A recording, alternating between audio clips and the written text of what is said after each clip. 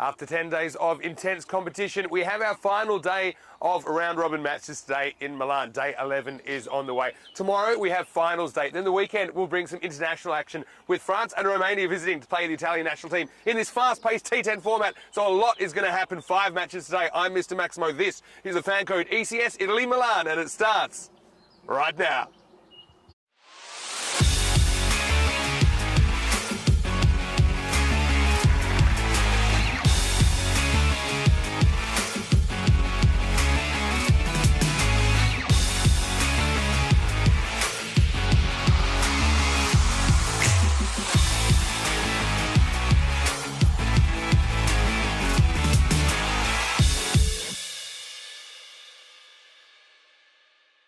The European Cricket Series is proudly brought to you by HCL Software, FanCode, and Grizzly Bear Sports.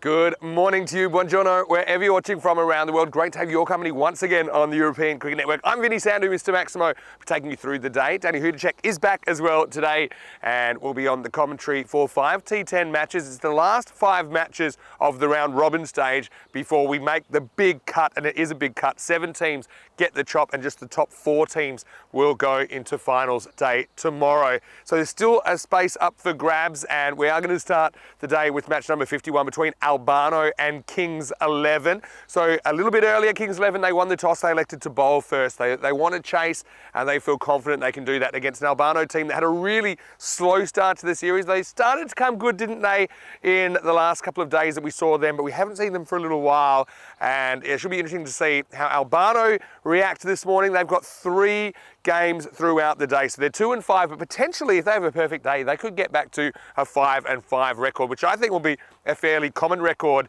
in this series. Not sure it'll be enough to get you through to the final 4, but still, I think if you can get back to 50% in this competition, you've done pretty well. Let's talk about Kings 11. The situation for them is pretty clear though. They're 5 and 3. They had a pretty slow start to the series as well, but they've come good. They're on a bit of a winning streak now. If they can get a win in one of their first 2 matches this morning, they will secure a spot in the semi-finals. So it's a situation I think that they're happy to be in now, considering the start they had, Kings 11. Watch out for Jagmeet Singh with his left arm spin. Obviously, Simranjit Singh started to come good with the bat as well. He's a very, very talented fielder and a very talented batter. We'll see him for Italy in national colours this weekend. So Albano versus Kings 11.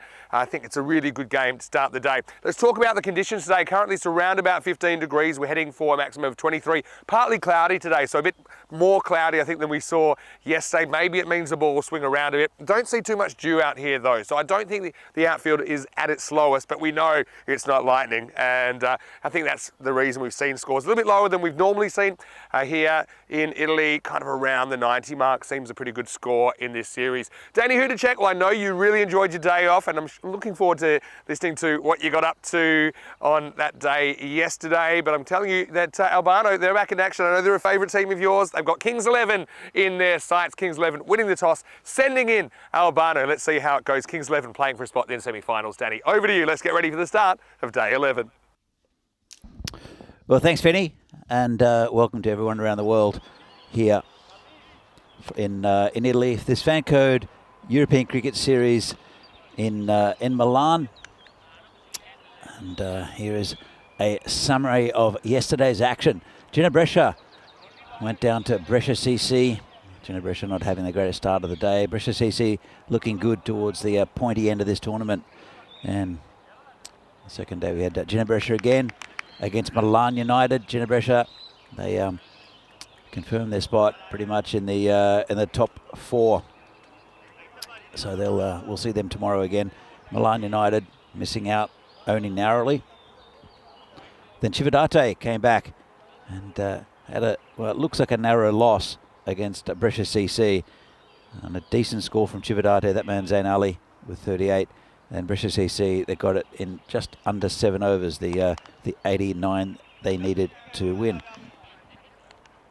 And we saw Cividate again against Trentino Ikea. Good total there from Trentino, up to 101, and that was surpassed in the final over, or after 9 overs, by Cividate for another win. Then Janjul Brescia, not having the best of days. Brescia CC again, they confirm their spot in the top 4, as we're just about to get underway with play here. And it was Kings 11 who won the toss and decided to bowl. It's a pretty good move, I think. Albano, they'll want another win. They still have an extremely outside chance of getting in the top 4. They'll have to win all 3 games and win them big. And you have to think that the man facing Monu Lal will have to bat well to get them up to a good score. Kings 11 though, basically if Kings 11 win 1 game, then mathematically they're in, and we have our top 4 decided. See Albano, Kings 11, Monu Lal up the top, very important with the bat and the ball, the captain, and he gets very good support from his batsman. A couple of new faces in there as well. Come in again. That's cracked away. There's a man out there. Just a single. So good day's cricket yesterday. I had a day off, so I got to see the results, but most games went as predicted. As we see here, talk about predictions, looks like a comfortable win for Kings, but don't let that fool you. Albano are a very good side, and they, even though they started disastrously and went 0-5 for the first 5 games, including a really off day, they came back and won 2 games a couple of days ago to give them a bit of hope. It's just prodded down, just a single. So Kings 11, they started off slowly as well, and they had a couple of narrow losses early on, but they've come back with a lot of determination. They're a very good side. Kings 11, led well by Jaipal. They're up there, probably in contention. They need to win 1 of their 2 games today to secure a top 4 finish, and it's what you need for this this tournament. Good pick up there, just a single. Bit of acrobatics from Abdullah, who was fantastic in the last game. In fact, there was a partnership between Simranjit and also Abdullah that got them over the line in the last game. It was a great game to watch. Abdullah took a fantastic caught and bowl, which was smashed onto the batsman's foot. He smashed it onto his foot, and he caught a low catch, one-handed. As the bowler comes in again, this one could be out. It's just over the fielder there, and Sulmi Ryder just couldn't get there. He comes into the team also for Kings 11, does Ryder. It's a pretty tidy first over though here from Subjit. It's been excellent for Kings in this tournament. They've got a pretty strong bowling lineup to Kings 11. And we Subjit bowling to Monu Lal, the enigma. Plays it. Oh, bit of indecision from the batsman. In the end, it's no run, and it's a good start to the over by the Kings and Subjit. So let's have a look. Monu Lal is the top performer with the bat and the ball here for Albano. He's a top run scorer. Then Arvind Kumar also, and Kuldeep Singh. But with the bowling, have a look at Jagmeet Singh. They're 15 wickets. Jaswinder Singh 11, and Kamaljot. They're very spin heavy. All those 3 bowlers are spin bowlers, and you see that as a feature of play for the Kings. With Albano, if Monu Lal clicks, then Albano click. And so he was very, very careful not to lose his wicket in the first over. Don't need to take too many risks early, even though there are field restrictions and you can hit over the top of the infield. It's really not that necessary, because all it takes is a good over or 2 to pump the score up towards around about 100, which is probably par score, maybe a little under that. As the new bowler will be Jaswinder Singh. And full toss. Oh, he gets away with it, and so does the batsman. And it's Kuldeep Singh there. Mistimed. They come back for 2, and well run. That was a rank full toss from the bowler, mistimed by the batsman, and just out of the reach of the fielder. Let's have another look, see if it's going to be called a... Well, I think it's going to be called a no ball. It's pretty high. Let's have a look what the umpires say. They're discussing it, but he's well back in his crease. It looks like it's quite high, and well, no ball as far as I can tell. So this one's going to be called a wide. It might have been dipping. That's the only thing that saved the bowler, I think, with that one. So Jaswinder, we've seen him before as a medium pacer, but he's converted himself into a very useful off spinner. He's come back for nicely run 2. And Kuldeep Singh picks up another couple. So we've seen him in the past in ECN tournaments as a medium pacer, but I think the Kings have seen how important good spin bowling is. And as I mentioned, all 3 of their top wicket takers are spin bowlers. Then again, most of their attack bowl spin, as that's called a wide. A couple of left arm spinners as well, the Kings have. And it means you have to have a pretty good wicket keeper. It's Farhan Javed behind the stumps for the Kings. Jaswinder bowled a couple of wides. This one's hit over the top, and player comes in, can't reach it. I'll just get a single. And that was Jagmeet Singh. It's always difficult when you're on the boundary like that and a flat shot is hit, whether to go for the catch and try the wicket or to cut off the boundary. And usually in this format, it's the latter. The bowl comes in again, and that's nicely flicked over the top. That's a boundary there for the enigma, Monu Lal. Just a little bit over pitched from Jaswinder, bit straight. Just flicked it, didn't take too many risks, quite a compact shot. And that's the first boundary for Albano. It's got onto a pretty bright start. Chanceless pretty much also, apart from the full toss that was just wide of the fielder. And it's a pretty expensive over already from Jaswinder. Coming again, bowling to the enigma. And a little bit quicker outside of stump. Didn't get up as much. And it's called a no ball. So, let's have a look. It might be, well, let's have a look. It's not to do with a front foot. It might be a fielding infraction. Or maybe the keeper took it in front of the stumps. Well, that's going to go back to live action. Anyway, it's an no ball on free hit, and it's hit pretty well, but not well enough. It's caught, but it won't be out, of course, because it is a free hit. Just be a single.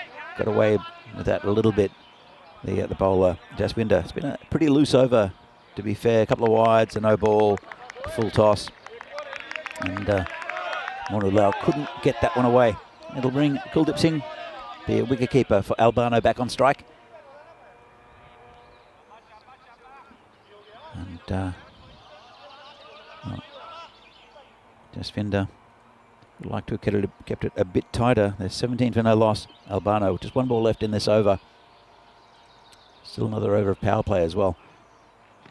And it's full on the leg side. Got away with a little bit there. Just a single down to there to Ryder. That's the end of the over. Pretty expensive one. 14 from it. Albano at the end of 2 are 18 for no loss. So as mentioned before, there is a power play in effect. There are only 2 fielders allowed outside of the 30-metre circle. As we see the ladder here, we have Kings in 4th place on 10 points. And Pajanju Brescia and Chivadate have both played their full allotment. So unless Kings lose badly, then they're probably assured of getting into that top 4 to make the finals tomorrow, as subject will continue. Just nicely played back down the ground by the batsman. That's Kuldeep Singh facing. So the situation is that Kings, if they win one of their games, they'll move up to 12 points and it will have our top 4. They could move up slightly in the rankings as well if they win 2. We'll have another look eventually at the table. But Albano are on the foot of the table at the moment, but they're playing 3 games today. So they'll want to move up the ladder. As Subject comes in again. And this is hit over the top. Player coming round and tries to foot field and fails. So that's another boundary there for Albano. And it's a pretty bright start for them, especially the fact that they've not lost a wicket. Vinny, what do you make of the start from Albano? Yeah, I mean, they've had a couple of gifts, haven't they? Got Farhan behind the stumps, encroaching. That was what that no ball was for. No Vikas Kumar in the Kings 11 lineup this morning, so they lose a keeper and a batter there. But still, I think the Kings 11 won't be panicking too much. They know that if they play their best cricket, they should do enough to qualify this morning one way or another. Just walking on this one. This is Subject. It's a super interesting table, isn't it? And let's say Kings 11 win both their games this morning, then there's every chance they could even go to the top of the table, because there will be 3 teams on 7 wins. And I'd imagine Kings 11 could do enough on net run rate, because they've already got a very healthy net run rate, about plus 1.3. Subject chipped away, going to hit, fumbled though. So they'll scramble through for a single. Yeah, so right now Fresh Tropical, well, they finished with a net run rate that wasn't that high for a team that won 7 games out of 10. They're plus 0.5. Brescia CC are plus 1.5. Kings 11 at the moment plus 1.3. So, you know, a couple of good wins. They could even go to the top of the table. I suppose it doesn't matter as much where you finish, as long as you finish in the top 4. This is rain or something. That is absolutely pounded. And that one's going to go under Mama Bear. Maximo. What a shot that was. Just a little bit short. But we know, Albano, you said it. They're a very handy cricket team. Really loud. The enigma goes bang. Yeah, look, he's been selected for Italy this week as well, which I'm delighted at, because he really is the mainstay of this Albano side. They've lost some key players over the last couple of years. You'll see a few of them playing for other sides within this competition. And but Albano, they're a very proud side, and I grew to love them a couple of years ago, Vinny. They were fantastic, and just the team you had to support. They were great in that tournament 2 years ago, and they had a rough start here, but they've played pretty well in the last couple of games to get some good wins on the board. This one would have been a wide instead. It's hit and spoiled. Almost creates a run out, but they'll scramble through for the single. Look, could go the other way as well, though. We're just looking at this as we get to the end of the power play, 30 without loss after 3. I mean, you could have a situation where, I know this is going to sound crazy, Albano, who are dead last at the moment, 2 and 5, they could theoretically win all 3 games today and still qualify in 4th. Yeah. But they'd have to thrash the other teams. They would. Because then you're going to have a whole bunch of teams on 5 and 5, including Kings 11, including Jandra Brescia, including Chivadate, including Bergamo CC, not Milan United if Albano beat them. But then it'll go to net run rate. But Albano's net run rate is the worst in the competition. It is. I think they'll be happy to pick up a couple of wins today, Albano. But Kings 11 are probably the favourite to go into that top 4.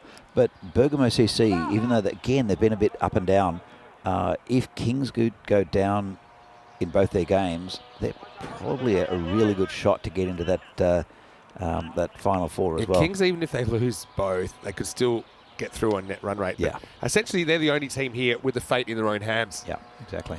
Abdullah comes in and sprays a wide first ball. So I want to say quick good morning to everyone on the YouTube chat as well, ECN European Cricket Network. Hopefully you're well. Just sticking my nose in there for the first time today, as well as everyone watching on FanCode in the Indian subcontinent. So Myers in there. Good to see you as usual. And to everyone else, I'll drop a couple of messages in there pretty shortly. This is angled away down for 1. Yeah, but I mean, just shows you how crazy this is that, okay, aside Trentino Aquila, we know that they won't make it. They've already finished their 10 games. Cricket Stars can't make it either. But in theory, you've still got 9 teams out of 11 with a mathematical chance of making the 4. Shows it's been a really even tournament. I mean, Chivadate really can't either, I don't think, because they're Janjo Abresh are ahead of them. Yeah, that's true. Edged, and this one will be handled. Yeah, you're right about that. But the fact that you could have so many teams around the 5 and 5 mark shows you what an exciting series it's been. And we had a lot of close games. I want to ask you how you enjoyed your day off. I had a great day off yesterday. Went back to my favourite little craft beer Thought you might. place. Were they happy to see you? They were happy to see me. I spent a bit of cash there. Had good company as well. I mean, how late are they open? Because I'm pretty keen to go check it out. They're open until 3, then have a siesta, and they open again at 5. So it's just a tiny little store. We'll go back to this one. Let's hit through the covers. Just a single. Actually, they'll come back for 2. Had a lot of work to do out there, the fielder. This is a little technical thing. I know Monu's going to play some international cricket this weekend, so just have a look at the way he turns here.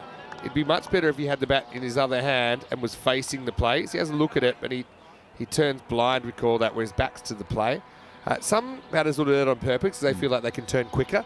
But I always think that's very Derek Zoolander. I feel like you should be able to turn equally both sides. He was watching the play at all times. He was watching the play, but I mean, he takes his eyes off it at the critical moment. You can miss something. I suppose that's the thing. You can miss.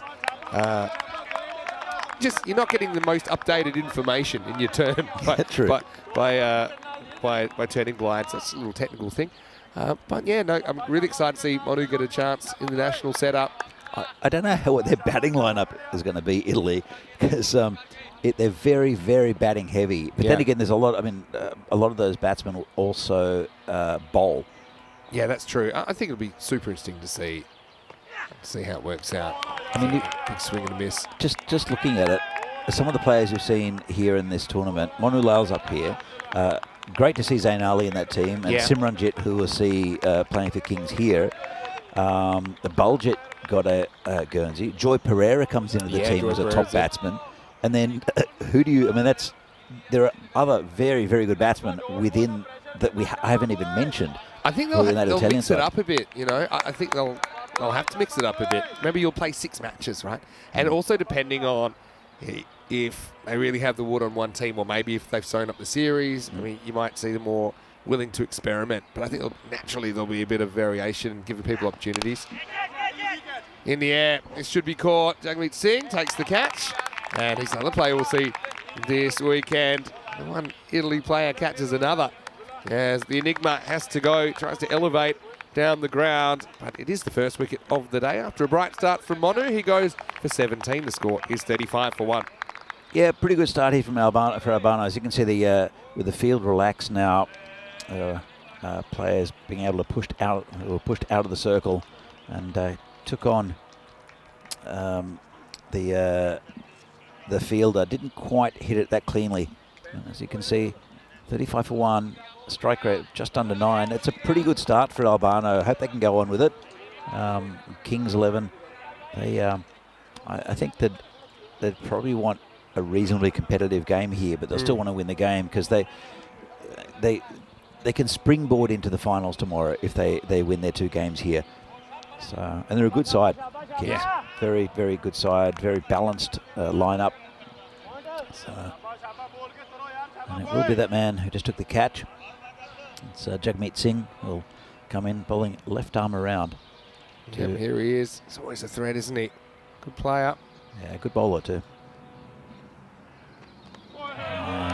First one. Just sneaks through. He's got this ball that kind of slides on a bit. He's got one that will take a little bit off. It's these subtle pace variations. Well, it comes from that unusual angle. Actually, there are 2 of them because Kanwaljot will bowl left arm around the wicket as well. This one's just, he's down, dodgy inside edge really. They'll only get 1. I think they could have looked for 2, but the fielder there coming around from third man did very well. Just got to be careful there behind the stumps for 108. That's another ball that I think, if you looked at really closely, might have just broken the plane of the stumps. I just think he needs to take it maybe about 10 centimetres back because we've already seen him called for a no ball. Bowlers hate that. Absolutely. And, yeah, it's pretty harsh. Because that does go to the bowler's figures, doesn't it? Goes to the bowler's figures. I don't know whether you should maybe give it, instead of a no ball, it should be like a bye. or something. So it's morally, it should be a bye, maybe. A no ball bye. Yeah, well, I It think you got to be a no ball because you can't be stumped in these things like that. True. But I think that morally it's a bit harsh on the bowler. This one's fairly straight. Jagmeet picks it up and shoots from the hip. It's going to create an overthrow, but it almost creates a run out there. Kuma having to hustle. Going back to going around Milan, I did quite a lot of walking yesterday to the point where I couldn't walk any further. I went to a beautiful little Italian restaurant too, at a tortellini place, which is highly recommended. Is it Mastro Tortellino, I think it's called? Yeah. Fantastic. It was brilliant, wasn't it? High quality. Yeah. Really high quality. But well priced as well. Yeah. There you go. 2 plugs. If you are in Milan. That's a shot, isn't it? That's going to curve away from the field. Well, the ball's gone missing. To dig it out of that hole. I've got to say, I love the little natural undulations on this field. Yeah. Because have you ever seen a cricket ball disappear? Takes me back to the 1800s where you could call for a lost ball. I've seen cricket balls disappear and because there it goes. Back in Australia, there's a couple of grounds. Actually, it was the same ground. We'll talk to you about this in a moment. As this is cut away and doesn't get through the field. This will take us to the end of the 5th over. And score is 40 for 1. I want to say a very, very good morning to you wherever you're watching from around the world. Vinny Sandu here, Mr. Maximo. Danny Hoodcheck with me. Just quickly, Danny, big day of cricket. Of course, we've got our last 5 round-robin matches here in the ECS in Milan, but also we have the T20 Internationals starting today, this afternoon. Portugal with double headers against Malta, then Gibraltar, and that'll go right into the night. So even after we finish here today, you'll still get another 2020 International after this finishes. So it's going to be huge, isn't it? I'm looking forward to it. And Charlie Hunt will be there in Gibraltar. He's a very good commentator. I like Charlie's work. Yeah, so yeah, you can see today is the 4th of May, so it is the start of the ECN Gibraltar T20 Internationals. Yeah, Joey Marple's a Gibraltarian international player. Will be helping him out a bit on the commentary as well. So yeah, looking forward to that. But now we're going to go back to the action in the middle here. Kamaljot Singh coming on in over number 6. Very good bowler. He's taken a bit of stick sometimes, has Kamaljot. Just depends on who he's facing.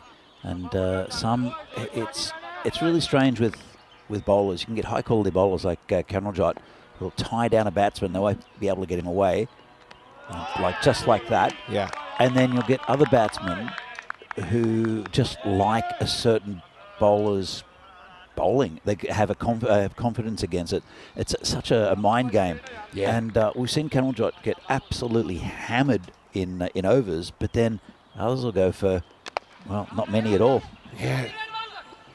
It comes down to personal preference, maybe. A bit of a mindset thing as well. I often think either the batter's in charge or the bowler's in charge. It's rarely both, right? So if you can get mentally on top of a spinner, I think you can often take him to town.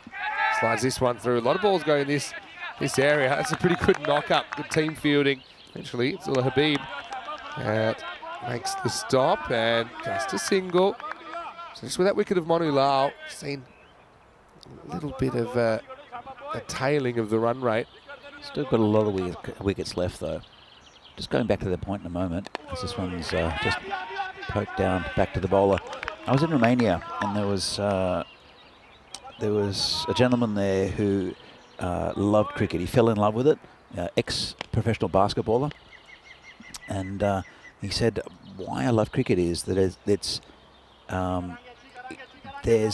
a team game where there's an individual contest within that team game. Yeah, so and true. It doesn't really happen in the same way. I mean, you could look at baseball. Baseball's probably the most obvious one, but you're right. But baseball, I mean, it can last a lot longer. There's contests in cricket, especially long. That's true. Yeah, individual contests in baseball, they're typically at most a couple of minutes. You know, the at-bats are fairly short compared to cricket. 44 for 1 after 6 overs. Yeah, it's a really astute observation.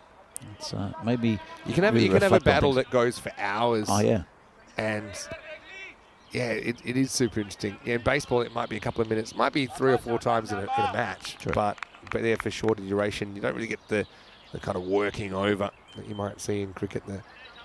The strategy over a longer period, although baseball is very strategic, obviously. All right, here we go with Jagmeet coming back.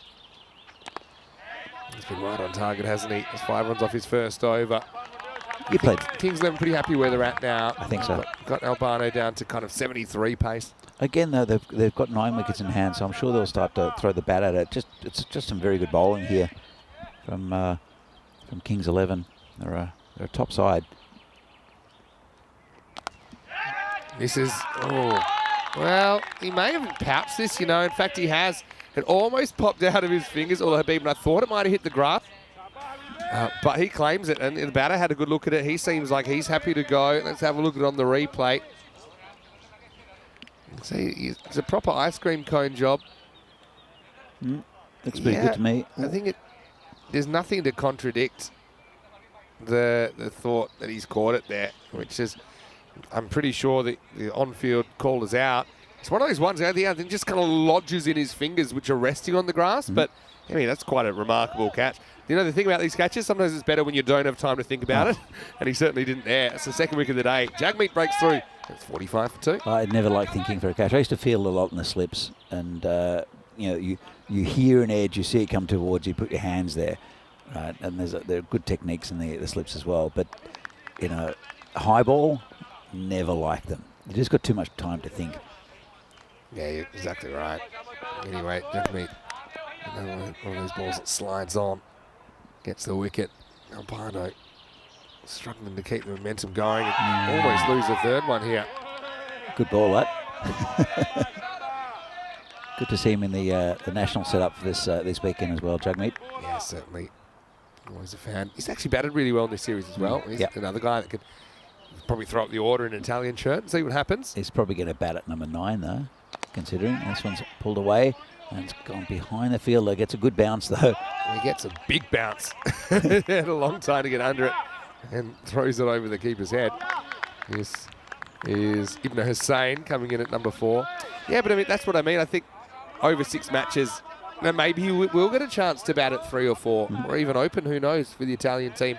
And I think ECI is also about giving more opportunities at international level to players, particularly players we've seen do well in ECN cricket. It's fairly straight. Just haven't been able to get Jagmeet away at all. It's just a single. It's a good point, Vinny. I mean, I think what these ECIs do at the weekend after every tournament, firstly, it gets team bonding going with the national sides who play both T10 internationals here, and then also during the year T20 internationals. But then it's a build-up to the ECC in September, which is a great tournament. So could be close. I think this hits him just outside the line, but only just. That was my initial reaction. Certainly wanted a good look. Yeah, I think you're right. Me, it's definitely just outside the line. May have been coming back to the stumps. I don't know, but good umpiring. Again, they've been under the pump all the time, the umpires, but they've been doing a good job. Into 7 overs. It is 47 for 2. And yeah, once again, we talked about Gibraltar starting today. We have the ECI starting here tomorrow. That's what we're talking about right now with Italy, France and Romania going head-to-head over 9 matches of T10 international cricket. Austria starts on Monday. Rico will be ready to go on Monday. I'll join him on Tuesday as I'll be travelling from Milan. And then Charlie, who's doing the Gibraltar series, is also going to be doing Bulgaria, covering me. It'll be Charlie and Rico for that one. So plenty of great cricket coming up, and that's just the beginning, isn't it? We've got lots of places that we'll be going. ECS cricket all the way through to December again, and including, I think, in the second half of July, we'll be in the Czech Republic, which is where you live. Looking forward to it. We're getting a bit of Rico and a bit of me during that series.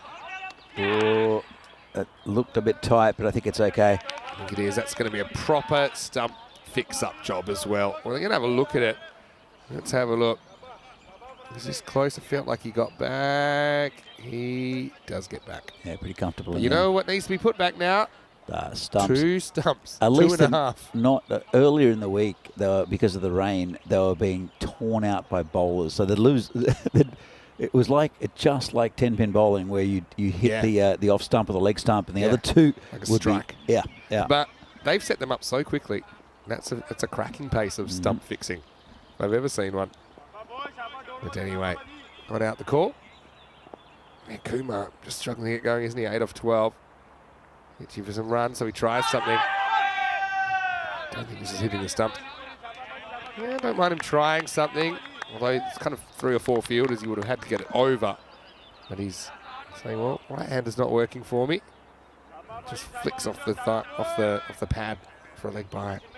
We've seen a couple of players play that reverse sweep pretty well. It's good bowling there for Kamanjot. It's certainly a shot that looks a lot easier than it is. Yeah. I mean, yeah. just try it. You know, it's a shot it's easy to play, hard to hit.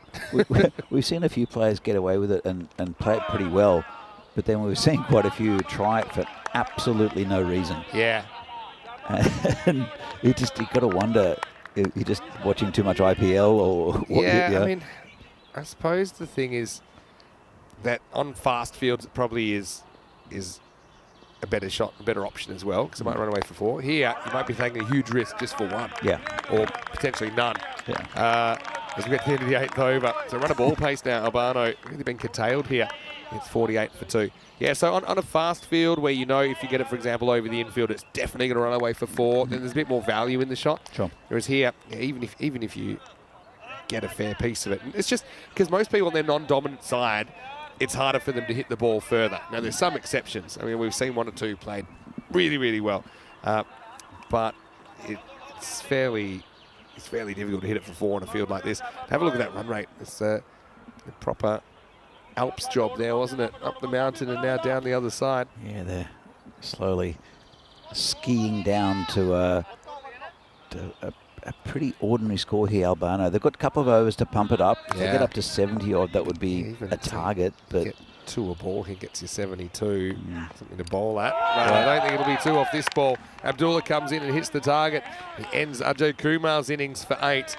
And Kings 11 looking like a team that are destined for the semi-finals at the moment. That makes it 48 for 4. I mentioned the very spin-heavy Kings, and Abdullah's come in probably in the second half of this this group stage, and I think he's really changed their approach a bit. It just gives them a little bit of something different, and he's pretty much always bang on target is Abdullah. And I think he's changed the momentum of this Kings side in a way. And just sometimes it's one player that comes in or one player that goes out that will change the fortunes of a team. And I think this man's done very well since he's come in, and it's lifted the Kings. I mean, you want variety, that's the thing. That's it. I do think spin heavy is kind of the way to go, just having seen a lot of spinners have success. It needs to be good spin. And the other thing is to have that pace option to come back. And sure. And especially some of the lower order. Not so comfortable against pace sometimes. It gives you an option, Vinny. That's the thing. Ooh. Not a bad little effort, because he had to pretty much kick it out of the hole there, Abdullah. They do scramble through for a single. Yeah, it gives you an option, because you still look at the lineup for Kings, and they've got Kamanjot, they've got Subjit bowls medium pace, but the keeper stands up. You've got Jugmeet as well, and Jasvinder. You've got, I think, it's 3 spin options at least. They had 4 at one stage. That's as well. Hey, how is this? It hits the leg stump, but the leg bail knocks off the off bail. Watch this. You won't see this again. It's bowled. It's also gone for 4, but that won't count. Have a look at this. Flicks the leg stump, but look which bail comes off. Wow. The other one. Well spotted, Vinny. That should be worth double. But he was pretty unlucky, because it almost might have not knocked the bails off at all. Yeah. But yeah, he's going to go. He's turning around wondering about how that works. You get a free physics lesson as well with every bowl dismissal. Abdullah's got 2 of them in this over. And now the wicket's starting to tumble. It's 49 for 4. So this is Hardeep coming in. All right, okay. So this is going to get people. So we've got Hardeep Singh coming into bat. And you know who he's batting with? Singh Hardeep. And really, they're both Hardeep Singhs. That's just the way that we can distinguish between them. I suppose another way you could do it is you could do it on who's older. Because sometimes they'd have a Hardeep Singh Senior, Hardeep Singh Junior situation. It used to happen with Ijaz Ahmed, I remember, in Pakistan. I think it's just going to, anytime a batsman hits a shot, it's going to be a nice shot by Hardeep. I mean, in a way, it's going to be easy. Because we'll just say, well played by Hardeep. But also, let's see how long he sticks around. Hardeep Singh, left-handed version on strike. And it might not last too long. It won't carry down to Simran. This will just be a single. Hardeeps are on 1 now. I like the fact that it's Hardeep and Hardeep are batting, and the bowler's name is Abdullah. Yeah. Two pair. Two pairs. Starting hand. Yeah. Anyway, he's been good, Abdullah, hasn't he? Yeah, really good. 3 for 7. 50's up for Albano. You wonder how many more they'll be able to gather. I mean, wickets haven't so much been the issue here, is that lack of runs they've been able to score. As Singh Hardy swings and misses at that. Yeah, because when you think about it, they were just 2 down through 8 overs, but it's more just the defensive pressure of Kings 11 having the desired effect. Just a good bowling lineup, Kings 11. And well, if they do win this game, they'll be in the top 4, and they're going to be hard to beat because they're a team that started off slowly and have slowly gotten better and better. Whereas I think we saw with Janju Abreshi yesterday that they sort of fell off a bit, where they were firmly in the top 4, but are now looking likely to miss out. It's Abdullah again. It's been hit on the leg side. Should just be a single. I think they'll look for 2, but they won't get it. Good feeling out there from Jagmeet. He was confused just by moving to somewhere away from the mid-off position, the long-off position he's been patrolling all week. So, Overs down 51 for 4, so they've dipped below the run ball now, haven't they? Tough going for Albano. It is really tough going. As I said, they're a good side, but they're very reliant at the moment on Monu Lal. You'll see a few players, Irfan Sheikh and Asim Ali for different teams who played for Albano are not in. And I also got information, spoke to the Albano boys the other day after they won 2, and their best player, I'll come back to that in a moment. This is Habib. He gets this ball to shoot through. Their best player apparently was playing a league game and got hit in the head and wasn't wearing a helmet and had to have 25 stitches around his eye socket. And so he's not playing this tournament because of the injury. Yeah. So that's really caused them to rely on one player. Yeah, that was awful. And yeah, obviously Jorawat, obviously a big loss for them as well. Mo Patel was asking, so that last one, was that bowled off stump or leg stump? I don't know. Bowled in leg stump, but hit the off bail off. Yeah, definitely bowled leg stump. Okay. Yeah. We've seen that a few times. I mean, with the ball hitting the stumps and the bails not being dislodged. And of course, you can hear it, you can see the deflection, but unless the bails come off, it's not out. That's right. Unless you're playing without bails, which we did a fair bit in Cyprus, in which case every time the ball hits the stumps, it counts as the ball hitting the stumps. The other thing is, again, I'm going to get all sciencey, but down the bottom of the stumps, that's where you're most likely to get away with it if the ball rolls into the bottom of the stumps, because more force is required to shake the top of the stumps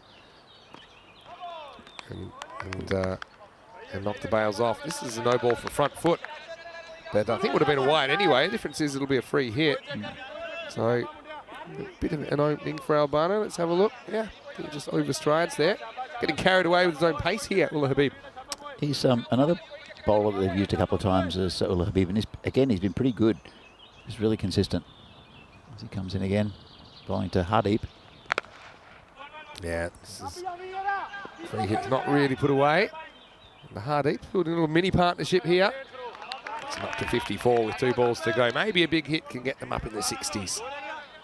Well, we like to see competitive games here, and Albano will have to bowl well to get this very good Kings 11 batting lineup down below that score. We've seen some low-scoring games, though. It's not a bad shot. Into the gap. Simran misses it. He overruns it. Yeah, so he gets done by the spongy bounce here.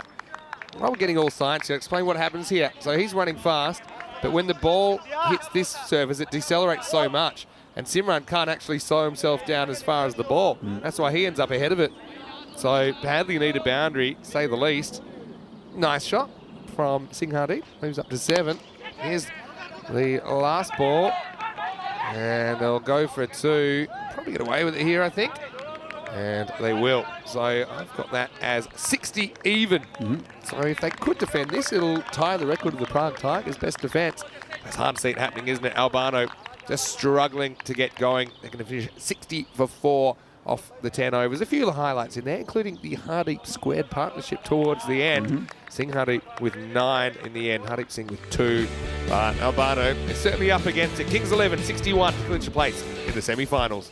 Yeah, bright start from Albano. They hadn't lost a wicket and got the score up in the power play at pretty good, as you see a bit of fancy foot feeling that went wrong.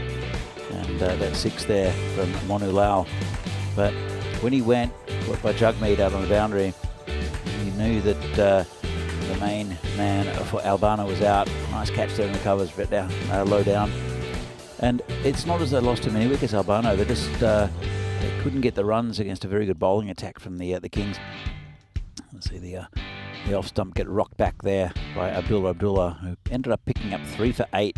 It's a fantastic effort. As I said, he's come into this team and been really good for Kings, and just gives them a bit of variation in their attack. Albano 60. See that little one, that's wrong-footed Simran, and then the 2 they ran on the last ball. So 60 for 4, run a ball, probably not enough, I'd say. Kings, though, they did struggle a little bit in their last game by losing a lot of wickets early and then relying on Simranjit and also Abdullah in a fantastic partnership. But let's look at the scorecard. 17s for both Monu Lal and Kuldeep Singh, and single figures for the rest. Everyone apart from Ibn Hussain really getting a start, and a good little partnership between the Hardeep Singhs there. And, so 60 for 4 the final total, 61 to win for Kings. We'll have a look at the bowling lineup in just a moment. But, it's just a bit slow going, I think, for Albano. So, good bowling all round. Jaswinder went for a few. Apart from that, pretty good figures, especially the ones of one of Abdullah, and also Jugmeet picking up a wicket. So 3 for 8 and 1 for 8. And pretty disciplined as well. Only 3 wides and a couple of no balls. So it's 5 runs and extras as well as 1 leg bye. So it says match 51. It's the final day of group play here in Milan. Looking forward to the finals. And Kings, if they get the 61 they need, they will book themselves a place in that top 4, and will effectively be kind of dead rubbers as far as getting into the finals for the rest of the day's play. But a lot of pride on the line for these teams. Albano 60 for 4, and we'll come back shortly for the second half of this game. The FanCode European Cricket Series here in Milan between Albano and Kings 11. See you soon.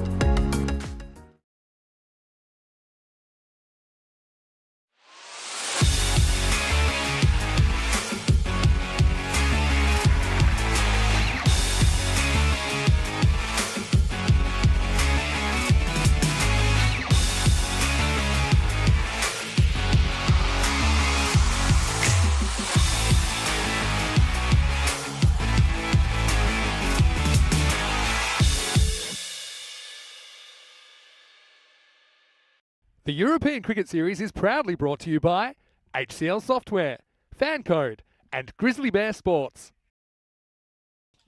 And welcome back to this FanCode European Cricket Series match between Albano and Kings 11, live here from Milan, Italy. We're in the second innings of this game. Not a sparkling performance from Albano. 60 off their 10 overs. Didn't really get going on the back of some very good bowling from Kings.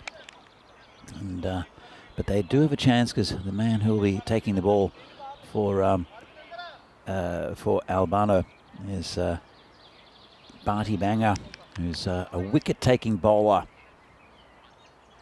And they'll need wickets, because I don't think they'll be able to hold back the runs. So here's Barty Banger coming in, and just outside off stump. Just dragged onto the leg side for a single, and they get their innings underway to the Kings 11. The two batsmen, you see here, Rizwan Tahir faced the first ball, and Jasvinder Singh. They have plenty of batting to Kings 11. And these two can really go. Jagmeet also has been batting well, and Simran, the quality in this batting lineup. As Barty Banger comes in again, chopped down to the keeper, no run. It's Kuldeep Singh behind the sticks for Albano. This is Barty Banger. We saw him a couple of years ago. We've seen him over the last few years, really just starting off innings, getting wickets.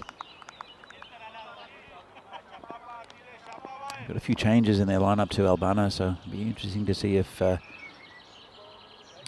some of these other bowlers or additions will get a bowl. This one's in the air, but safe. Didn't get hold of it with the batsman. And Ibn Hussain will do the fielding. He's one of the two players outside the circle. And the other, well, let's just move back. There was a long on. There's now a deep cover point area.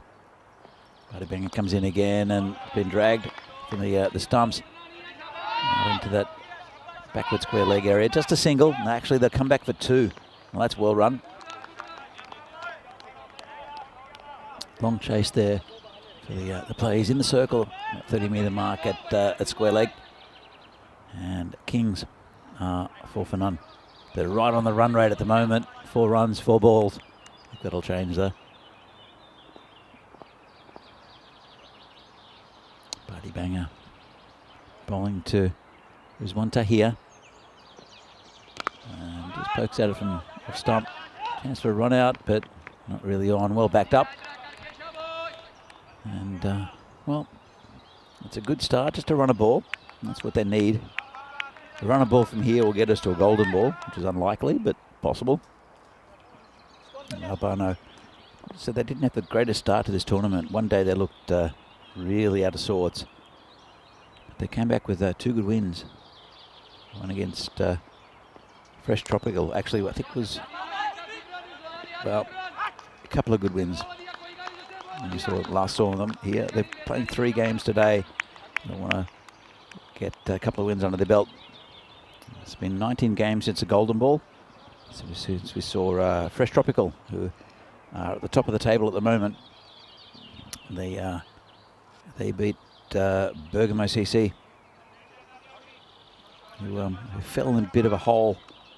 They still have a chance of getting in if Kings 11 go down here to Bergamo CC, but they started off pretty brightly and then faded a bit, and it really, I think it was from that Golden Ball that their heads dropped a bit and they looked a bit flat in the very next game to Bergamo CC. So the new bowler will be Arvind Kumar, and they're doing a Kings 11 on Kings 11 by bowling spin in the second over. Arvind comes in and gives it plenty of flight, and gets past everyone. It'll be called a bye. Good bowling there.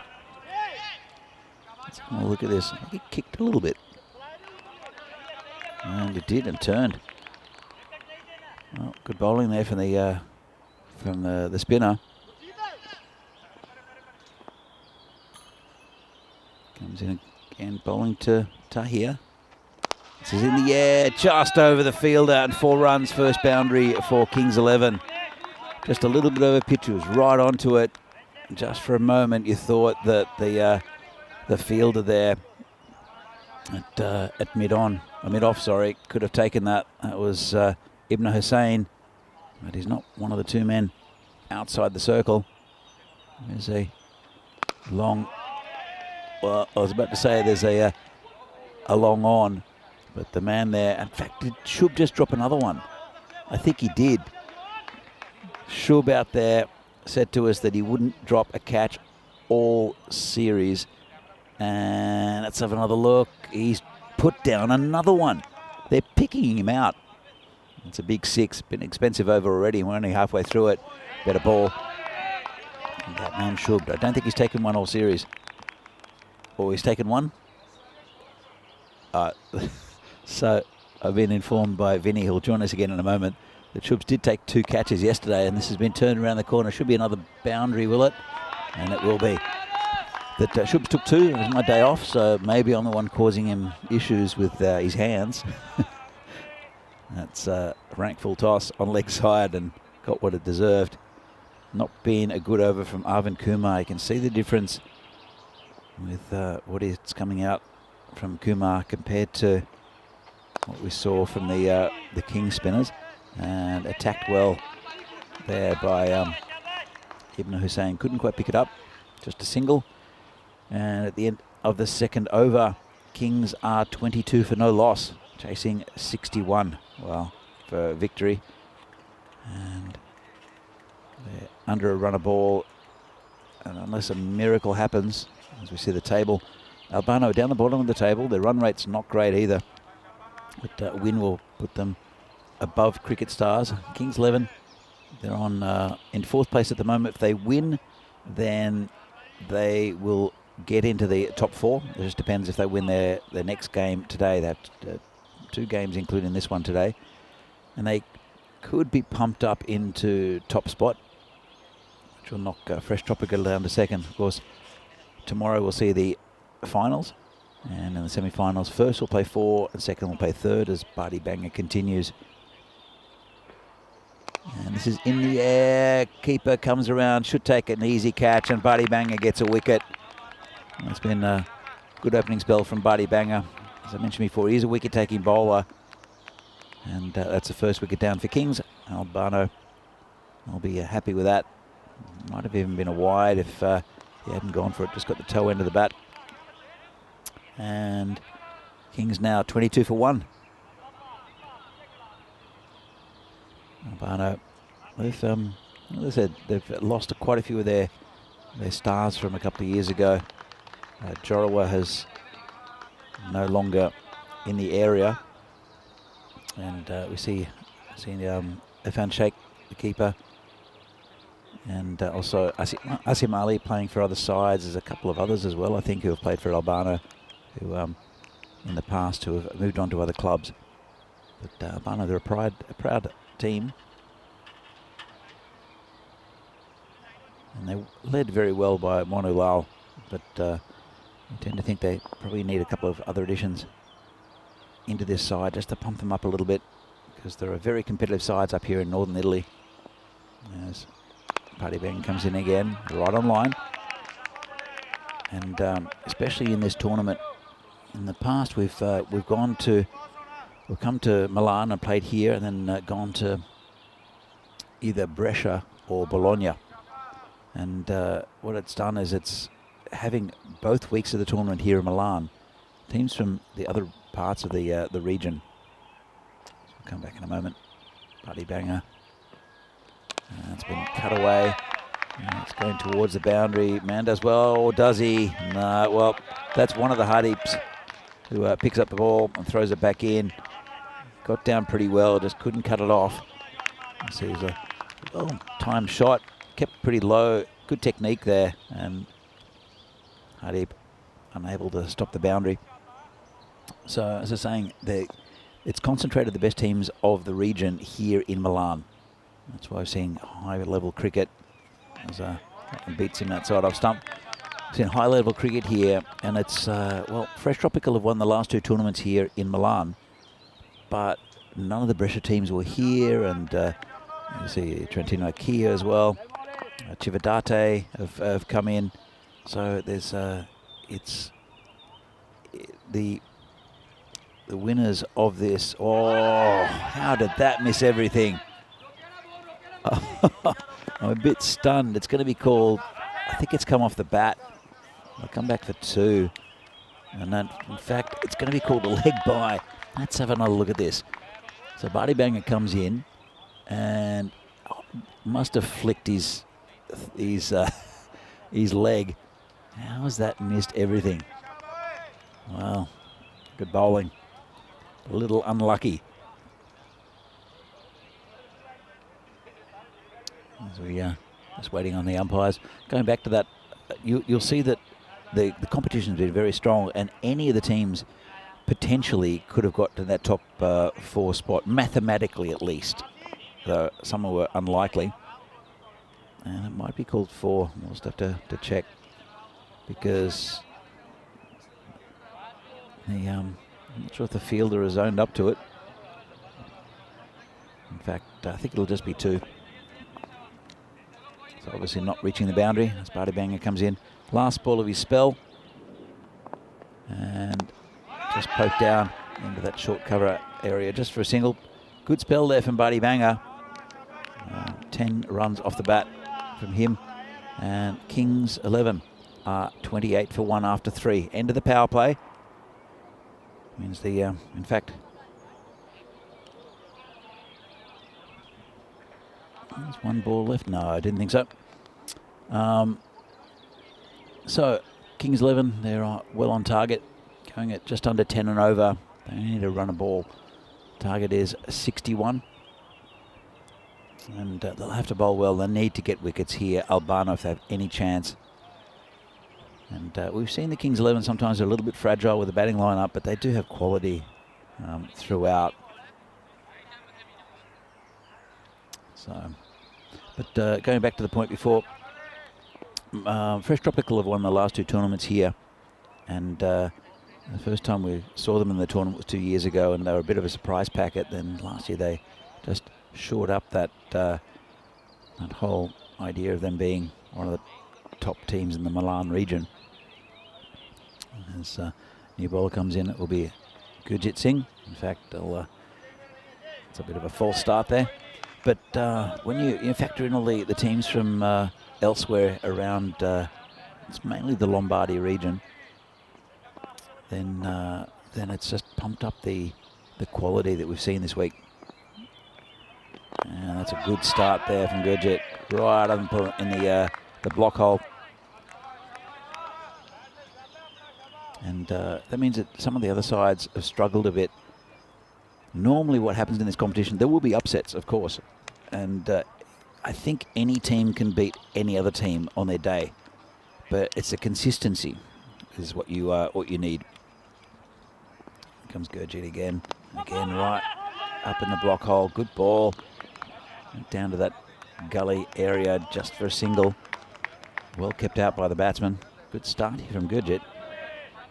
And as you see here, Albano at the same stage were 33 for no loss. So they were ahead at this stage, but then the runs dried up, mainly through some very good bowling throughout the innings. This is called a wide. So any team on their day could probably beat, or could beat another team in this competition. And we saw it with some stunning upsets, especially the one with Fresh Tropical going down the other day to Trentino Kia. Gurjit, again, a good ball, poked out just to backward point for a single. One of the Hardeeps picks it up and throws it in.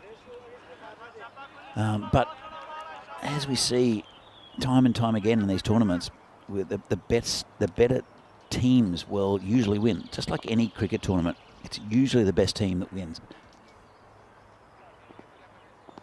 And Gurjit again. This one's high in the air. Play going back. It'll be, well, difficult one. That was the Enigma who lost it a bit. It was right between three players. Just the kind of catch you think Monolal Enigma could take. A one-handed diving catch going backwards, but it was just a little bit too far away from him. Comes in again. It's been hit out to one of the hard heaps. In fact, it will be Monolal to pick it up again. Just a single. And we've seen a bit of symmetry in this this batting lineup, and also with the bowling. We'll come back to that in a minute. We have two Jaisings out there. We have Jaswinder and Jagmeet. They also have Jagpal, or Jaipal. And this one's no run. So we saw two Hardeep Singhs, or a Singh Hardeep, and also Abdullah bowling. As we see, this is the schedule for today. Match 1 starts at 12:45 European time. Portugal against Malta in these are T20I international games from Gibraltar. So the two visiting teams, Portugal and Malta, will start game 1, and then we'll see the host Gibraltar against Portugal later on tonight. Again, starting at 7:15 local time. So I think a very good tournament will start today, a little bit later on, towards the end of today's play here in Milan. I'll overlap slightly as this is called wide, and it's gone down to the boundary. That'll be 5 wides. So it's Monolal, the Enigma. Starts with, it wasn't too far offline. The batsman did jump out of the way, angled just outside leg stump. Anything outside that leg stump will be called a wide. It's a pretty easy one there for the umpires to judge. As Monolal comes in again, and chance for a run out, and hits the stumps, but excellent running there from the Kings. Good understanding. They started off with a big yes call. So he just dabbed down to a man there at short cover. He's very close, actually. That's Gurjit who's there. He's not far from the bat, but nothing he could do about that, even with a direct hit. And the Enigma will continue. It's outside of stump, called a wide. It's bowled to Jagmeet, who bowled very well this morning. We'll see him over the weekend as well with the Italian side. Jaswinder, the batsman at the non-striker's end. And they need 20 now. Plenty of overs to go. This is high in the air. And this will go all the way, I think. It might be one bounce. I'll have to have another look at that. So the umpires are conferring. It's high in the air. And we'll just see, slow it down, just in front. So it'll be 4. Good replay there from Spring Productions. And Monolal. Is that the Enigma? He's only bowled 3 balls, a couple of wides already, and 11 from the over. And looks like a pretty cruisy victory here for Kings 11 at the moment. I called one earlier the other day. I'm pretty much calling this one as well. I am an Albano supporter. I'm quite openly an Albano supporter. That's another wide. But so if I call it early, any time I've done that in this tournament, I did have a bit of egg on my face. And so hopefully Albano can get over the line. Sounds like you can train the reverse jinx. You're trying to say that it's a foregone conclusion to try and help your Albano guys over the line. Absolutely, Vinny. As Corey would say, I think there's more chance of the world stopping and spinning the other way. Whoa. Especially with bowling like that from the Enigma. The Enigma. Living up to his name. we call him the Enigma, the nickname that was given to him a couple of years ago, because in the space of 2 balls, both with the ball and the bat, and in the field, he'll do something awful, like that wide. I looked up the dictionary definition of enigma, and it sums them up perfectly. It's a person or thing that is mysterious or difficult to understand. So yeah, he has those qualities. He'll bowl him this time. Oh, well, Would have. could have, but yeah, he'll do something absolutely spectacular. Take a great catch on like a one-handed catch on the boundary, and then he'll misfield one that goes under his legs the next ball. Yeah, it's just unbelievable. It's funny now. I suppose not funny, but he's a captain. Yeah. So you have such a talismanic player as your captain. It's a cool vibe. Anyway, this is caressed away, and that's going to be 4 more. 1 bounce, and brings up the 50 as well for Kings 11, who are rolling their way into the semi-finals. The only question now is how high can they finish? I mean, with this kind of a win, I think this will actually put them above Brescia CC on net run rate, although they'll still be 2 points behind. But then if they can win the next game against Bergamo CC, they can go right at the top. Bergamo CC, though, they're no slouches. That'll be a good contest coming up pretty shortly. Probably have the teams for you in a minute as well, as we get to the end of the 5th over. And the score is 54-1. Yeah, so Kings 11 playing their 9th match right here. The 10th match is coming up, and it will be BCC, so Bergamo CC winning the toss, selecting to bat. And yeah, looking forward to that match starting in around about, I'll have to get an exact time, yeah, probably 50 minutes away. That should be a really good game between those two. And as the Enigma goes to 20 off his over, that's a third of the runs they needed in one over there. The Kings cruising. They need 7 off 30. Can't see Albano really getting a victory here. It will be Ibn Hussein to bowl. They'll be bowling to Jagmeet. Oh, that's going to be called a no ball. Well, that was naughty. Just slipped. Don't think he meant anything by it. Comes in. And that's a head high. Gets it off the glove, so it'll be 4 as well to the batsman. Takes them even closer. It'll be a free hit, and they'll probably get it off this ball, to be honest, Vinny. We'll have a bit of a break between games. So it's the Albano of earlier in the tournament that's turned up this morning. Yeah, I think it might be a bit of a jinx. When I went away, they seemed to be playing fine. That's it. Anyway, 2 to win and free hit to boot. Could be it. Oh, almost runs himself out. Still 2 to win. Pretty good ball. It wasn't aimed at the batsman's head on the full either, so it's a plus for Hussein. But right up in the block hole, they'll need a lot more of that type of bowling if they're going to get the win. Albano, they only need 2 now of 29 to the Kings. So bit of an uneven contest here at the start of today's play in Milan. Great ball, chomped down, back onto the stumps. Could have been the stumps, and that'll be a boundary. Pretty sketchy one, but that's the end of the first game. Good win for Kings, and they've booked a place in the finals.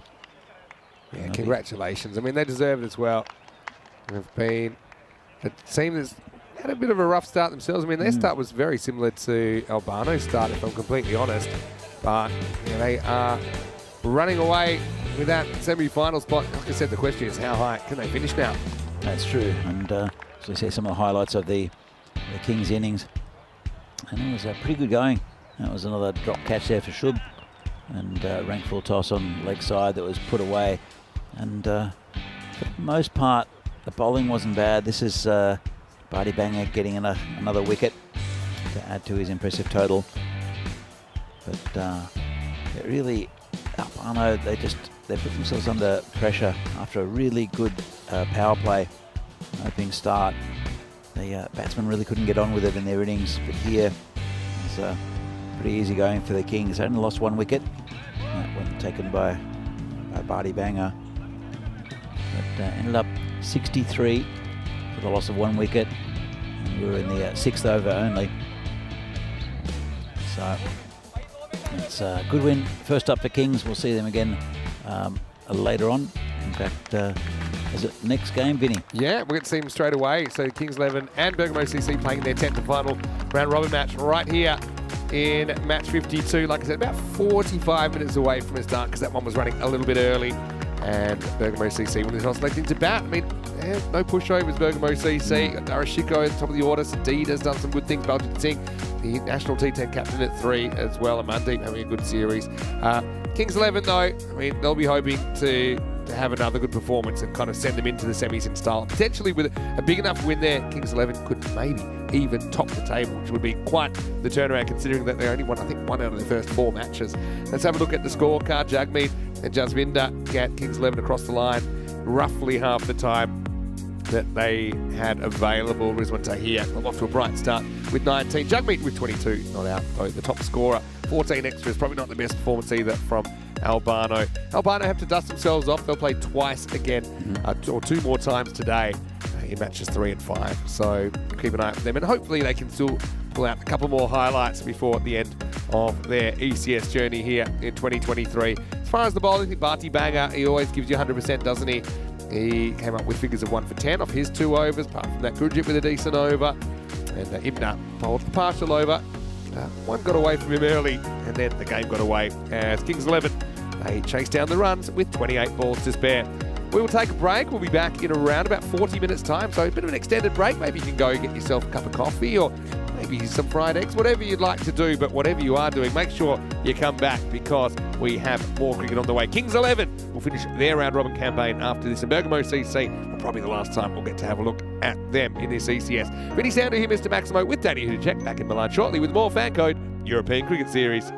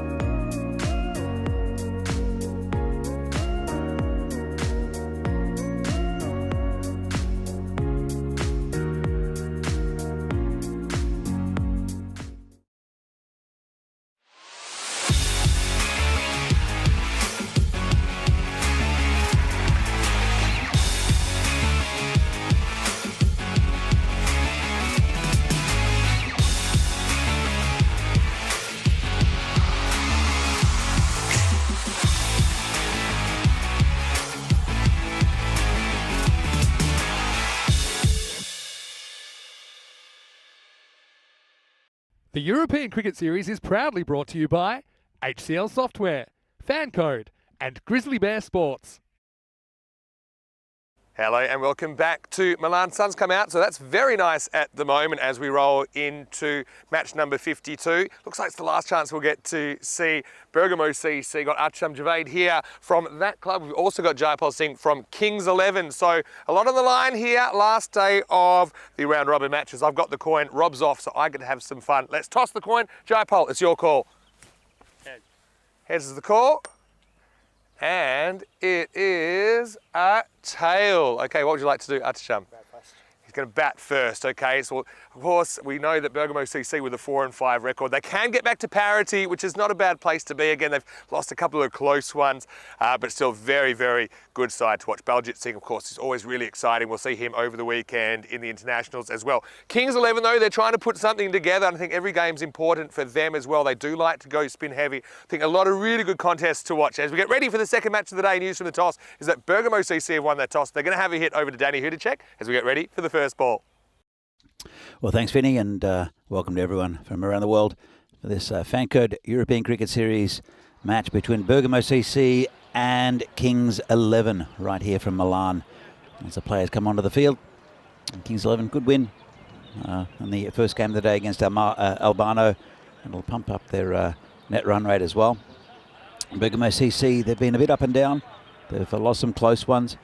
As we see here, their main man is up the top. There's Darashiko, Baljit Singh also. And they have won the toss and elected to bat. So we'll see probably Pramod Sudhita coming in with Darashiko. They have shuffled that pack a little bit to see who does open with Shiko. And as we saw before, spin heavy attack for Kings 11, really good. They'll probably start up with Sabjit. Abdullah comes in and bowls some good medium pace in the middle of the innings as well. It'll be a tricky one to predict. Expected scores, well, the supercomputer says it's pretty even between these two, even though there is a bit of a difference with the table. And Kings 11, they're now 6-3. This is their final group game. Actually, for both teams, it's their final group game. And we'll see where they end up in the placings. Bergamo will like to get a win under their belt. And there's a chance of Kings moving to the top of the table with a win here, but they have cemented their place in the top four. Finals Friday starts tomorrow. And we know he'll be there. But there was some entertaining cricket here today in Milan. And this will be a very close game. So it will be Sabjit to start us off as usual. Darashiko facing, and Pramod Sudhita is the batsman at the non-striker's end. Just awaiting a start. Another beautiful day here in Milan. The weather's been really kind to us. We've lost a couple of overs during the tournament. We haven't lost any games at all. So I think the shortest game we had was a 7-over. Sabjit comes in. So, well, a bit loose that start. Flicked away on the leg side. That'll be a boundary first ball to Darashiko. You can't give a man of this quality a gift like that first ball. He angles it down just on that leg stump and nicely flicked away on the leg side. 4 runs. As I said, not even though there is a bit of a difference in the table, not too much difference between these two sides. Subject comes in again. This one's outside off stump, called a wide. He's been good up top for Kings 11 has Sabjit. Normally the keeper does stand up, and is Farhan Javed again behind the sticks for Kings 11. Darashiko will be facing. He's had a very good tournament, both with the bat and the ball.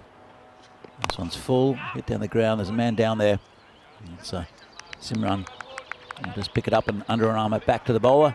And we'll get Shiko off strike, and Sudhita will face his first ball of the game. Sudhita's never really gone on with a big one. I think he's hit one in about the 30s, but he's looked in pretty good touch. Times the ball well, does Sudhita. And this one's, well, he hasn't timed that well. Just dropped in front of the bit animated there, the fielder. That's just Winter Singh. Not really sure what's going on in his mind. But it's pretty early in the game to be to be going off at your teammates. Here comes Sabjit again. Nice one down leg side again, and another wide. It's been a little bit loose here from Sabjit. It's unlike him. It's a bit of swing actually in. He does angle the ball in. But that one just kept on going. This ball will swing early. There's no moisture on the ground, which is good. No overnight rain. This one's hit to the man. He takes a nice catch there. Well, Jaswinder, he went up one-handed, knocked it up for himself, and came down and took the catch. Let's have another look at this. So it's Sudhita does well to get up there, does the fielder, and grabs it on the second attempt. That's Jaswinder Singh, who we'll probably see next over. And that's a good start there for Kings 11 after a little bit of a loose over so far. A couple of wides. That's the first wicket down for Bergamo CC. And does well. The fielder might have gone all the way to the boundary for 4. It's pretty quick in that part of the ground. And we do have just the 2 players outside the circle during the power play. And I've seen most of them are around that 30-metre mark. Most of them on the offside as well. And if it had gone over his head, probably would have got forward. Sudhita just mistimed it slightly, and it was enough for the fielder. As I mentioned, 2 fielders out. One is at deep cover on the boundary.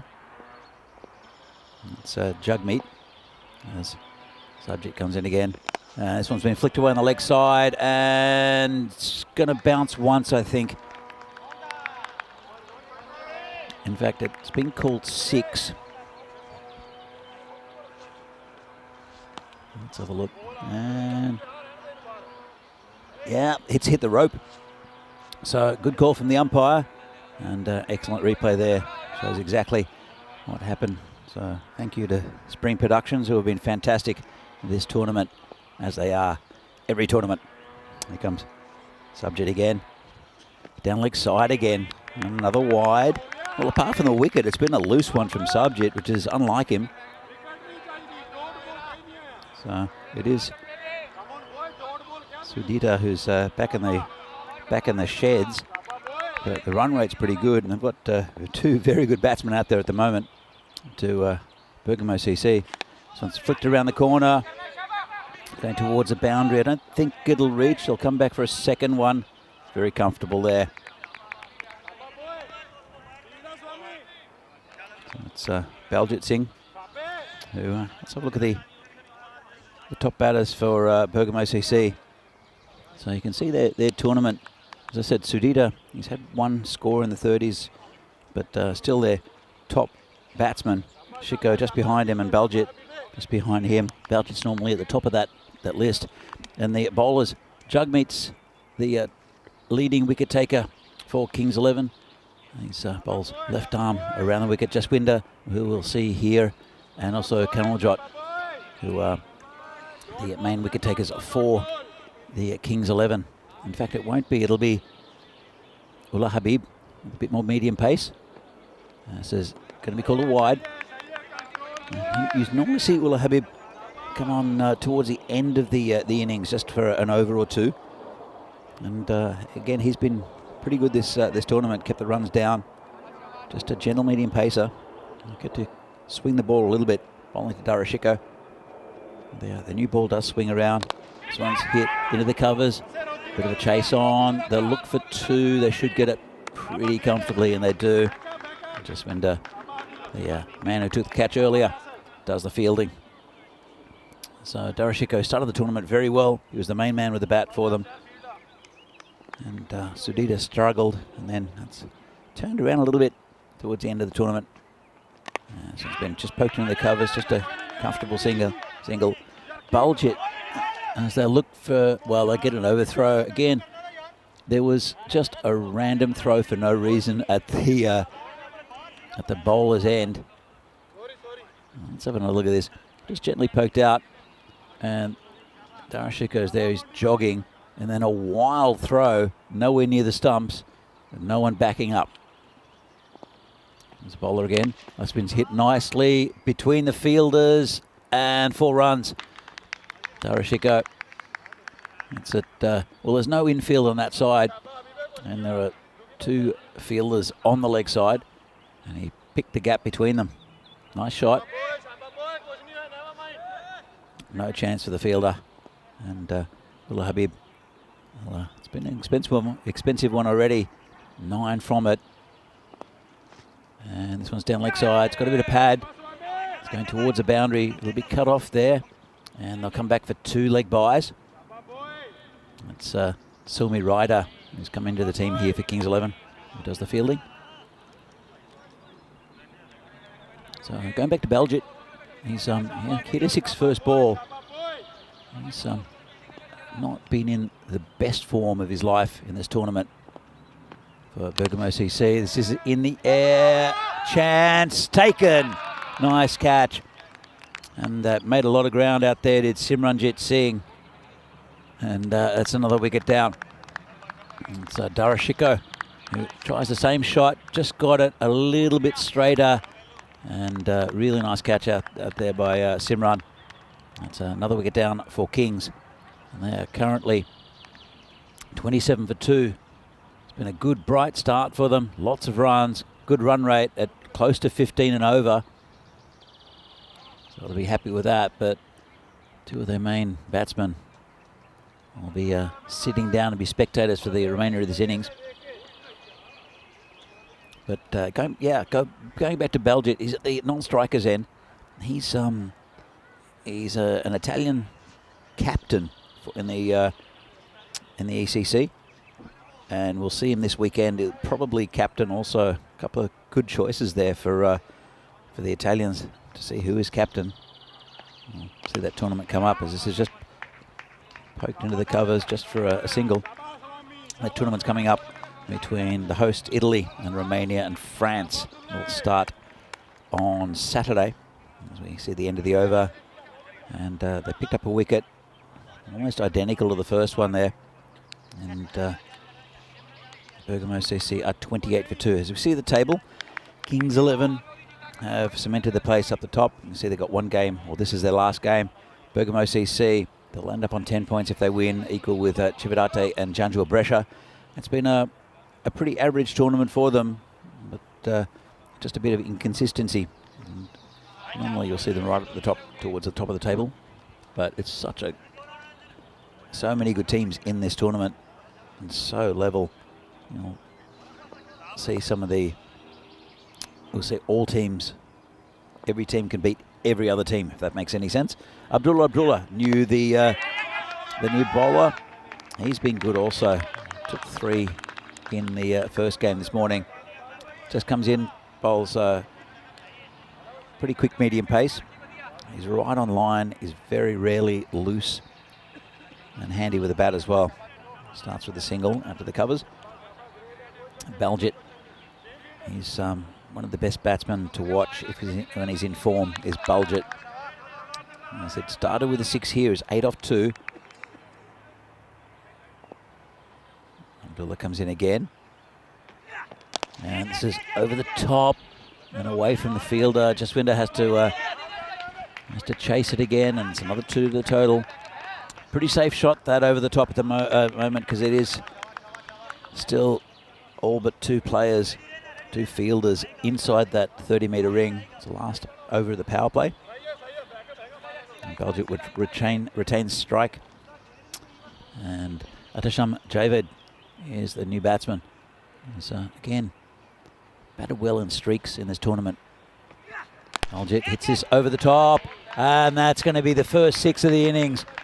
Lovely shot, just lifted it over the infield. No one back on that part of the field, and it was a little half volley. Pretty easy hit-me ball there from Abdullah, who has a chat to Jaswinder, or Jaswinder gives him a little bit of advice and support. And Bergamo CC now 37 for 2. Abdullah comes in again. Bowling to Baljeet. This one's whipped away on the leg side, away from the field. It's going towards the boundary, and it'll reach it too. This is the Baljeet that we've seen over many years here in Milan, and also playing for Italy. This is the type of batsman we normally see, and he's turning up towards the end of the tournament. He's 20 off 5, plays good, correct cricket shots, nothing really across the line. And, well, we won't see him again in this tournament, but we'll see him on the weekend as Abdullah comes in again. And a big swing and a miss. Again, quite expensive from Abdullah. It's unlike him, but it's pretty good batting, you got to say, from Baljeet. When he's in the mood like this, he's a very dangerous batsman to bowl to.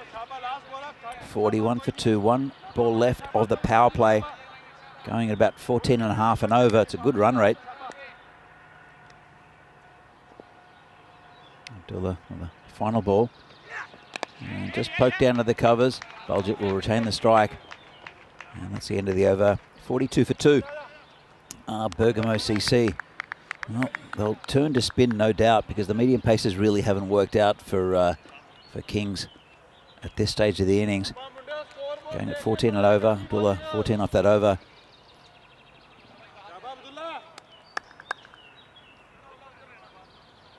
And Baljeet is looking pretty good. Javed been a spectator at the other end. 2 off 2. And it will be the main man with the ball, Jagmeet Singh, the left arm around the wicket bowler. He'll be playing in the Italy team with this man at the... he'll be bowling to Baljeet. Jagmeet, he's a good bowler. Keeps it pretty tight. Bowling to Baljeet. Charges him, hits him down the ground. It's going to go all the way for 4, is it? No, the fielder does well. It's Jaswinder. They look for 2. They won't get it. That's a good piece of fielding out there from Jaswinder. And now we have players towards the boundary. Uses his feet well there. Baljeet, really nice shot. And even though he lost his footing, got right behind it, did the fielder. Jagmeet comes in again. Bowling to Baljeet, who checks his shot, just plays it back to the bowler. It's a cagey start. Good contest between these two.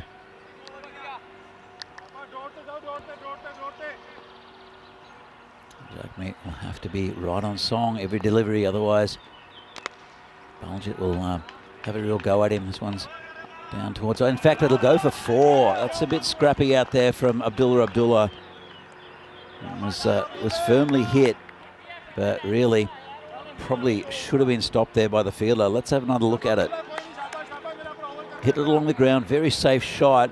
He's a little bit wide as the fieldsman. He skirts the boundary, doesn't give himself any room at all, and then doesn't really get his hands close enough to the ground to stop that. Well, that's another boundary to Baljeet, who's 22 off.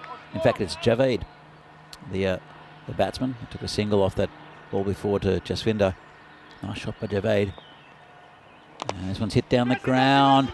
Player coming around, won't get there. It's another 4 runs.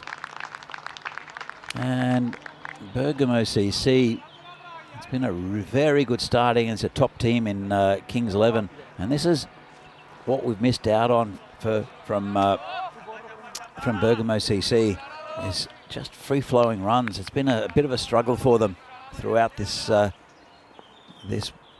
2 weeks of this group stage, but this is the real Bergamo CC coming up, and this one's again hit over the top of the bowler.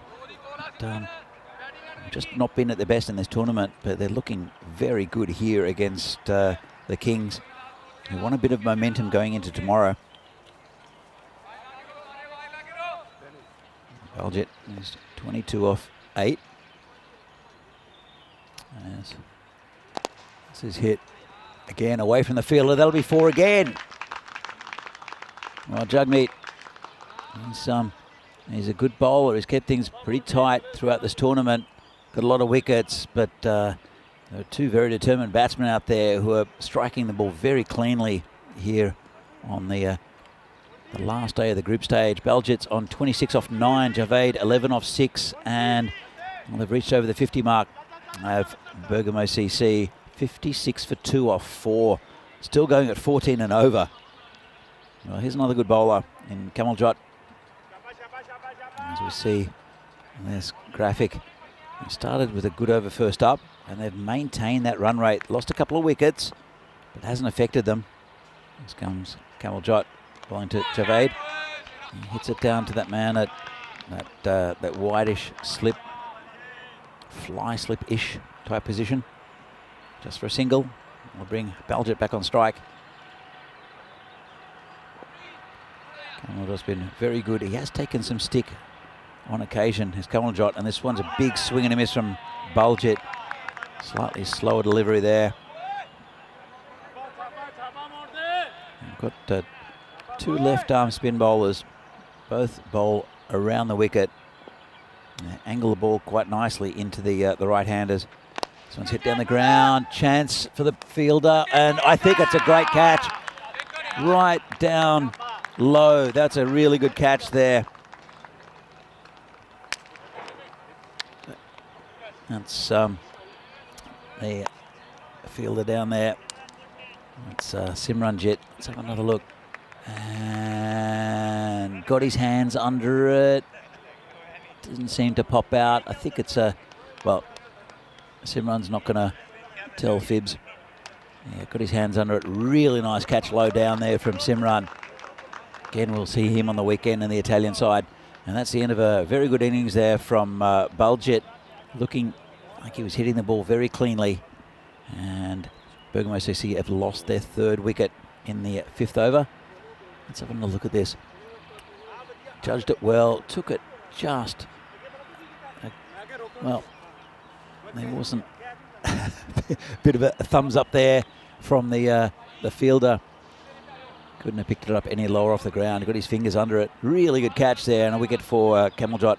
He's easily the most economical of the bowlers. And that'll bring a new batsman out. It's Jasprit Singh, who has been very good with the bat also for Bergamo CC. Rescued them on a couple of occasions this week. The last 2 weeks. Kamaljot comes in again. Bit of a quicker one. Just hit into the covers. That'll be just a single. And it'll bring Javed back on strike. He's also struck the ball pretty cleanly.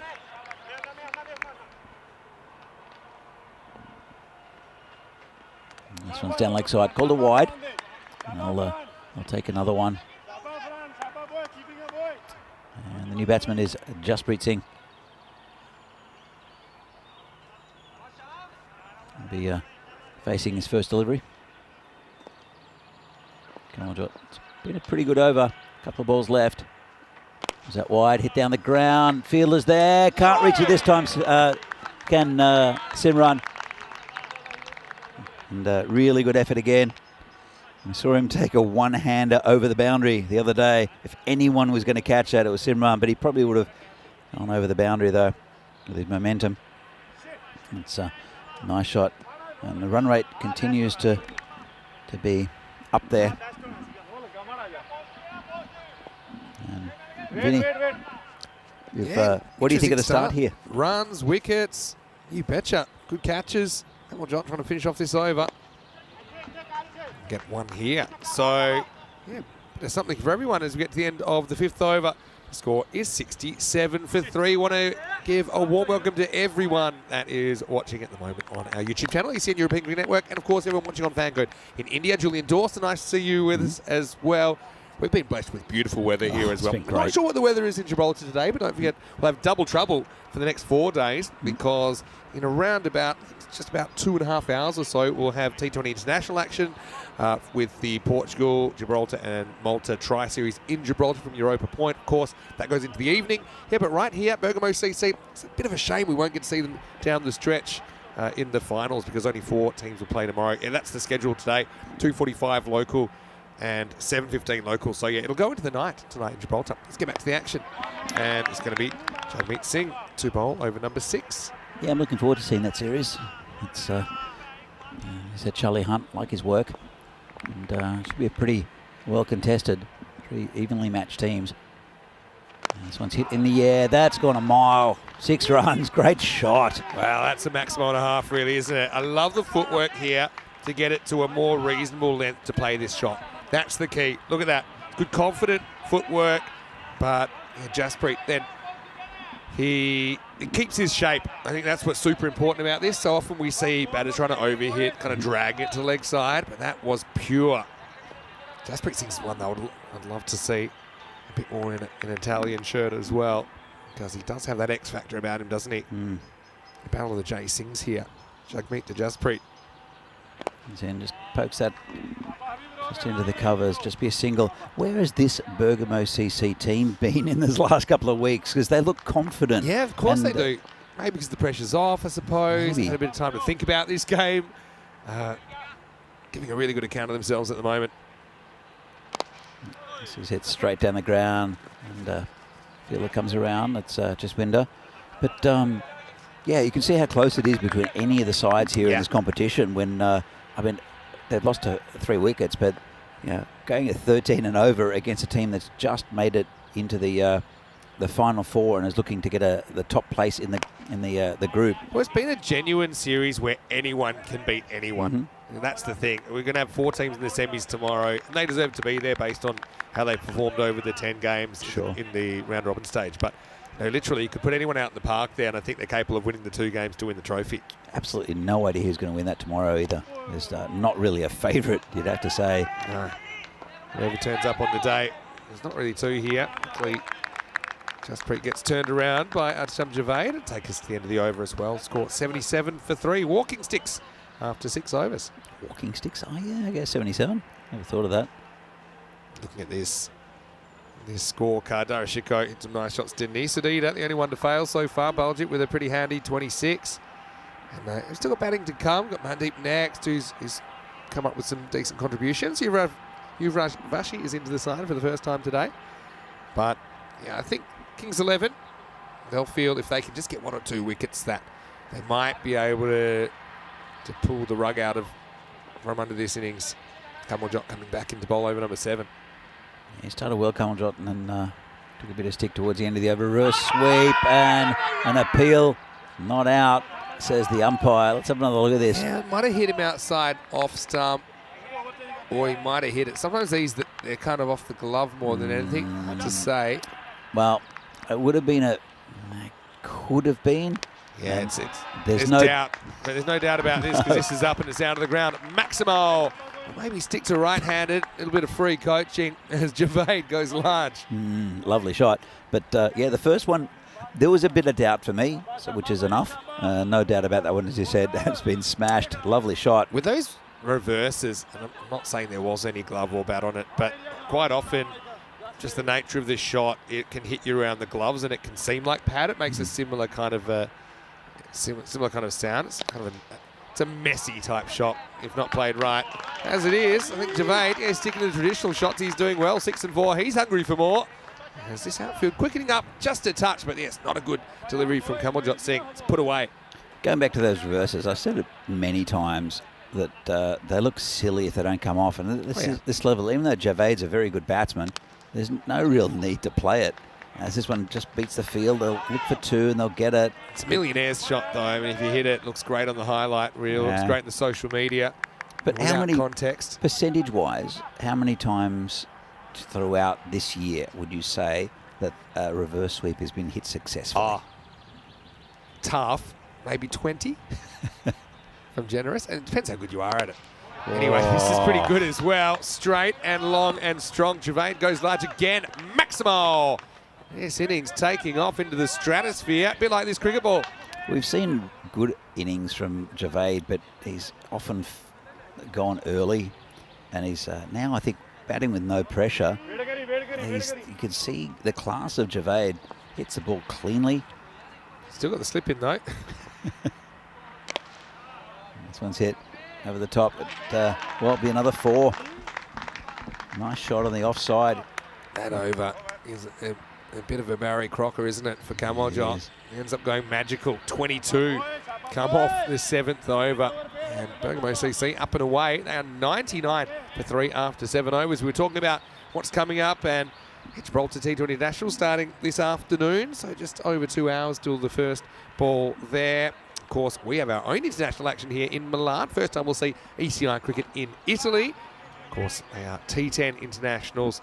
Austria starting Monday for 2 weeks, also finishes in an ECI, which I think features your country, Czech Republic, right? It does, yeah. Austria, Czech Republic and Hungary in that one, and then Bulgaria for 2 weeks from Monday the 22nd of May. Join us for more action right here on ECN. Let's get ready for over number 8. And they are continuing with the spin. It's a Jaipal. And haven't seen him bowl too much, Jaipal. He's a pretty good bowl. I think just needs a few more overs, I think. This one's been hit down the ground. Easy catch here for Simran, and that's the end of Javed. Good Javed innings, batted though. well. Yeah, batted really well. And that previous shot brought up the 100, but now Javed goes. Yeah, Simran very sporting as well, clapping off Javed for a good innings. And yeah, that's the power of the spin, I suppose. You miss-hit one, you go, you have to make all the power yourself. And there's a little kiss from Simranjit, sometimes accompanied with a love heart, but yeah, he goes and congratulates Javed on a good knock. Yeah, Jaipal's one of those bowlers. He's probably their 4th or 5th spinner, but I think if you can get him going, provides a real valuable option. I suppose in this series, they haven't had too many dead games where they, especially with the start they had Kings 11, where they could afford to bowl him if it was going wrong.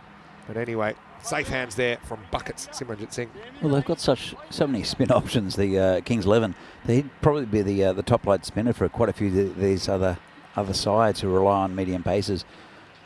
But, Sonu Lal is the new batsman for Bergamo.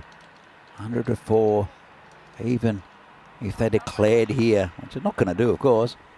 That'd be a pretty good score. Yeah, they're all bonus runs, aren't they, really? They to get are. past 100.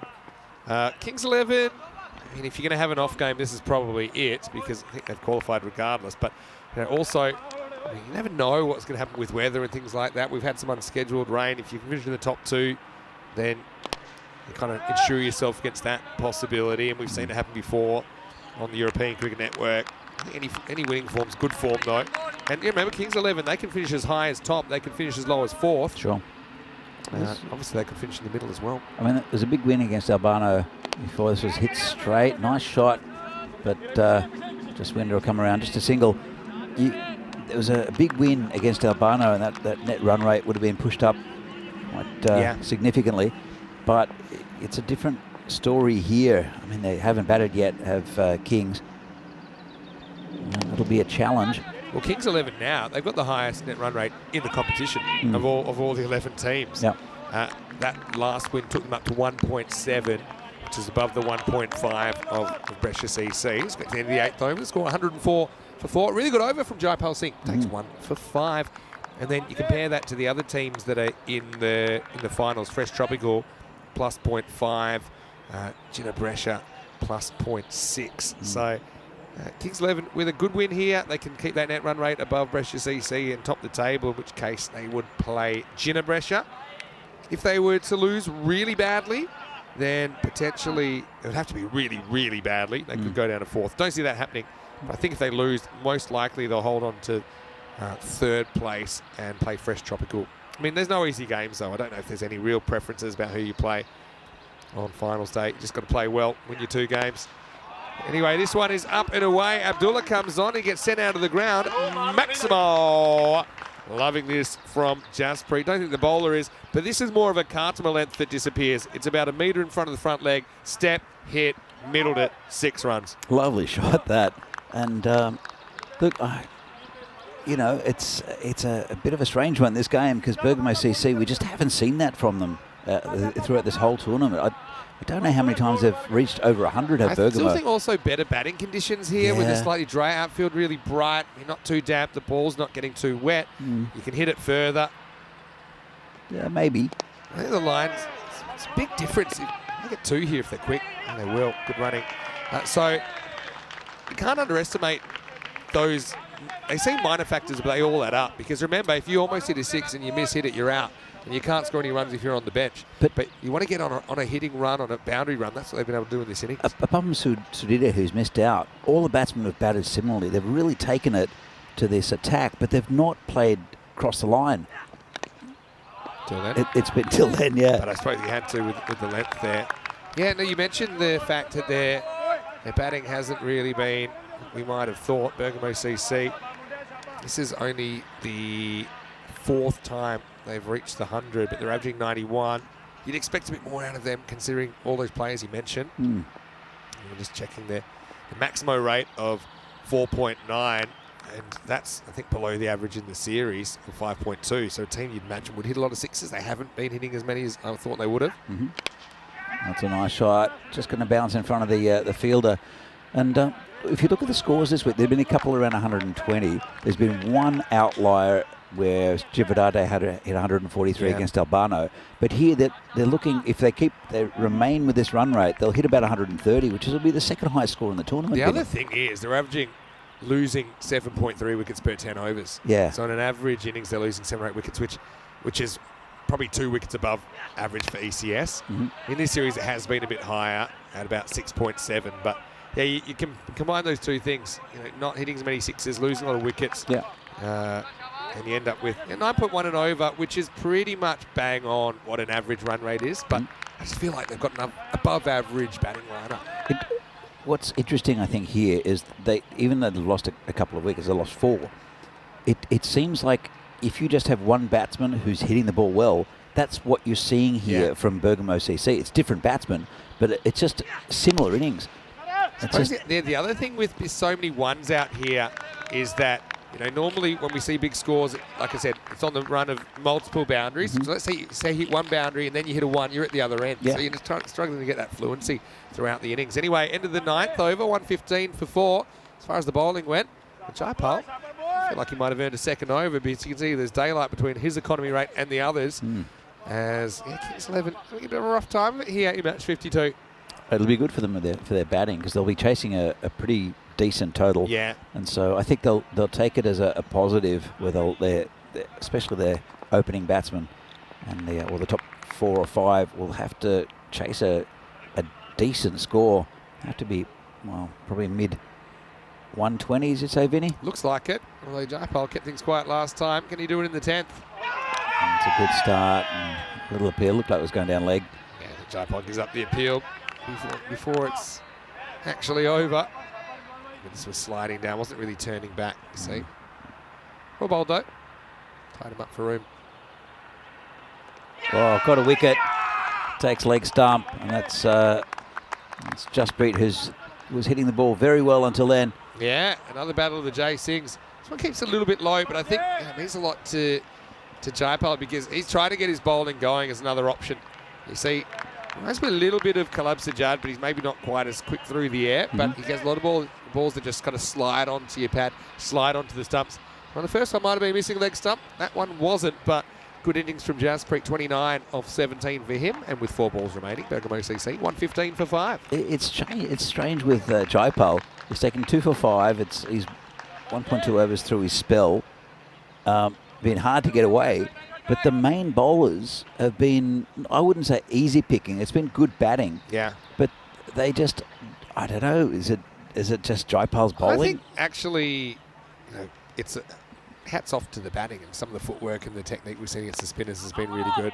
And then some of the pace bowls, I think, not quite getting the length right, and with the balls in the air travelling a bit further, they've been punished. But I mean, Jaipal, this is a real positive. Again, potentially could keep it down to the 120 mark. But I think you're right. They'll see it as a challenge and think about the fact that their batting will be put under pressure. One's in the air, should be another wicket, although they'll have to raffle it. Bit of an ice cream cone job, but it is held by Ullah Habib. So another wicket goes down. Jaipal's cleaning up here in the 10th. He's got 3 for 6, and it's 116 for 6. That's amazing, isn't it? Considering the other, well, you'd have to say their regular bowlers, the top line bowlers for the Kings 11 have struggled against this batting lineup, and now Jaipal's just picking off wickets at random.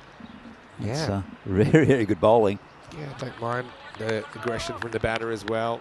Got to go for it, Sonny Lal. Yeah, but I think the batsmanship was really good through the middle overs there. I loved the way Jasprit was using his feet to spin and essentially staying composed. it's a fine line between aggression and over-aggression. Mm-hmm. Over-aggression, you can kind of lose your technique, lose your basics. I think they put together a really good innings here. Let's see if they can back it up, though. Bergamo CC. This is going to be Karam Shazad coming out. 2 balls remaining. Right now, what have we had on this last over? We just had 1 single off the first 4 balls and had 2 wickets in there as well. 2 to come. There's a bowler comes in and hit towards a boundary. I don't think it'll reach there. The fielder's coming around and a bit of a fumble. They'll look for 2 and they'll get it. Oh, I was going to say comfortably. Good running. Yeah, semi-comfortably. I don't know what the bowler was doing. He just left to go past him. Yeah, didn't fancy a broken finger, especially since he's been batting so well, was bowling so well. Jaipal. Anyway, so I want to say quick hello to Helix before the last ball, but let's get back to the action because it's only 118 plus this. This is hit down the ground. Should be out and drops it. Well, they'll just get the 1, I think. They'll look for 2 and they might get more here, you know. Go on, throw it. There we go. 3. We're going to have a 5. I reckon we'll get a genuine 5. And what's happening here? You got to go for it. 5. We might have more than 5. Oh. No, it's going to be 4 and out. And somehow Javaid's found his way back to the stump. I got to love this. It's a 4.5. We have seen a 5-all run before, and I thought we were generally going to get one. I love the way Javaid about halfway through, summed up, am I really going to throw? And he just looks at these 3 stumps and he couldn't resist. So have a look at this. There's 1. It was a drop catch. Drop catch originally. Look at Back the bowler. for 2. Jaipal tries to deflect onto the stump, and this is the one where he says, you know what, I'm going to throw it. And then there's the 4th completed, assuming there's no 1 shorts in here. And Javaid says, look, fine. And actually the perfect bit of fielding came on the 5th attempted run, where we're straight back over the stumps for Javaid with the 1 glove he had remaining.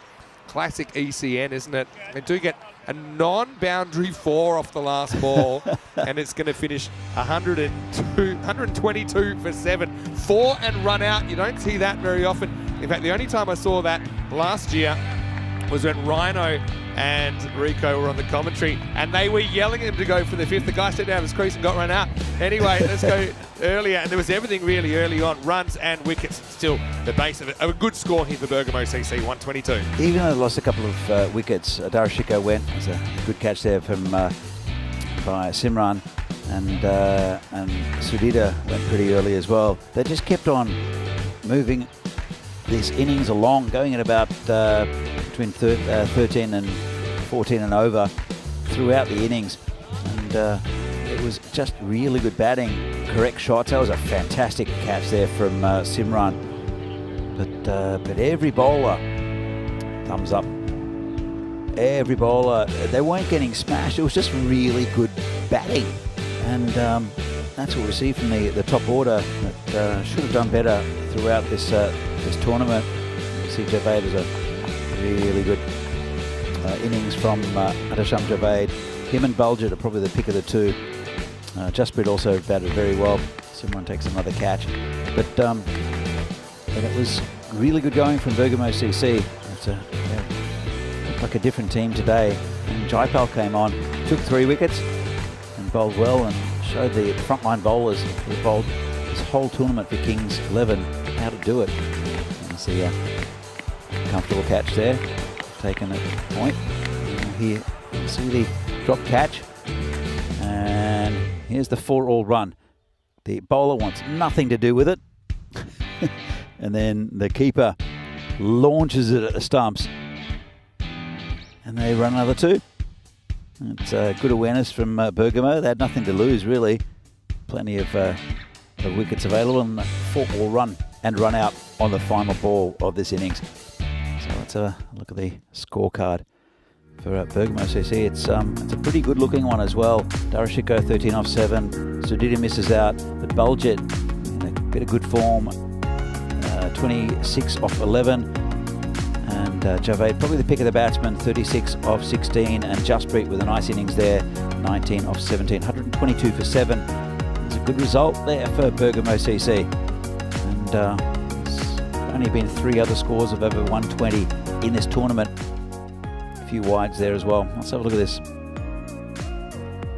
Yeah, the bowling, pretty expensive. Look at Jaipal down the bottom, 3 for 12.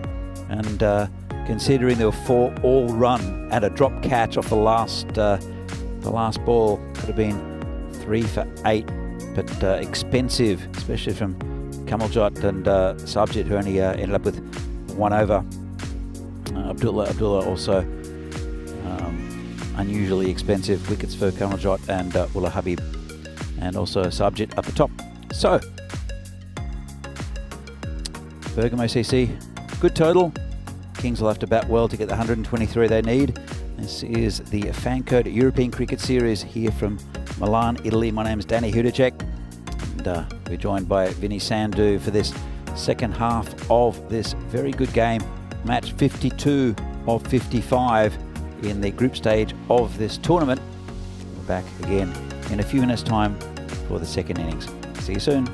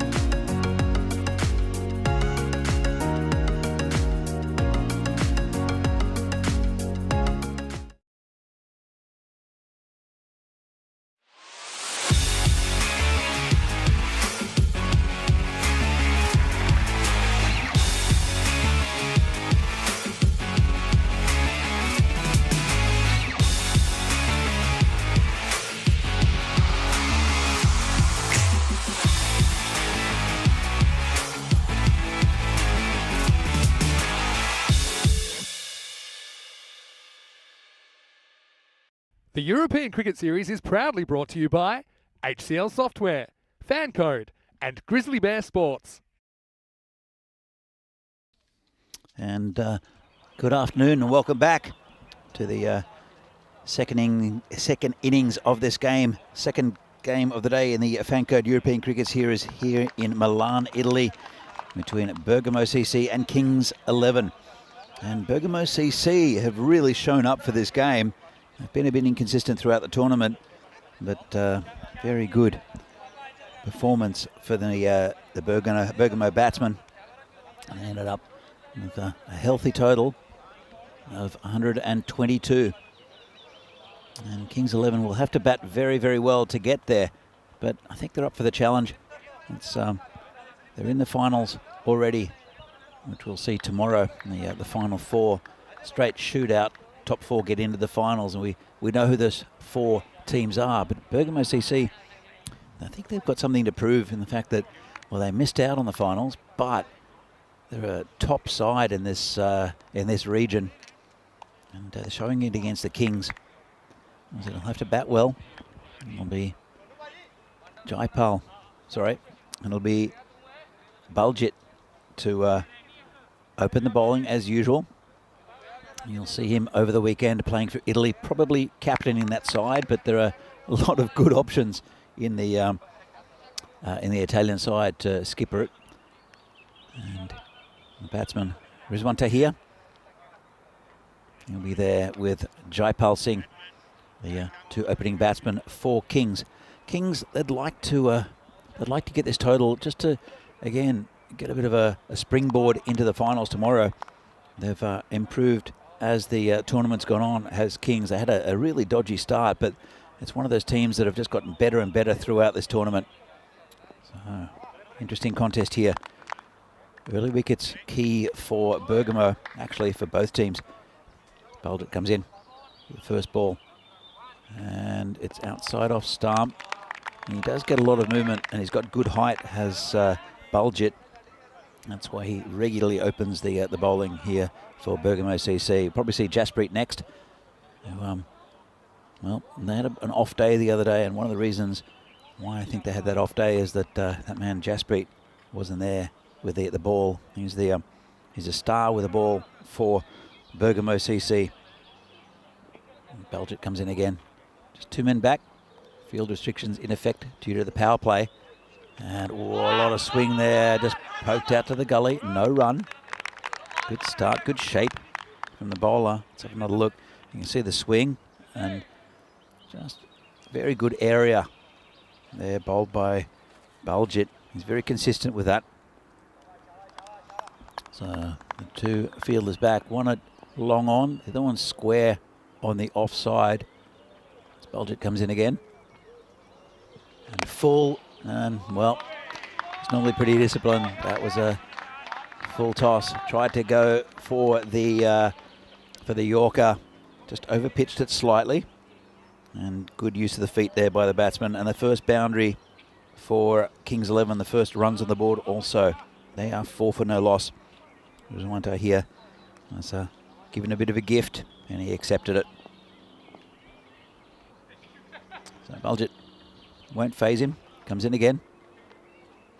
And again, that really nice area. Now look for one. A bit of a fumble there on that man in the gully region.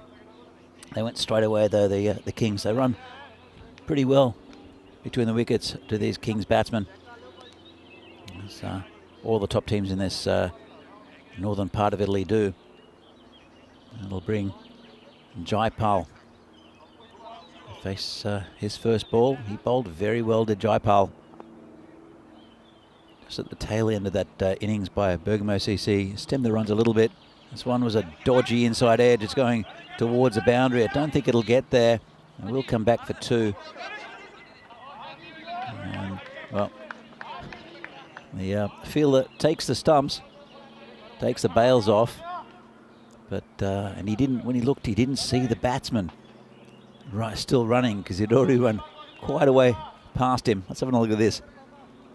So they've taken one, and then they decided to come back for the other. Have a look at the fielder getting excited, but where is he? Where is he? Where's he gone? And he's already behind him. As Bulgett comes in again. This one's down leg side. Should be called a wide, and they'll take another one. It might go down to the boundary. It will. That's a bit loose there from Bulgett. The ball didn't swing. Angled down leg side, and that's 5 wides. And they're unavoidables, as my good friend Vinny Sandhu mentions. And definitely not something that the skipper for Bergamo CC, who is also the bowler, would particularly like. 12 off the over so far. After a good start, it's just got a bit expensive. It's a better ball, just poked down to gully for no run. So a good start for Kings. 12 off the over. And as we see, 20 games since the last golden ball, and it was this Bergamo CC side that looked like they'd won the game against Fresh Tropical. And then in the final over, it was Darashiko that was hit for 6 by Usman to get them to that golden ball. Fresh Tropical, and they're a team that just wins close games. And it's so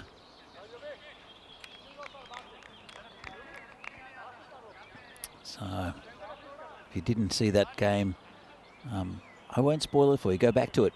It's a last golden ball between Bergamo CC and Kings and Fresh Tropical. It was a fantastic game. Last ball thriller, golden ball thriller, as Jaspreet comes on to bowl. It's been hit into the covers, and a bit of a fumble allows the batsman to come through for a single. They weren't going to go, and because he attacked the ball there. The fielder out there, I think, not sure who it was, but just a little mishandling of it allowed the single. Jaspreet comes in again, short and poked out to point. Again, same result. Attacking the ball, not quite picking it up. Nothing on really. The batsman had run and got that single pretty easily. As we have another beautiful day here in Milan. We've been very lucky with the weather. A touch wood. Not that I'm superstitious, but you know. May that continue tomorrow for finals Friday. Jaspreet comes in again, short and not quite put away. Just be a single. Bulgett picks it up. Still only in the second over, so the field restrictions are still in play. There's a man deep, a wide third man, and also deep on the square leg boundary. There's plenty of room over the top if you want. They want to take them on. These are Kings batsmen. And big swing and a miss there. Bit of a slow ball from Jaspreet. Well bowled. And this pitch is well, it's an interesting pitch, and it makes it a little bit tougher for batsmen, and there's a little bit for the bowlers. It does vary in height, but like a turf pitch would. And so it just gives batsmen with a good technique plenty of opportunity. This one, you can hear the groan from the batsman. Doesn't get away with it. He tried to hoik that over and cover a region, but it's a bit frustrated there. He couldn't hit that. That's Tripal Singh. It's 4 from 5 at the moment. Tahir is 7 from 6. Been a pretty good over so far from Jaspreet. 1 ball left. And it's been hit. Well, there's no fielder out there. It might have been caught if there was one, but that's 4 runs. So pretty good over there. Just that boundary, a little bit straight, and again, a very nicely played shot.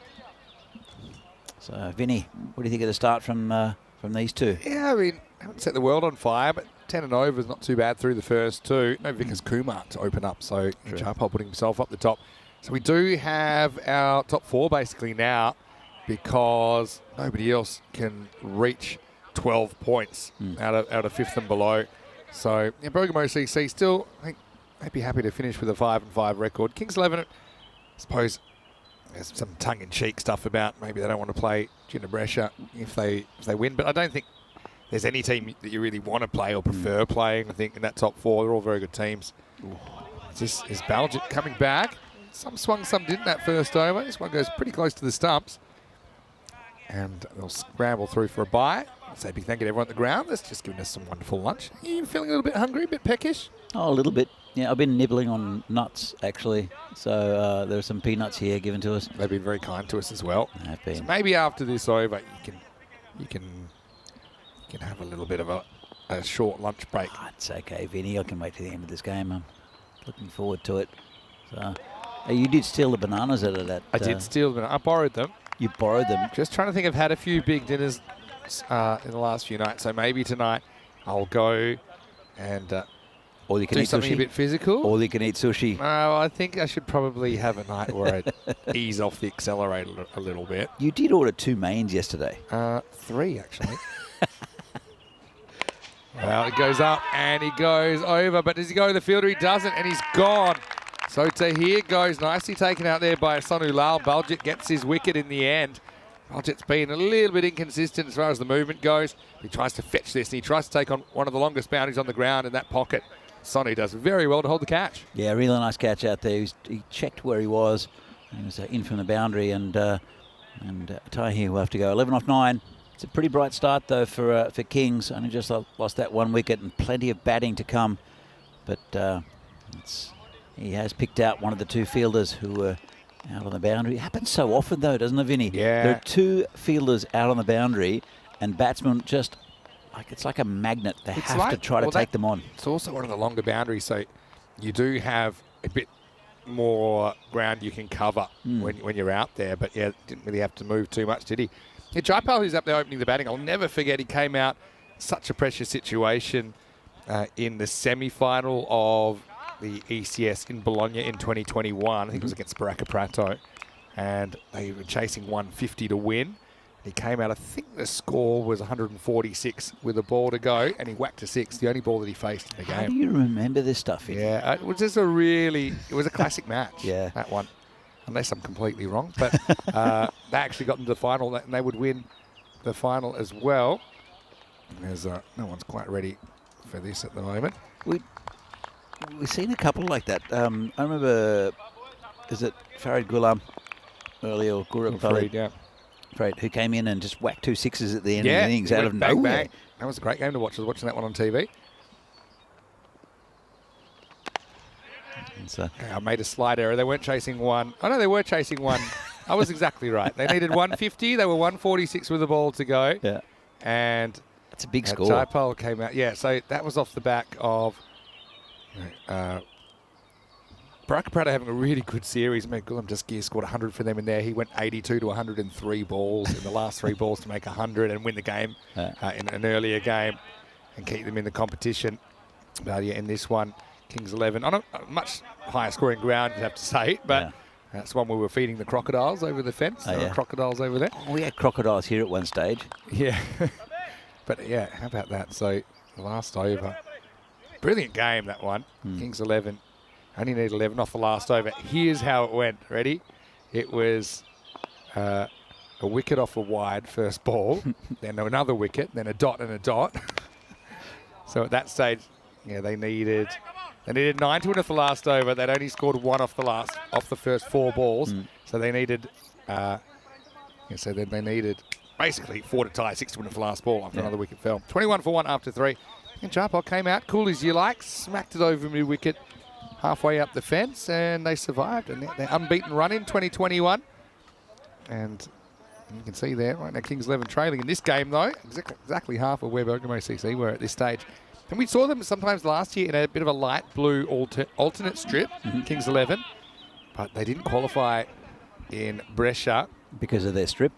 That's why I said, where's the light blue gone? And Jaipal basically said, no, we binned it. We think it was unlucky. So there was changing sports a bit. Yeah. Man United had a grey strip. Yeah. And they got beaten, I think it was 6-0 at home. Yeah. And they've never won grey So again. that grey strip that you're talking about, actually they changed it at half time in a match. Did you know that? So that, I think they were losing. Yeah, they actually changed that at half time. And the official word was that grey is the kind of colour that's harder to pick out, which kind of makes sense because it's grey, right? Compared to like a fluorescent yellow or green or something like that. Well done by Chico to get his hand down and stop this. Yeah, so they actually changed it at half time and they went to another alternate strip. Don't know if it helped them too much, but yeah, I wonder what other weird uniform trivia we can pull out. Well, this could be gone. It's a great catch by Jaspreet Singh. And, well, 2J Singh's batting, 1 doing the catching, and Chico gets the wicket. This was a bit of a worm burner, wasn't it? Never got that far off the ground. So Jaipal, he might have been the hero back in 2021, but he won't be the hero in this game. He is the 3rd wicket to fall.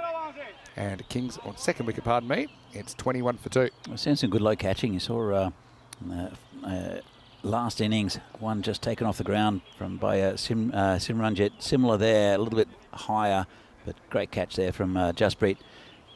Yeah, look, sometimes sporting uniforms, sporting shirts, kits look fantastic. Other times they're not as great, but it's been. I think I really like the strips here in. They take great. We're in Milan. True. It's fashion. It is. The height of, and they love colours here as well. Yeah. Well, the other thing is, if you look at Bergamo CC, in the field with this bright yellow, sort of Australian type retro thing. It is based on the Australian strip, by the way. Is it? They look bigger. Does that make sense? Because the bright colours, they look bigger. Imposing. Exactly right. Big bananas.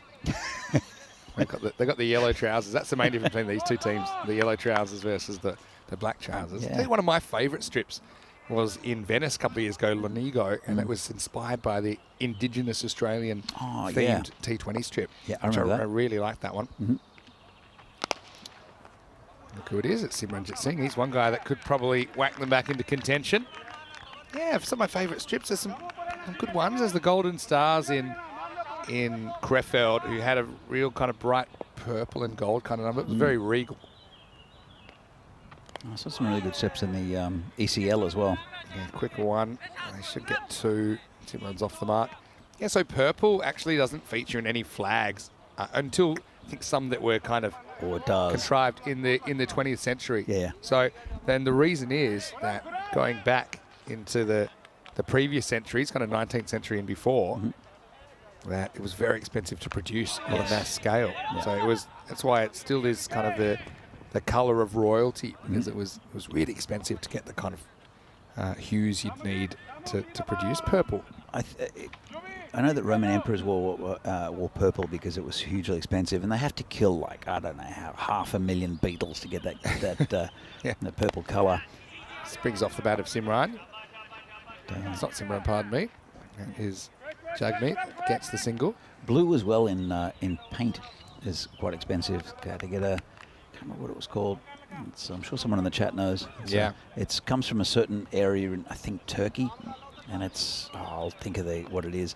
25 for 2 after 4 overs. You can see that they're lagging behind. I suppose Kings 11 did win that first game, so it's kind of a different feel than if they had to win this, even if you feel that maybe in that intensity. For Bergamo CC, though, I mean, anytime you're playing your last game of a tournament, you're keen to win it. This is basically their final. They're not going to win the trophy, but you can tell that they're keen to put on a good performance and a good showing. I'm taking it very seriously. It's called a wide. And it's a good batting. As I said, it's probably the best batting performance of the tournament for Bergamo CC. They just looked confident from the first ball when it was hit for 6. And it just kept on going. Actually, it was Baljit who had the 6 first ball. But it was apart from Sudhita, every other batsman really got going in a similar manner as well. Yeah, true. Well, Maya saying in the chat, except for goalkeeper shirts, you're better to have brighter colours because it makes you look bigger and imposing. It makes sense. Also, just to pick them out. It's very interesting. Change strips or alternate strips or clash strips, they're very, very common in football. Pretty much every team would have them at almost every level. Probably because a lot of strips look so similar. But in Australian football, there was a big kind of uproar when they started introducing clash strips, which kind of makes sense because a lot of them are really similar, colours-wise anyway, in Australian football. And historically, it would be that when you play at home, you wear coloured shorts, and when you play away, you wear white shorts. In Australian football anyway, AFL. But, you know, there's certain teams, Collingwood's one, they wear black and white stripes, and they will not introduce another colour. They say, that's our tradition. We only ever wear these colours. It's a bit of a different mindset compared to association football, where teams are happy to change colours, kind of keep their logo on. So, yeah, Collingwood say, we play in black with white stripes. If you like, we'll play white with black stripes. But they say, we don't need a clash strip because every other team has a clash strip. That's literally their argument, right? And they're even funny about Port Adelaide, which are another Australian football club, who traditionally have those colours, have recently introduced the competition. They don't even like them wearing that, even in matches where they're not playing Collingwood. So it's funny that they're quite protective of their colours in Australian football. But I just think for the viewers it makes a lot of sense. If you watch some old Australian football matches when you've got two teams with kind of a black and white theme or navy blue and white, it's hard to pick out the players. Even in the era of black and white TV, it was even worse. Yeah. Anyway, get to the end of the fifth over, 30 for 2. I know that we're really looking forward to the ECC, which is the Euros of Cricket's coming up from the 25th of September. It runs over 4 weeks. Same format as the ECL that was so popular this year. So hard to pick a favourite there. Netherlands 11, well, I suppose they're favourites at the moment because they're the only team that have guaranteed their spot in Championship Week. But it should be a really exciting festival of cricket. The Euros of Cricket starting in around about 21 weeks. Sounds like a lot, probably is, but it'll sneak up on us like it always does. Well calculated there, Vinny. 21 weeks as Darashika comes into the attack and dodgy outside edge going towards a boundary and won't reach it, I don't think. It'll be Shazad who'll throw it back in. It's just a couple of runs. Darashika, it's his second over. The first one was okay. 1 for 4. Now, I'm just going to show you this name. Irosh Vimukthi. Okay. Yeah. See that name? Third on Italy. Yeah. The Italy list. Coming back to the action here. And, you're just struggling to get the boundaries they need to stay competitive in this chase. Kings 11. So he played for Kent Lanka in the ECS last year. And Nico Fernando, also from Kent Lanka, in the chat right now. And he said he's really excited to see Irosh in the international setup. Do you know why? This is one guy that if he takes a catch, he can do a proper backflip. He'll run and he'll do a proper tumble. I called him the tumbler because he can do a full-on somersault in the air and stick the landing. Yeah. So, yeah, we could have some gymnastic work this weekend. Yeah, thanks for that, Nico. I did spot that Irosh was in the lineup, so that's great for him. Bit of a Kent Lanka presence there. But, yeah, Nico, hopefully you're well, and I'm sure you'll be watching. There's a lot of people who will over those T10 internationals in the weekend. I'll be watching. Well, you have to watch. You'll be here with me. It is probably the wrong sport, though, gymnastics, to be selected for a cricket team. But yeah, I mean it's a nice soft field, I suppose, to do a tumble on. But I wonder if he'll be able to get the spring he needs. Hope he doesn't do an ankle, and this has been hit high in the air. Jaspreet's under it and takes another one. Well, good catch there again. He's a good outfielder. As Jaspreet doesn't miss too many. Jaspreet catches Jagmeet. And yeah, look, he's got a good pair of hands. Kent, class act. Shiko draws the false shot. This has been the issue on this field pretty much the whole time. Is that, you know, if you don't quite get it, those straight boundaries aren't the easiest to clear. So that's the end of the over. Kings 11:35 for 3 after 6. Yeah, Darashiko is a good pickup for Bergamo. Saw him a couple of years ago playing for Chivadate. And as you look at the scorecard, it's not looking pretty. 35 for 3. And it was a consistent 13, 14 and over for Bergamo CC until the very last over, very last 2 overs from Jaipal. Apart from that, it was going on at a good rate. As the new batsman comes in, it's not Simran because he's facing up. Because I think it was the end of the over. Yeah, it was. It's Subjit. Yeah, Subjit. Can't whack the ball around. Only 4 overs to do it though. It's a good start there from Simran. He's now 15 off 11, and we saw him. Let's have another look. I think it was hit into Mama Bear. I think that was knocked into Mama Bear. Plays this on length and smacks it. That's the short boundary. Doesn't even bother watching where it's gone initially. Just looks down, says, "Yep, think I got all of that."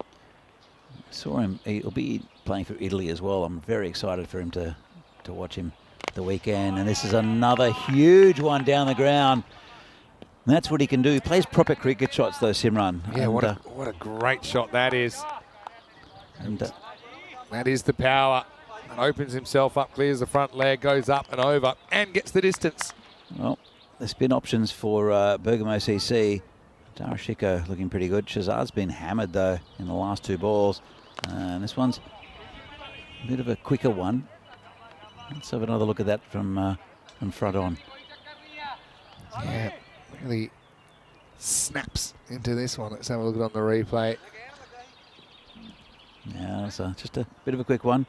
And that's the required effect. Gets Simran to the point out there in the at the wicket where he can't hit you for 6. Sabjit, the new batsman, is yet to face one. Shahzad comes in. That's it. Well, it doesn't really matter if it's Simran or Sabjit. You put them in those areas as a spinner, you're going to get launched, and that's what happened here. It's been an expensive over. This one, just there's a man there, just needed to be slightly taller. This one's hit straight, and Baljit will pick this one up just a single.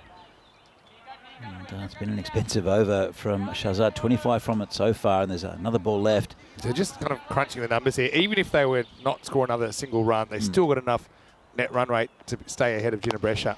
So they'll finish 3rd if they lose. Oh.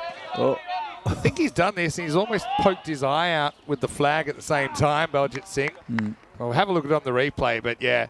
I like this. I mean, probably doesn't matter too much in the context of the game, but his pride got the better of him. He was determined to make sure this didn't creep across the line, Baljit Singh. Yeah, a bit of a fumble, and then raced back and dragged it. Did well. You're right, almost impaled himself on that flag. Into the over. So I think that makes it 57 for 3 after 7. Let's have a look at what's coming up. Well, 2 teams with a 2-6 record down the bottom of the ladder, but let's not forget, they both made it to the Super Series last year. So it hasn't been the series that they've been looking for. Both teams have 2 matches remaining, Albano versus Cricket Stars. Cricket Stars winning the toss, selecting to bat. So I mean, a lot of talent on offer there. Look at Rajmani Sandhu. Dipendra Shekhawat's having a very good series as well for Cricket Stars. Yeah, good bowler. Albano, though, disappointing earlier. They'll hope to bounce back. That match is starting in around about 40 minutes' time right here on the European Cricket Network. Right now, it feels like this one is winding down. Yeah, so as I said, even if they weren't to score another run, they have held it a net run rate enough to keep Ginebrescia in 4th. It means that there'll be 2 teams that finish on 7 wins, 2 teams that finish on 6 wins, and there's your top 4. Everyone else is 5 or below. And so It'll be Kings 11 most likely to face Fresh Tropical tomorrow. Brescia CC versus Ginebrescia. Some really good games to come. fantastic. I'm looking forward to that tomorrow. Still plenty of cricket here today. In the next game, Lovepreet Singh, the skipper for Cricket Stars, he bowled himself pretty consistently throughout the tournament and took wickets, and with this super slow bowling right arm around. Variety, hey? And then, I guess that's called a wide. And then Muhammad Arslan for Chivadate, when they were looking in a bit of trouble, hammered him for 5. It was a wide first ball, I think. Hammered him for 5 sixes in a row. And then he got caught in the boundary. So it's not often that your figures for 1 over are 1 for 31. 1 for 30. yeah. I've seen it once or twice. But, this one won't be caught by anyone on the field anyway, because that's out of here. Maximo! That's not a bad shot at all. As Sabjit knows what he can do. Nice little tune-up for him tomorrow. That one was kind of in the slot from Ram and disappears over the ropes. Yeah, I don't think... I mean, Kings need 23 and over at the moment, but they got over that in the last over. But, yeah, so Lovepreet hasn't bowled since. I don't know if you noticed that. I don't know if it was a coincidence. I think we might see him in the next game. I like what... Bowled him here. Yeah, it has. But, it's one of those things, you don't quite hear it through the headphones. You know, the stump mic.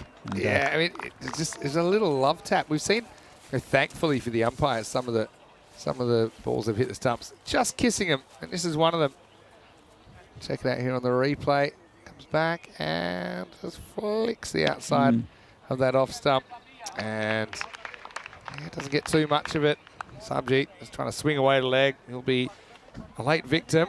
He's the 4th wicket to fall, and it's 66 for 4. Here's Abdullah coming out at number 6. Well, these two won a game the other day for Kings, and Abdullah got picked up the man of the match, even though Simran hit 60 odd, I think. Maybe I'm wrong there. 60 odd not out, and Abdullah picked up the man of the match for his 30.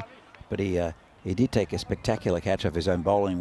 The batsman slammed it onto his big left toe. Yeah. That was a really unusual one, wasn't it? His left big toe, I should say.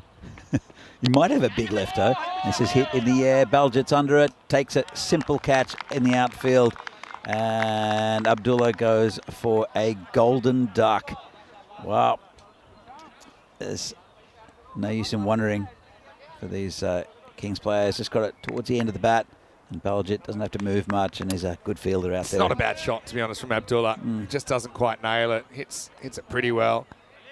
It's one of those ones where you get penalised for hitting it so well. If you hit it worse, probably doesn't carry to the fielder. But yeah, Baljit, after a bit of a folly a few minutes ago, this time very, very safe, as you'd expect. And so, well, Jaspal Ram, could he be a hat-trick taker?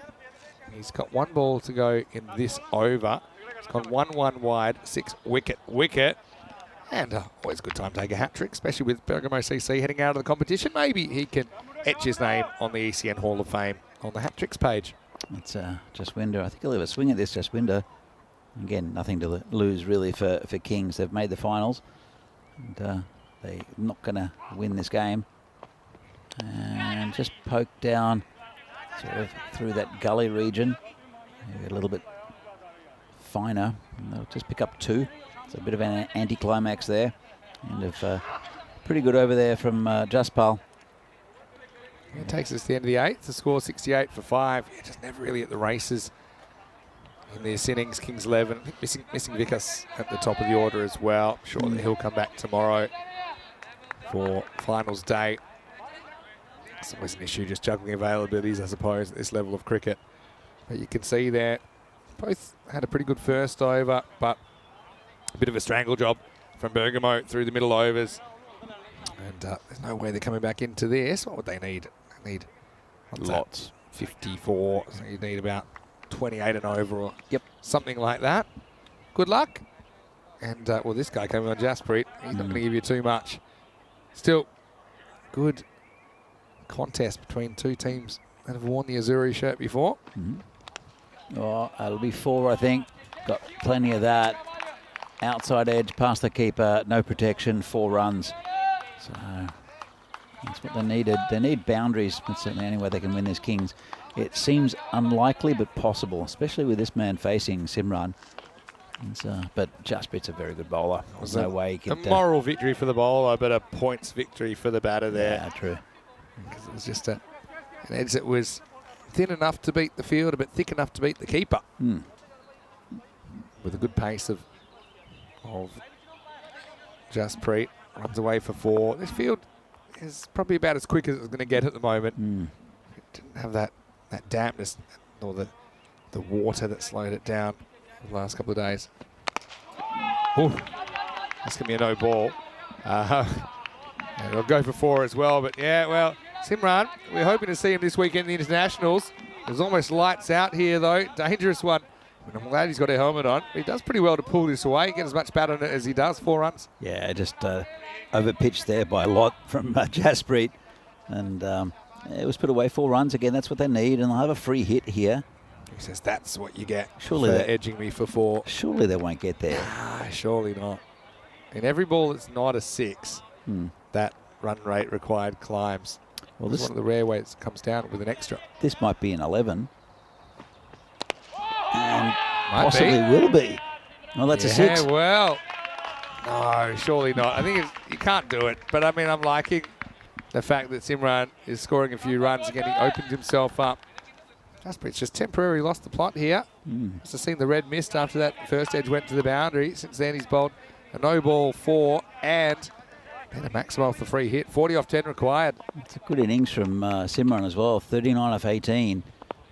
Let's see what he does here. I think it's going to be a slower ball. Here's my prediction. A slower ball, and Simran's going to miss it. Okay. I'll say he might sky it. Not a slower ball. Both wrong. Straight back to the ball.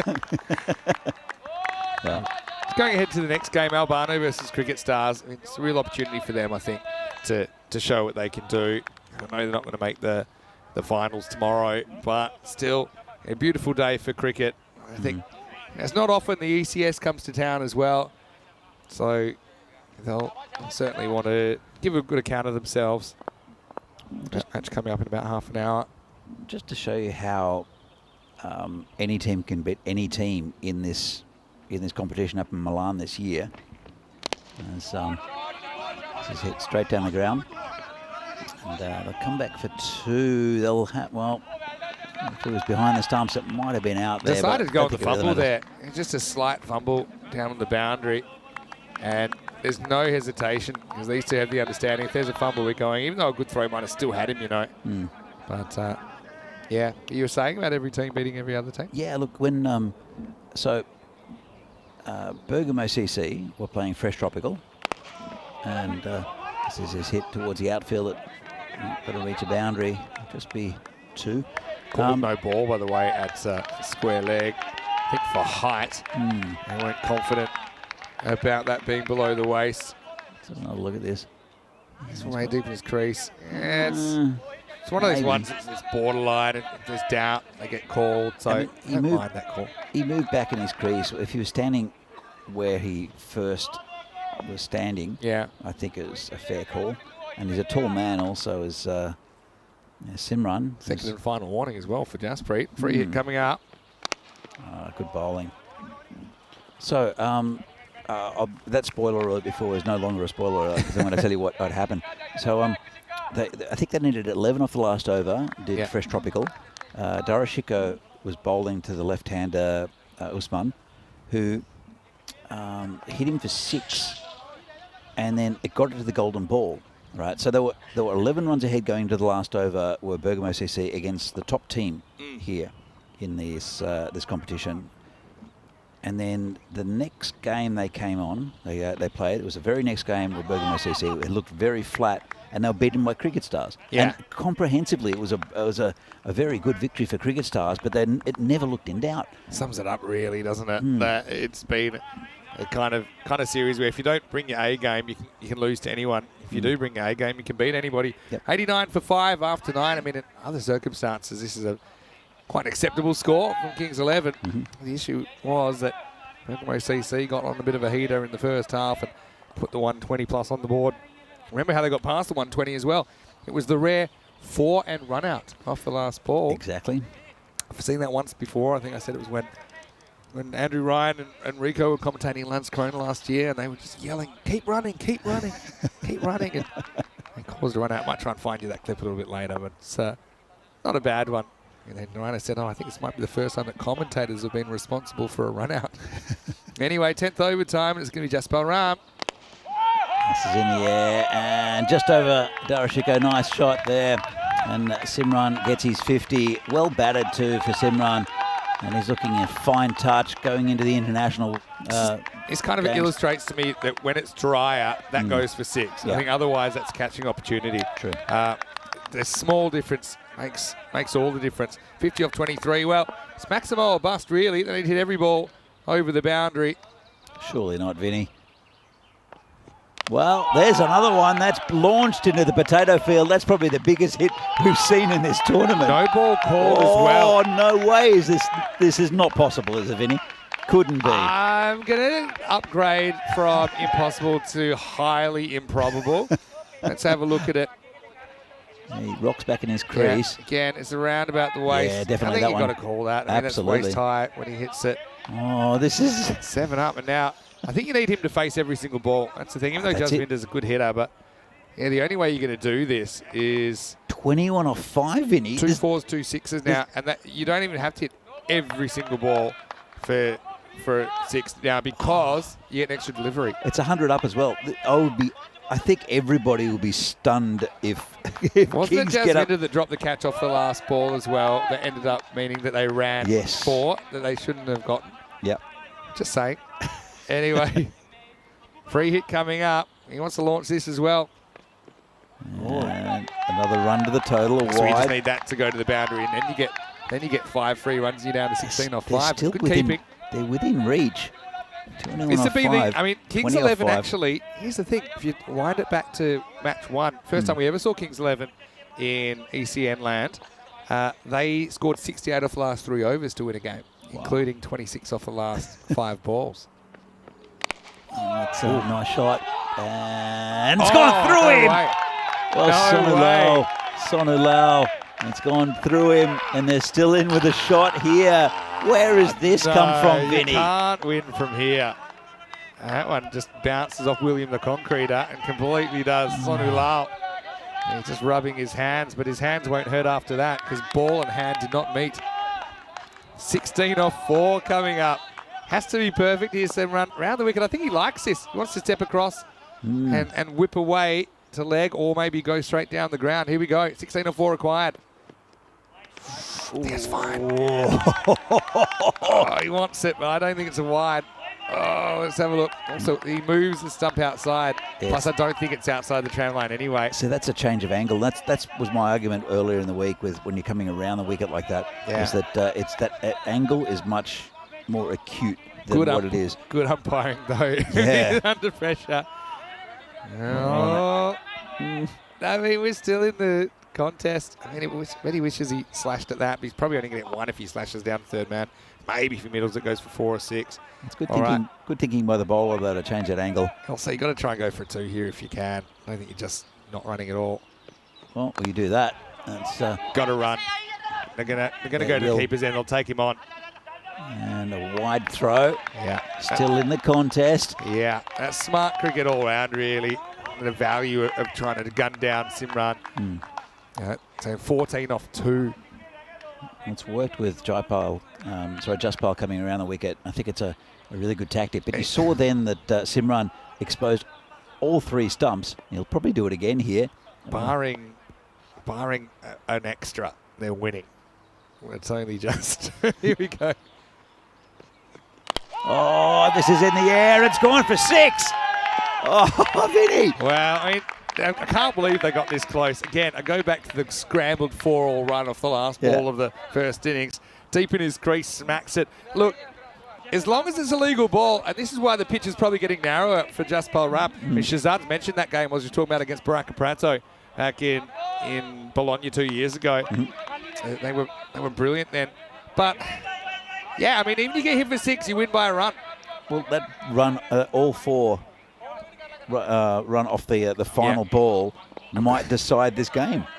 Just got to bowl straight. If your bowls are wide, then you can tie the game with a Maximo. Now, so this is what I mean. That pitch is probably looking about as wide as your pinky finger at the moment for Jaspal Ram. He's got 2 for 37. What a journey for him. This would still be... you can't win from here. We certainly can't win this ball. Here we go. And it's a dodgy outside edge for 4. It's the end of the game.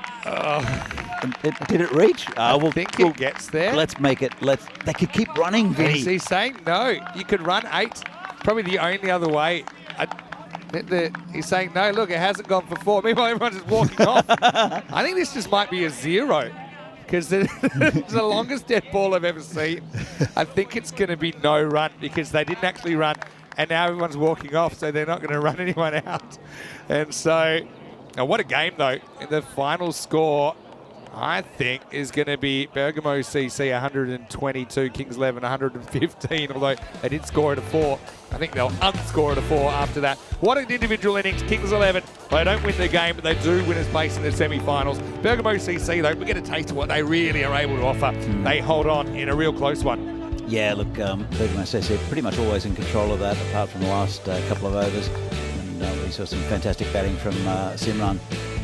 They kept on losing wickets, and the man on the boundary taking a catch, and Jasprit taking a couple as well. Is good out there.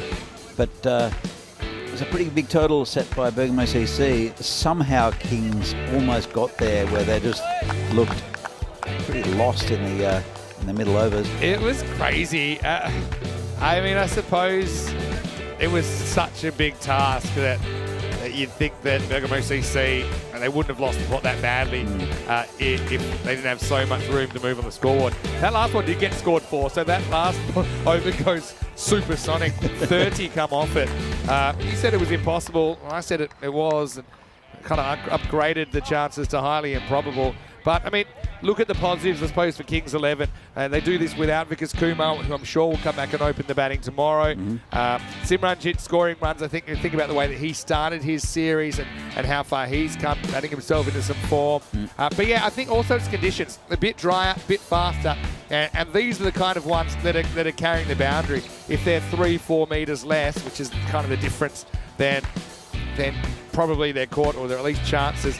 Yeah, they gave them a few gifts along the way, didn't they, with some of those high full tosses. That last one, I think it's given 4, but the fielder close to it said, hey, that's not 4. He was ignored by everybody, the umpires, the batters, the scorers, and that's why they end up on 119, and the final margin of victory is just 3 runs. What a game, but what a fantastic individual contribution from Simranjit Singh. 72 off 29 balls. Yeah, with Simran and also Zain Ali for Chivadate, they're the 2 batsmen that I've really enjoyed watching in this preliminary stage of this tournament. But in the end, good win. As we see the bowling here, pretty expensive. Jasprit and wicketless as well. Not often you say that. And Jaspal goes after a pretty good first over, I think. Went for 20 and over. Baljit taking a wicket.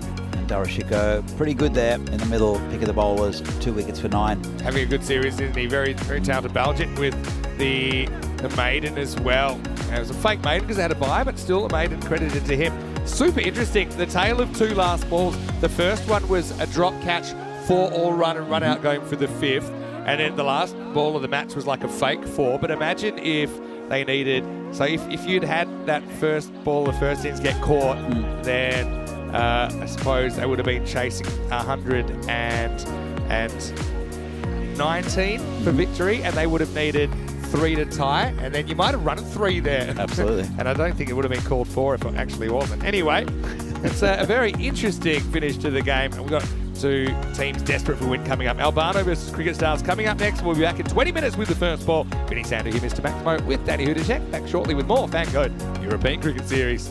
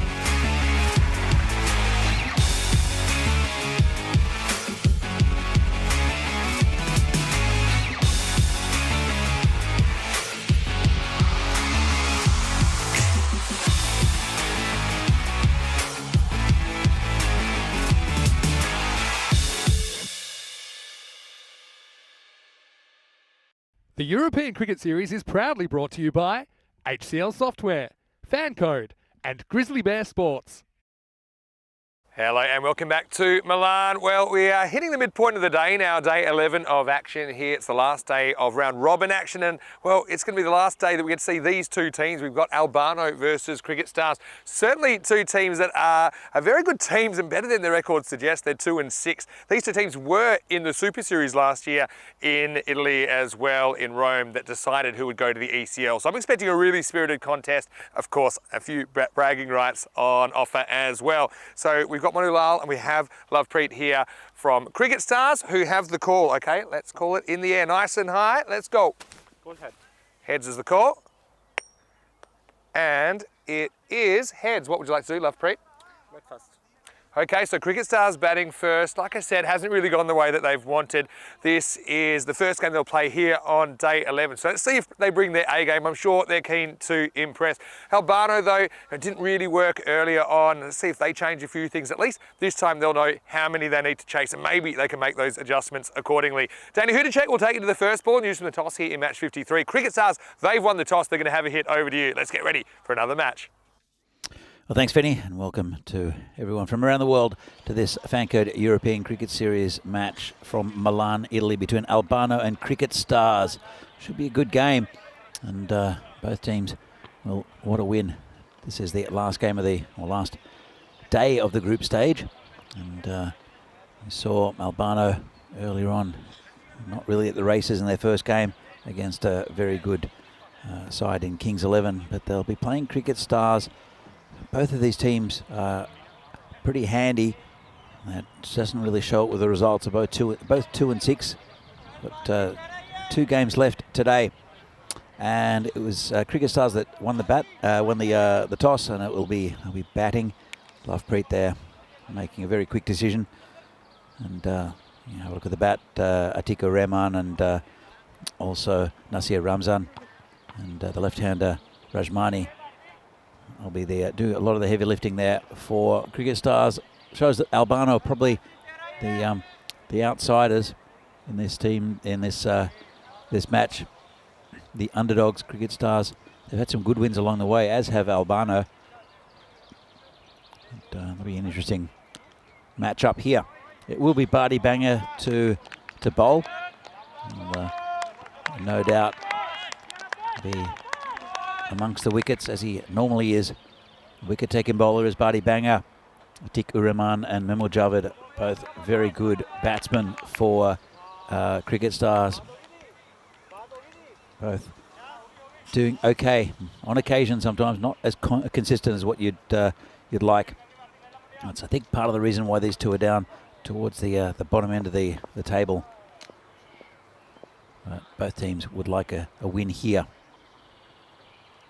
So, just waiting on the start. And it will be Barty Banger bowling to Atik Uraman. And whoa, he's got a dodgy inside edge onto his leg. Good ball first up from Banger. Of course, it's only 2 men, 2 fielders outside the circle. There's a 30-metre circle. Everyone within that, and those 2 are, in fact, the umpire's looking at the ball, and there's a bit of damage to it on the first ball. It was hit pretty hard onto his leg, so not sure what his legs are made of, but it will be replaced first ball. So there are 2 players back for Albano. It's Avin Kumar at a whitish long on, and the other player right here straight also at long off. So Barty Banger, he'll have to look at keeping it pretty straight, hoping the batsman hit him in the air straight. And this one is a bit squarer. This should go for 4, I think, and it will. Just a little bit short. Rock back to the batsman, and that's the first runs on the board for Cricket Stars. And, a little easy there from Barty Banger. I think he liked the first ball he used rather than that one. They've plenty of opportunity bowling to these two. As he comes bowling to Atik again, who threatens to smash him straight and ends up checking his shot. No run. Good contest between these two. And Mujabid at the other end also. He's never really gone on with a big score, but has batted well throughout the tournament, as has this man, Atikur Rahman, who hits the ball very cleanly, but never really gone on with a big score. It's part of the problem, I think, with the cricket stars in this tournament, is that even though they've had good individual contributions from Atik and also Ramzan, Chekawat and Rajmani throughout the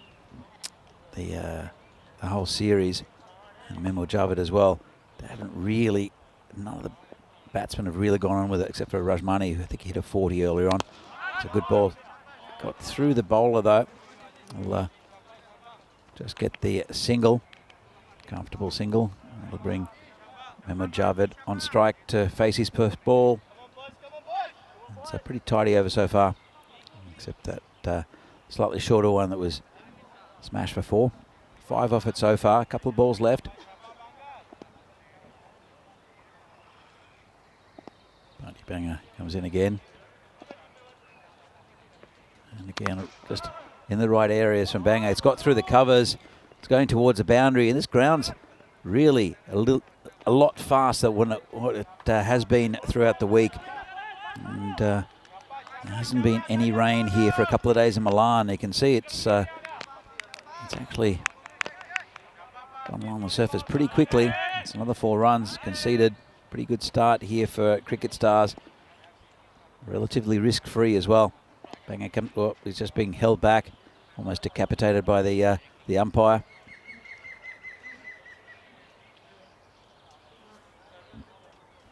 So a little delay here.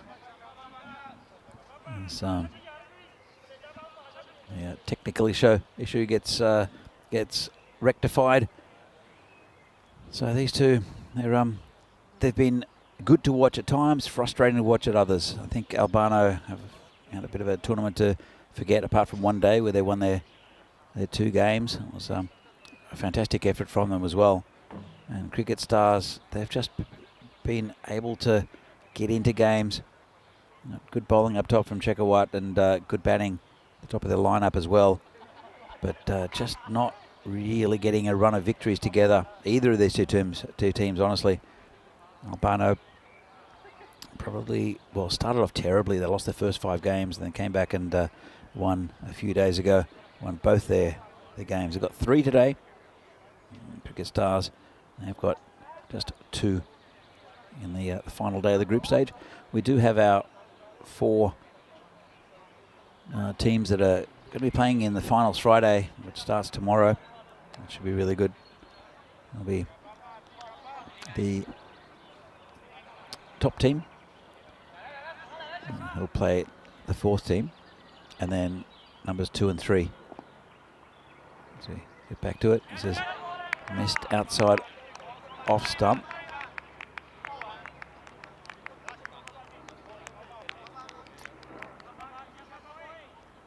So it's end of a reasonable over there from Badi Banga. He did get here for a couple of 4s. The rest of it was what he does. And we'll just have to check the score again. Before we do though, this is what's happening later on today. Starting at, starting in about an hour's time. First game from Portugal. Sorry, you'll see Portugal and Malta. First game from Gibraltar. It's a tri-series, T20 internationals. So ranking points up for grabs here. Portugal and Malta first game should be a really good game, and Gibraltar and Portugal later this evening. Charlie Hunt, the commentator there, and 3 pretty evenly matched sides will fight it out. Lots of these tournaments going on around Europe, and it's great that the European Cricket Network can cover some of them. It's being associated with international cricket here in Europe for a few years. It's a really good initiative here from the ECN to bring you these international matches at a high quality. And Hussain is the new bowler. He's bowling to Atik. Hits him down the ground. Good fielding by the bowler. Put down very quickly. Ibn Hussein. Haven't seen too much of him so far this week. Ibn Hussein. And Cricket Stars are 10 for no loss into the second over. Both batsmen off the mark, both hitting boundaries already. And again, this one's hit back down the pitch again. Good bowling in the right areas. Hard to get away. And the two big hitting batsmen are Atik and also Memo. They've just been able to nullify that with just good bowling right up in the block hole from Hussein. Good start for him. As he comes in again, bowling to Atik. Again, right up in the block hole. This one managed to get onto the leg side. They'll look for two. A bit casual there from the fielder out there. It's Arvid Kumar. And just a single. Cricket Stars 11 for no loss. Halfway through the power play. So pretty even at the moment. Of course, the power play is 3 overs in this format. As Hussein comes in again. This is down leg side, called a wide, and it's gone through the keeper as well. It's tough for keepers here. Sometimes the ball does keep a little low. It's difficult. You have to stand back enough for edges that come flying off the bat. They have to cover a lot of ground, the keepers here, because there's no third man and no fine leg normally. There are here. There's a short fine leg and then deep third man. It's a good run-saving ploy here from the skipper, Monu Lal, for Albano. Quite a few balls go down there. As Hussein comes in again, it's a slow ball, called a wide. And it's justifiable, I think. I think it went straight over that line. Let's have a look at it. It's a good slow ball, just too wide, unfortunately. You can see what he's trying to do, the bowler. Try to keep it inside that tram line, and gives the batsman very little angle to play with. Sometimes they chase wide ones and they get right off the toe of the bat, and it often scoops up in the air.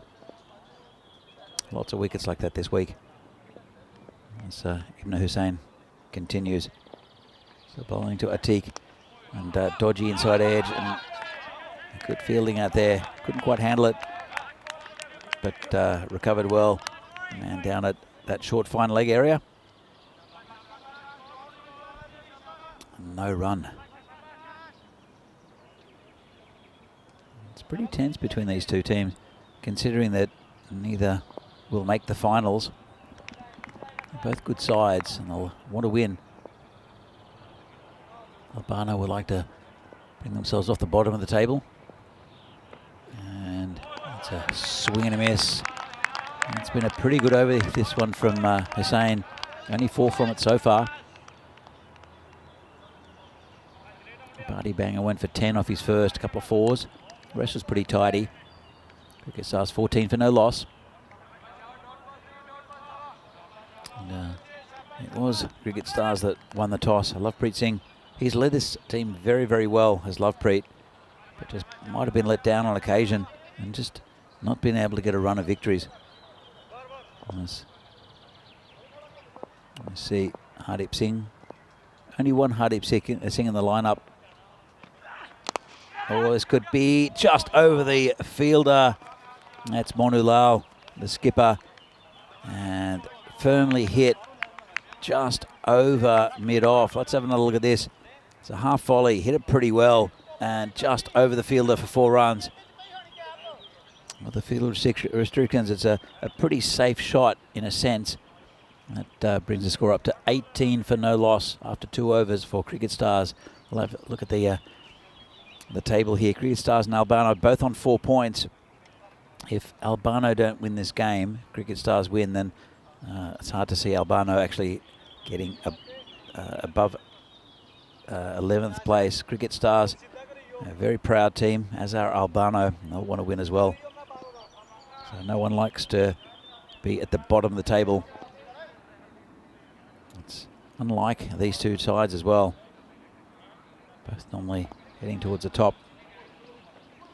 Oh, Dodgy inside edge again. Tentative shot. But that's a difference with the tournament this year, because normally we come for just a week in Milan. And so all the Milan teams play here, including Albano and quite a few other teams that have missed out in this tournament. There are 11 teams here, but we normally go to either Brescia or Bologna for the second half of this northern Italian Super Series. This is in the air, players under it, should take it, and does. Good take there from Hardeep. That's the first wicket down. And Badi Banga does what Badi Banga does and gets a wicket. So, hit high in the air, drag from outside of stump, and well judged. It went high in the air, and good catch there from Hardeep, right on that 30-metre circle. So, Cricket Stars have lost their first wicket, and it is Atik Ureman who takes it. And the Cricket Stars are 19 for 1. So, as I was saying before, it's what it's done is condensed this this tournament from 2 mini tournaments, I guess. One in Milan, and then the other one either in Brescia or in Bologna. And it's condensed all the best teams within the same tournament. So you'll see all the hottest teams from up here north. Trentino Akia, the furthest ones away, they're about 4 hours away in the eastern part of northern Italy. As Badi Banga comes in again and just prodded out square just for a single. What that means is that there are just no easy games. So you'll see that there have been quite a few upsets throughout this 2-week period. But generally what happens is the best sides will get to the finals. There are some good teams that have missed out, good teams that have not been in form. We saw that with Bergamo CC in the last game, who beat Kings. Comes in again, and this is absolutely hammered into the potato field. Lovely shot there from Javed, and Badi Banga gets banged. Let's have a look. Bit of half volley outside off stump, and really nice shot. That's how much power. Remember what Javed brings. And he'll have to be careful, Badi Banga. He's taken a wicket this over, but would want to keep it pretty tight. 26 for 1 now, Cricket Stars. Pretty good run rate too. They have lost just 1 wicket.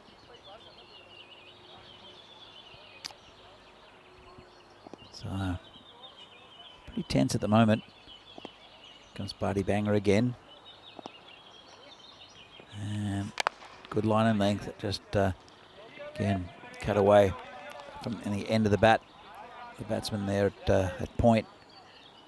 It'll bring Shekhawat on strike.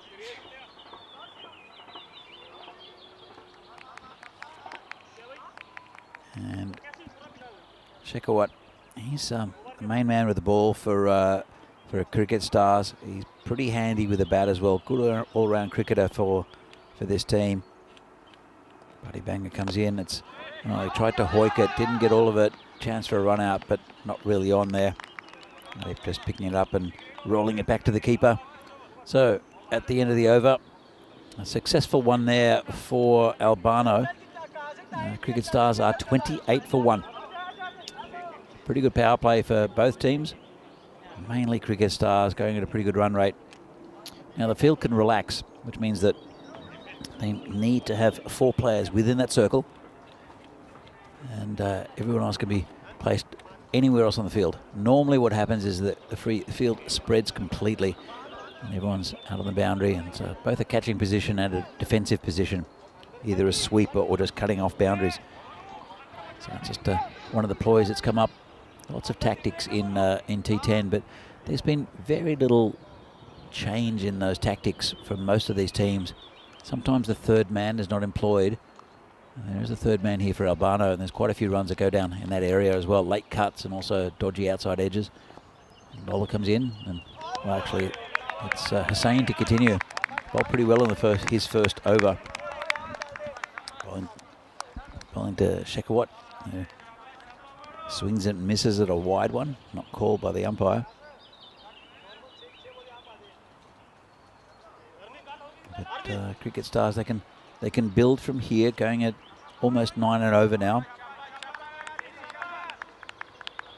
Not really taking too many risks, have Cricket Stars.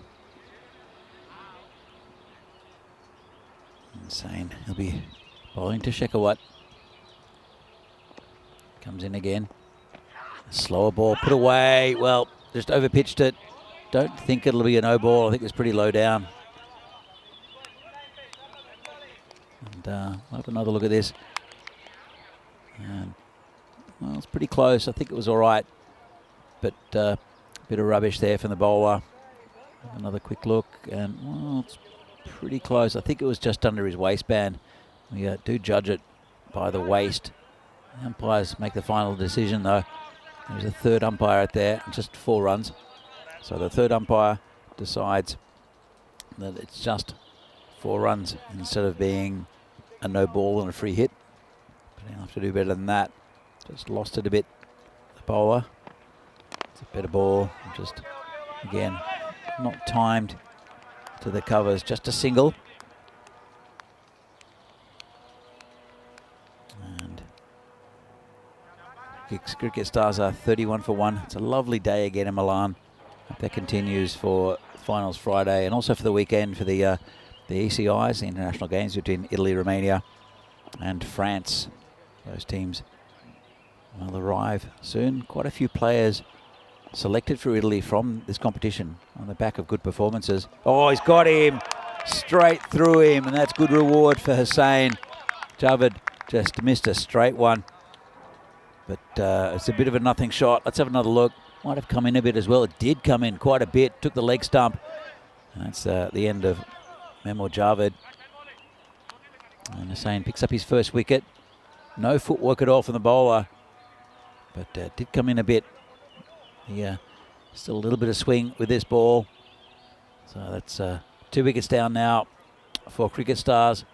And it brings out Nasir Ramzan, who again has been a bit hit and miss this tournament. Good batsman. But like most of these players for Cricket Stars, has been a bit on and off. Probably Shekhawat the most consistent. Also Rajmani, who took a hat-trick earlier in the tournament and has scored some good runs, the left-hander. He just changes the angle a bit, but Ramzan is the man chosen at number 4. He'll be facing Hussain. He comes in again, and good ball first up, beats him. He's been good here, Ibn Hussain. Just 1 ball left in his spell. 1 for 13 at the moment, his figures. And Cricket Stars are 33 for 2. As we have a look at the panoramic view of this lovely facility. There's trees all around, very pleasant. Nice temperature, about 23 degrees. And that's a good ball to end up his spell. Right on line. Just turned around the corner, just a single to that short mid-wicket area. And Cricket Stars, after 4 overs, are 34 for 2. And a good spell from Hussain. So Shekhawat and Ramzan, the 2 batsmen. As we see here, this is just a little indication. It started off pretty quickly, and it's leveled off a little bit. Run rate just dropping a fraction, but it's pretty good scoring in most overs for Cricket Stars. They'll try to increase that run rate. At the moment, it's going okay for them. Just around about 8 and over, just above 8.5 and over actually. And it is Arvind Kumar, the off spinner. Come on. This one's been smashed over cow corner for 6. Well, he picked it up off a good length, did Ramzan. And he does that on occasion, does the batsman. Takes it from outside off and slams it over cow corner. No field restrictions because we are into the 5th now. And he'll have to do better than that, Kumar. A bit quicker. No run. Just missed outside off stump. Good comeback from the bowler, but that's what happens quite often, is that batsmen will try to attack just to dominate the bowler that comes on, the new bowler. This one's just head out towards the boundary, just a single. And it'll bring Shekhawat on strike. He's 7 from 5. Not really unleashed yet. Just watched onto the bat, just a single. I think he's going to try to give Ramzan the strike a bit. Shekhawat maybe wants to build an innings. Sometimes that's the best ploy in this sort of format. Ramzan just here. He's hit a 6 already. So maybe the pinch hitter. This one's tossed up in the air. And that's the skipper, the Enigma Monu Lal, who'll just pick it up from the boundary to throw it back to the bowler. So it depends. Sometimes both batsmen are really attacking the bowling, like we saw in the match earlier, where Bergamo CC ended up on about 120, I think 122.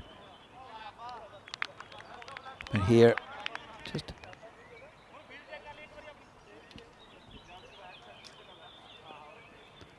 so at the end of 5, Cricket Stars are 44 for 2. It's a good start for them, and lost a couple of wickets. And as we see it, if the score remains the same, then they'll be up towards that 90 area as we see what's happening later today, starting at 2:45 local time. It's not the same in Portugal though. It's I think it's 12:45 in Portugal. Malta against Portugal in a tri-series. Gibraltar, the home side, will play later on in the day. And the Enigma Monu Lal comes on, the skipper. He's a bit of an inspiration for this Albano side. At times playing a bit of a lone hand, especially with the bat.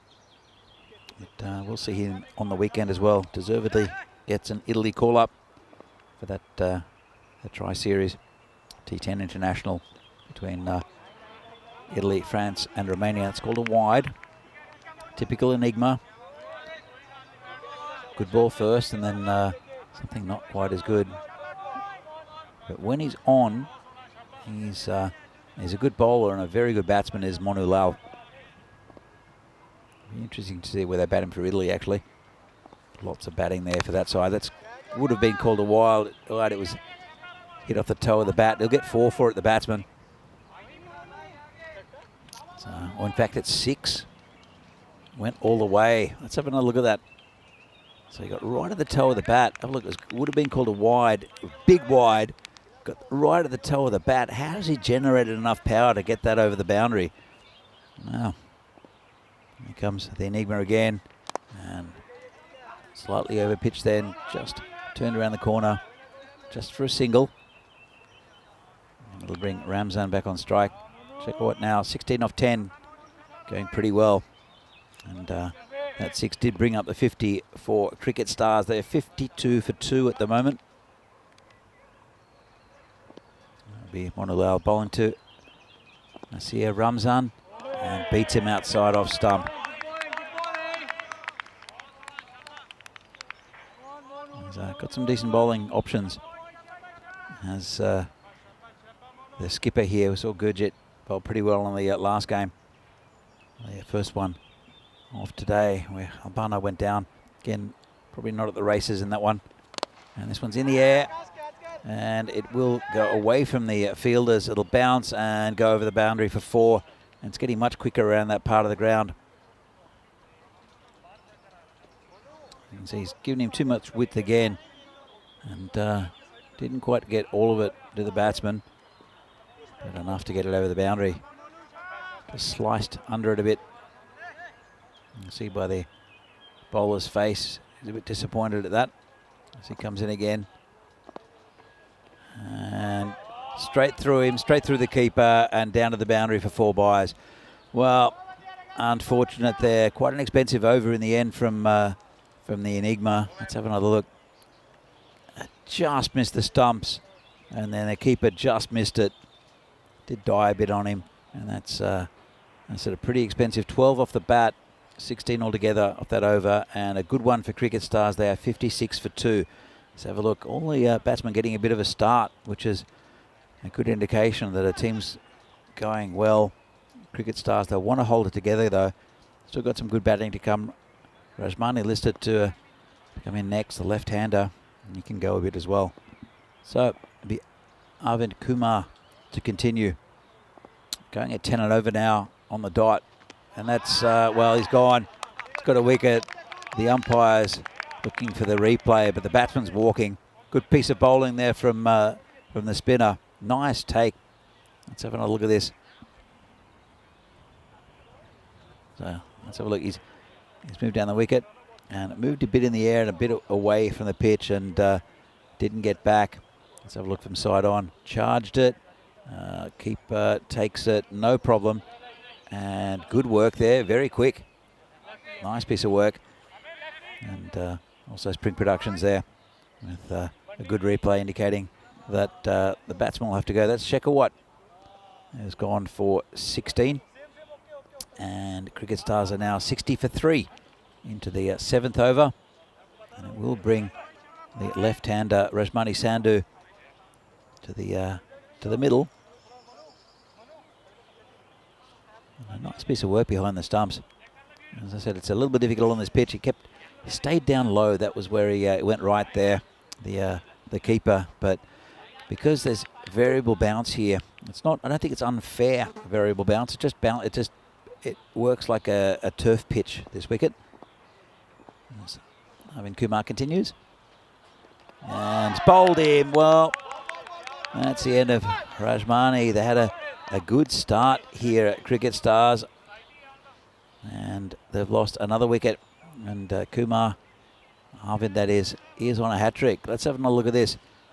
So he's angled it, pitched it up actually to the left-hander who swings wildly, and there goes his left stump. And that's a golden duck for Rajmani, as we see Derek the golden duck there accompanying him off the field. And a new batsman coming out. And it'll be Hakamal Singh, who can hit the ball a fair way, and he does like to hit the ball hard. There we go with the Hall of Fame, and it is Rajmani who's walking off now. Can he be a part of 2 hat-tricks in this tournament? He's the one who took the hat-trick for Cricket Stars against Trentino, and then this one Hakamal just pads down to the gully just for a single. He took 5 for 4 in that game, which is pretty good going. Nice figures for Rajmani as Arvind continues. He's hurrying through his over. This one is just going down towards down to the gully area just for no run.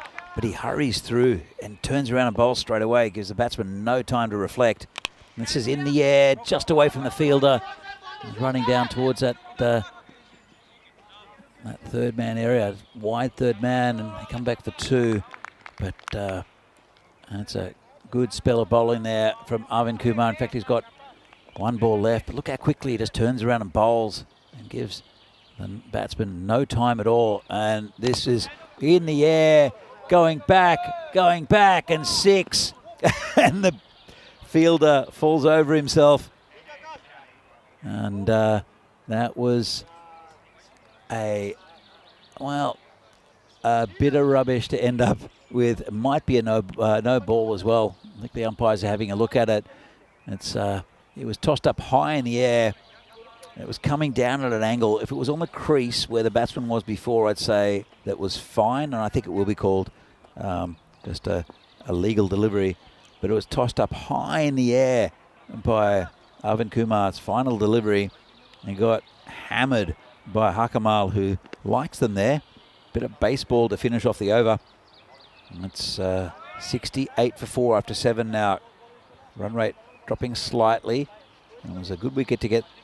Then actually 2 good wickets of Shekhawat and also Rajmani, both dangerous batsmen for Cricket Stars. Gurpreet is the new bowler. Bowled well this morning. And he'll be bowling to Nasir Ramzan, who's still there. He's 13 off 9. Hakamal is 8 off 4 with a big 6 at the end of the last over. Here's Gurpreet. Pulling just gentle medium pace. Right up in the block hole. That's close. That's got to be. And it's gone. Well, good start there to the set batsman, Ramzan. Let's have a look at this. Gurpreet, as I said, he bowled very well earlier on, and that's pretty plumb. Easy decision for the umpire, and good bowling first up to the batsman, Ramzan. And that's another wicket down. They're 5 down now. Cricket Stars, and you can see how things change so quickly in this format, whether it's a big over or a good spell of bowling. And they've lost 3 wickets in the last, well, 1.1 overs have Cricket Stars, and Gurpreet starts perfectly. The new batsman is Sheraz Afzal. And we've seen him bat pretty well during the tournament at times. But again, not that consistent when you got your batsman towards the soft underbelly of this batting lineup. Oh, that's not a bad shout as well, you know. He's given him. He's got 2 and 2. And played the wrong line, did Sheraz. We'll have another look at that. And it was, well, he moved right across, and that was hitting middle and off probably, but he was standing outside. I think it hit him in line. Doesn't really matter. Well, it does matter, but it looked like he hit it in line with off stump. So that's a golden duck there for Sheraz. He's not happy, but when he looks at the replay, it was definitely not headed down leg side. That was hitting probably middle and off. Let's have another look. And it's pitched, well, it's definitely hit him in line. Might have pitched just outside and was thumping into the stumps. So I don't know what he's upset about, Sheraz. And that is another bowler on a hat trick. And Gurjit, Gurjit, it's a perfect start for him. And it will be Lovepreet Singh. And here we go. I'm sure he'll just keep this one out, Lovepreet. As the bowler comes in and, beats him outside off stump. That's a fine delivery. But Lovepreet avoids the hat-trick. Now Lovepreet, he's an interesting character. He's a very good captain. Good cricket in mind is Lovepreet.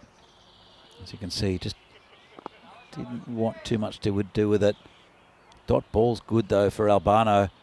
But Lovepreet, he's a nudger and a noodler rather than a stroke maker. As Gurjit comes in again. This one's just, again, exactly as I mentioned, nudger and noodler. And he'll try to get Hakamal on strike. He had a big 6 in the last over. But he's a good player. There's Lovepreet Singh. Normally fields in the covers.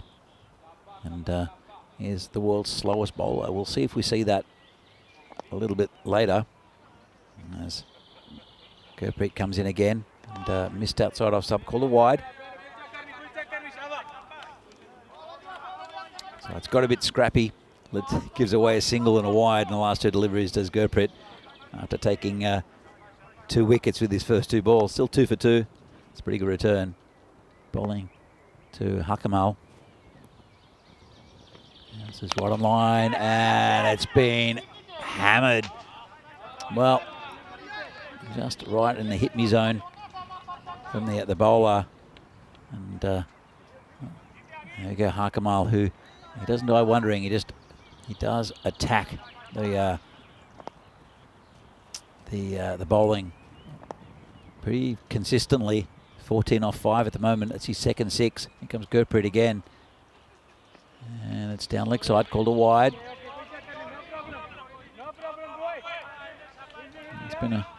It's been a good over from Gurpreet, but again that one he just lost a bit down leg side.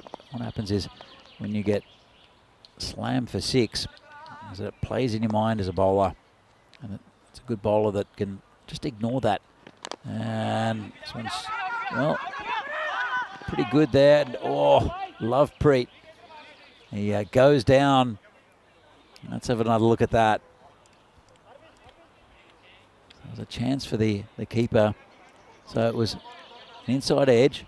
Lovepreet called him through, hesitated, and a collision. Bit of a hip and shoulder there from the keeper, and Lovepreet goes down. He looks all right though, from side on. Boom. And, well, he's lucky actually. He did land on his hand. Sometimes that can cause damage, and you can see his arm there Hope he's okay. A lot of collarbone injuries with that as well in different sports. As you can see here, Cricket Stars, they're still hovering about that run rate, 9 points or just under 10 and over. And they started it with that in the first over and continued, and Lovepreet needs a bit of attention. And as I said, it's dangerous when you land on your arm like that with your weight behind it, because it could cause wrist issues.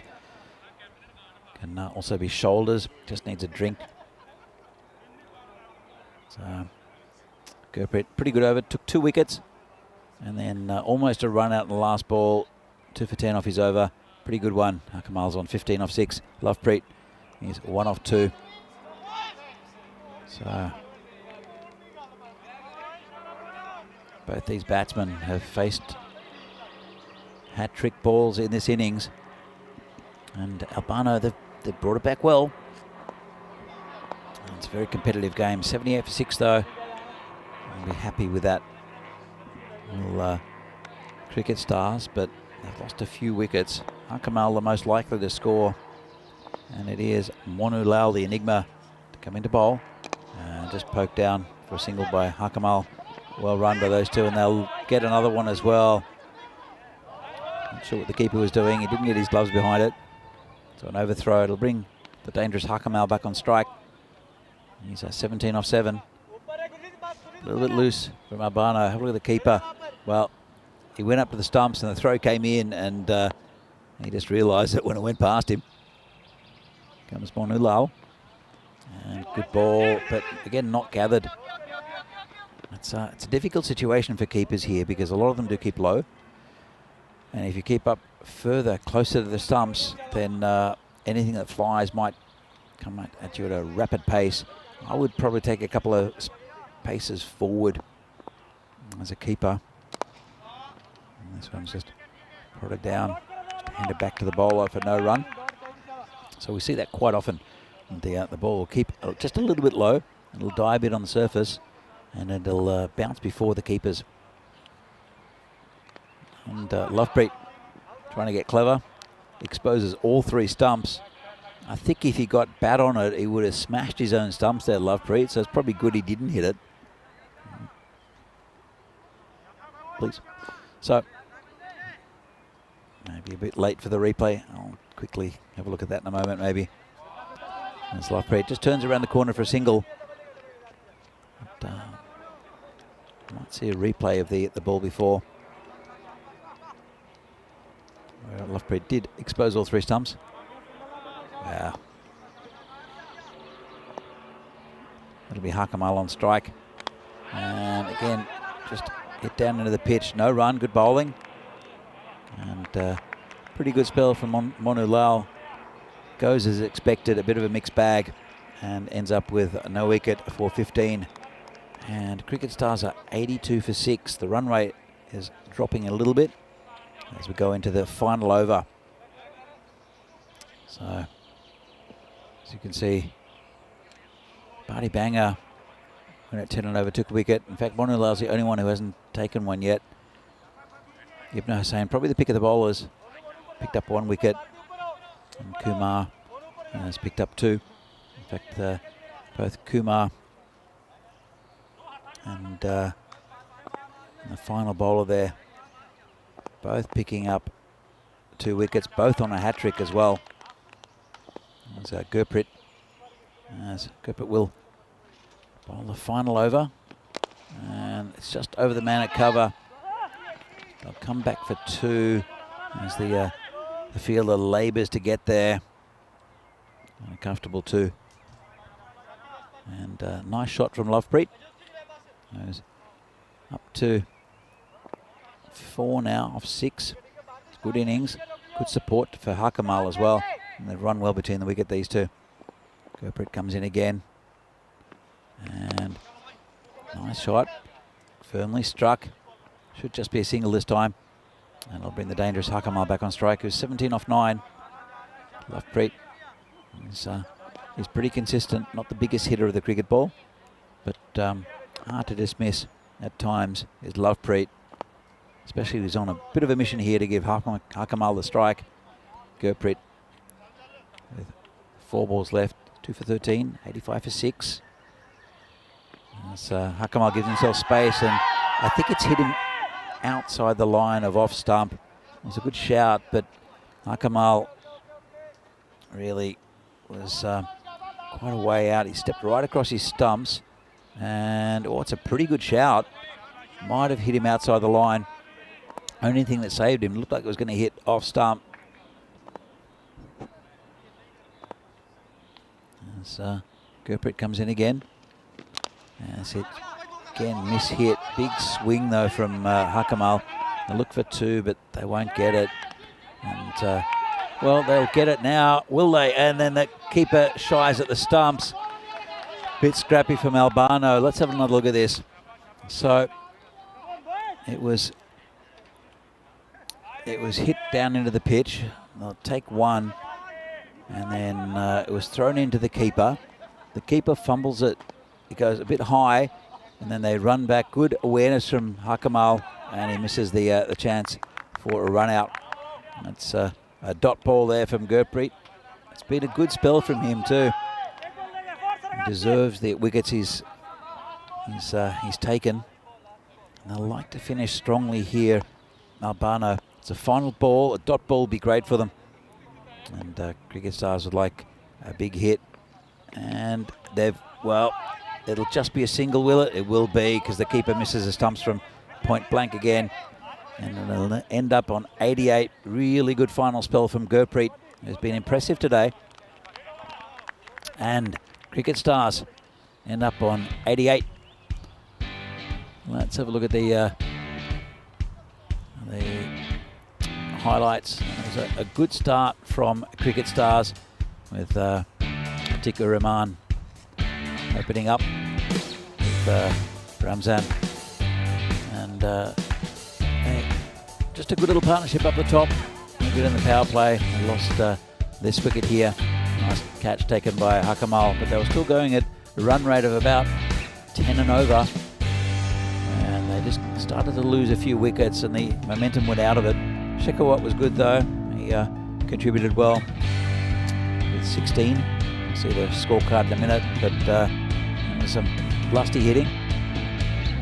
They just kept on getting wickets at the right times, did Albano, and got most of the dangerous batsmen from Cricket Stars out. Shekhawat did contribute, but then you saw Rajmani got a first bowler. It's a good ball there, the left-hander. And he has been good with the bat, and the ball has Rajmani. So you see the fielder trip over his own feet there while he was over the boundary. Hakamal contributed very well, 19 off 13, top scorer. And so 2 in 2, really good bowling from Gurjit. And he took the final over as well, as Hakamal launched him. This is, see the collision there between Lovepreet and the keeper. They're both okay. See the final ball here. They'll be happy with this total, I think. World Cricket Stars. It's a little bit under par for the tournament. Albano, they'll have to bat well to get there. Very capable, as you see the scorecard. Starts for the first 4, just never went on with it. And Rajmani gets a first baller, as does Sharul Afzal, both to Gurpreet. And Hakamal, vital innings there, top scored with 19 off 13. Lovepreet, good little contribution towards the end in giving Hakamal the strike and getting 5 off 7. 7 wides and 6 byes in the innings as well. So a little bit of ill discipline from Albano. So see the bowling figures. Badi Banger takes a wicket. In fact, Monu Lal's the only one who didn't take a wicket. Really good spell at the end from Gurjit Singh. And Arvind Kumar picked up 2 as well. So 89 to win for Albano. It's a pretty even contest at this stage. They'll have to bat well, and Monu Lal, the enigma, will be vital for this Albano side. Very inspirational skipper. And their star performer will have to bat well at the top of the innings. He's very capable. This is match 53 here in the FanCode European Cricket Series from Milan. Only a couple of games left after this in the group stage. We know our top 4 for Finals Friday. See a little summary here of the match. Hakamal going well, but as I said, lots of batsmen getting a start for Cricket Stars. Gurjit, the pick of the bowlers for Albano. So join us back here for this FanCode European Cricket Series match between Cricket Stars and Albano. Albano need 89 runs to win. They'll have to bat well. See if they can do it. Or if Cricket Stars can defend this total. See you back here very shortly.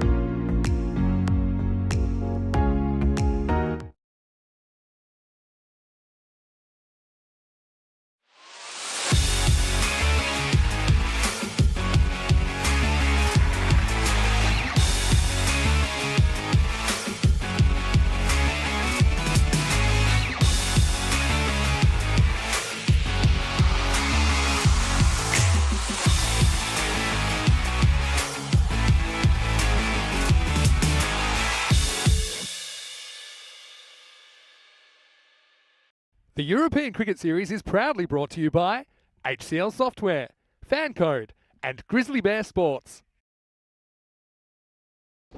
Well, welcome back from wherever you're watching around the world, either on YouTube or FanCode in India, to this FanCode European Cricket Series match between Albano and Cricket Stars. It's evenly poised at the moment. Pretty good total from Cricket Stars.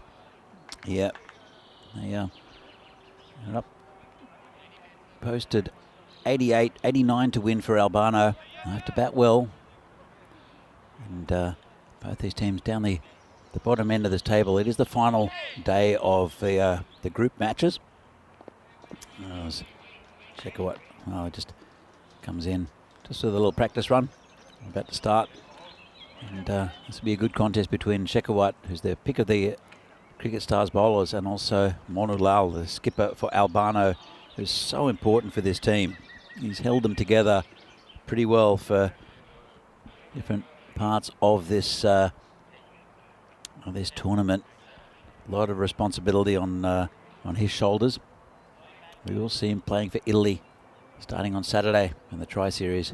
10 over games here in Italy, featuring Italy, France and Romania, as Shekhawat comes in for the first ball of the Albano innings.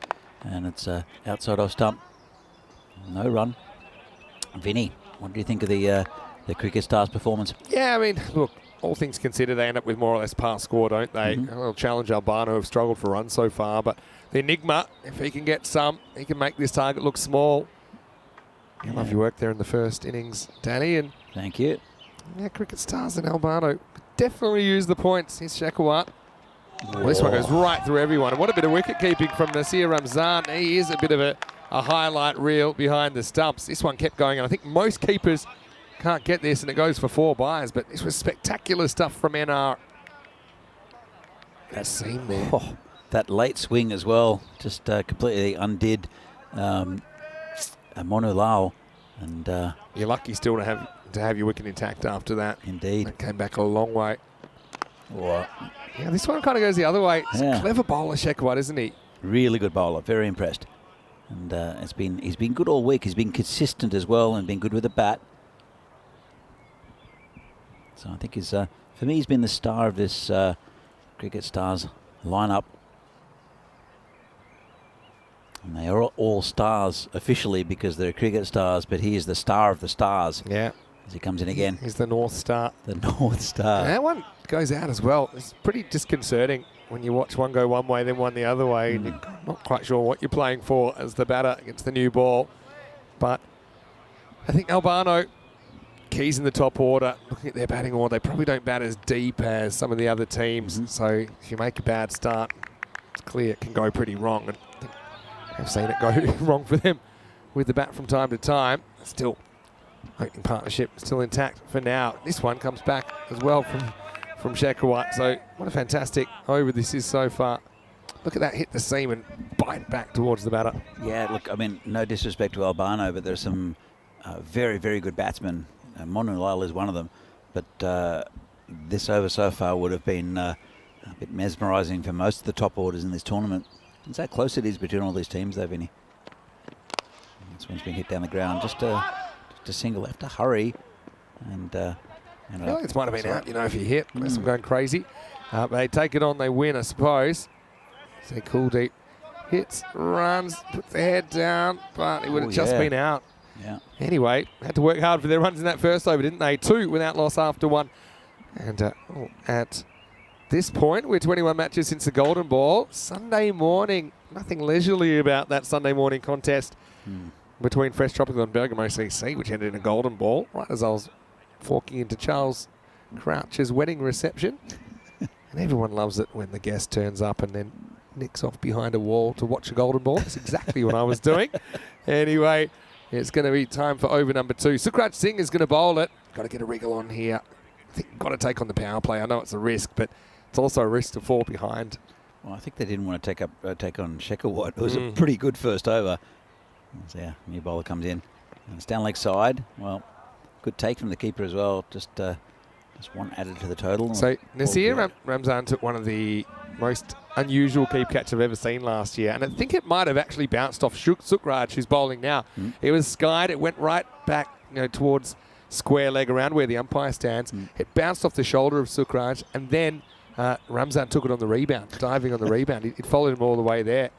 See if Sukraj had used his hands, we wouldn't have a highlight. Exactly. I might even try and find that. I'm in the mood to maybe wind the clock back. Want to say a quick hello to Charlie Hunt as well, who's watching from Gibraltar. And I think he's getting set for a start there in around about 15 minutes or 15 or 20 minutes time.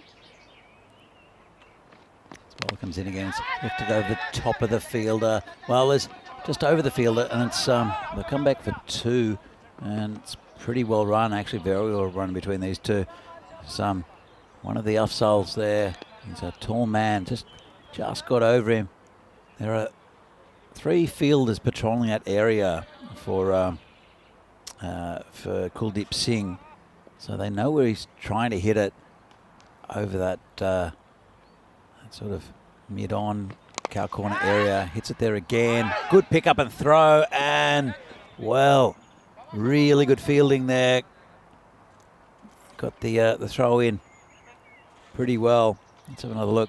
And he's quick, the batsman. Oh, he relaxed a bit, and the throw came in a bit high. Actually, would have been back pretty comfortably in the end.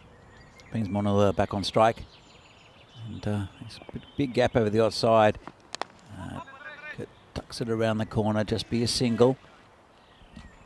I'll bring the batsman Kuldeep Singh back on strike. Been a pretty good over so far here from Sukraj. 5 from it so far. A couple of balls left. Yeah, keeping the choke on, aren't they? Need a pressure leaving boundary. That's for sure. Still a long way to go in this this match, but don't want to get too far behind. It's called a wide. That's right. I mean, runs the boundaries can make the difference, but you need players that are able to do that. I think Monulal's the obvious one that comes to mind.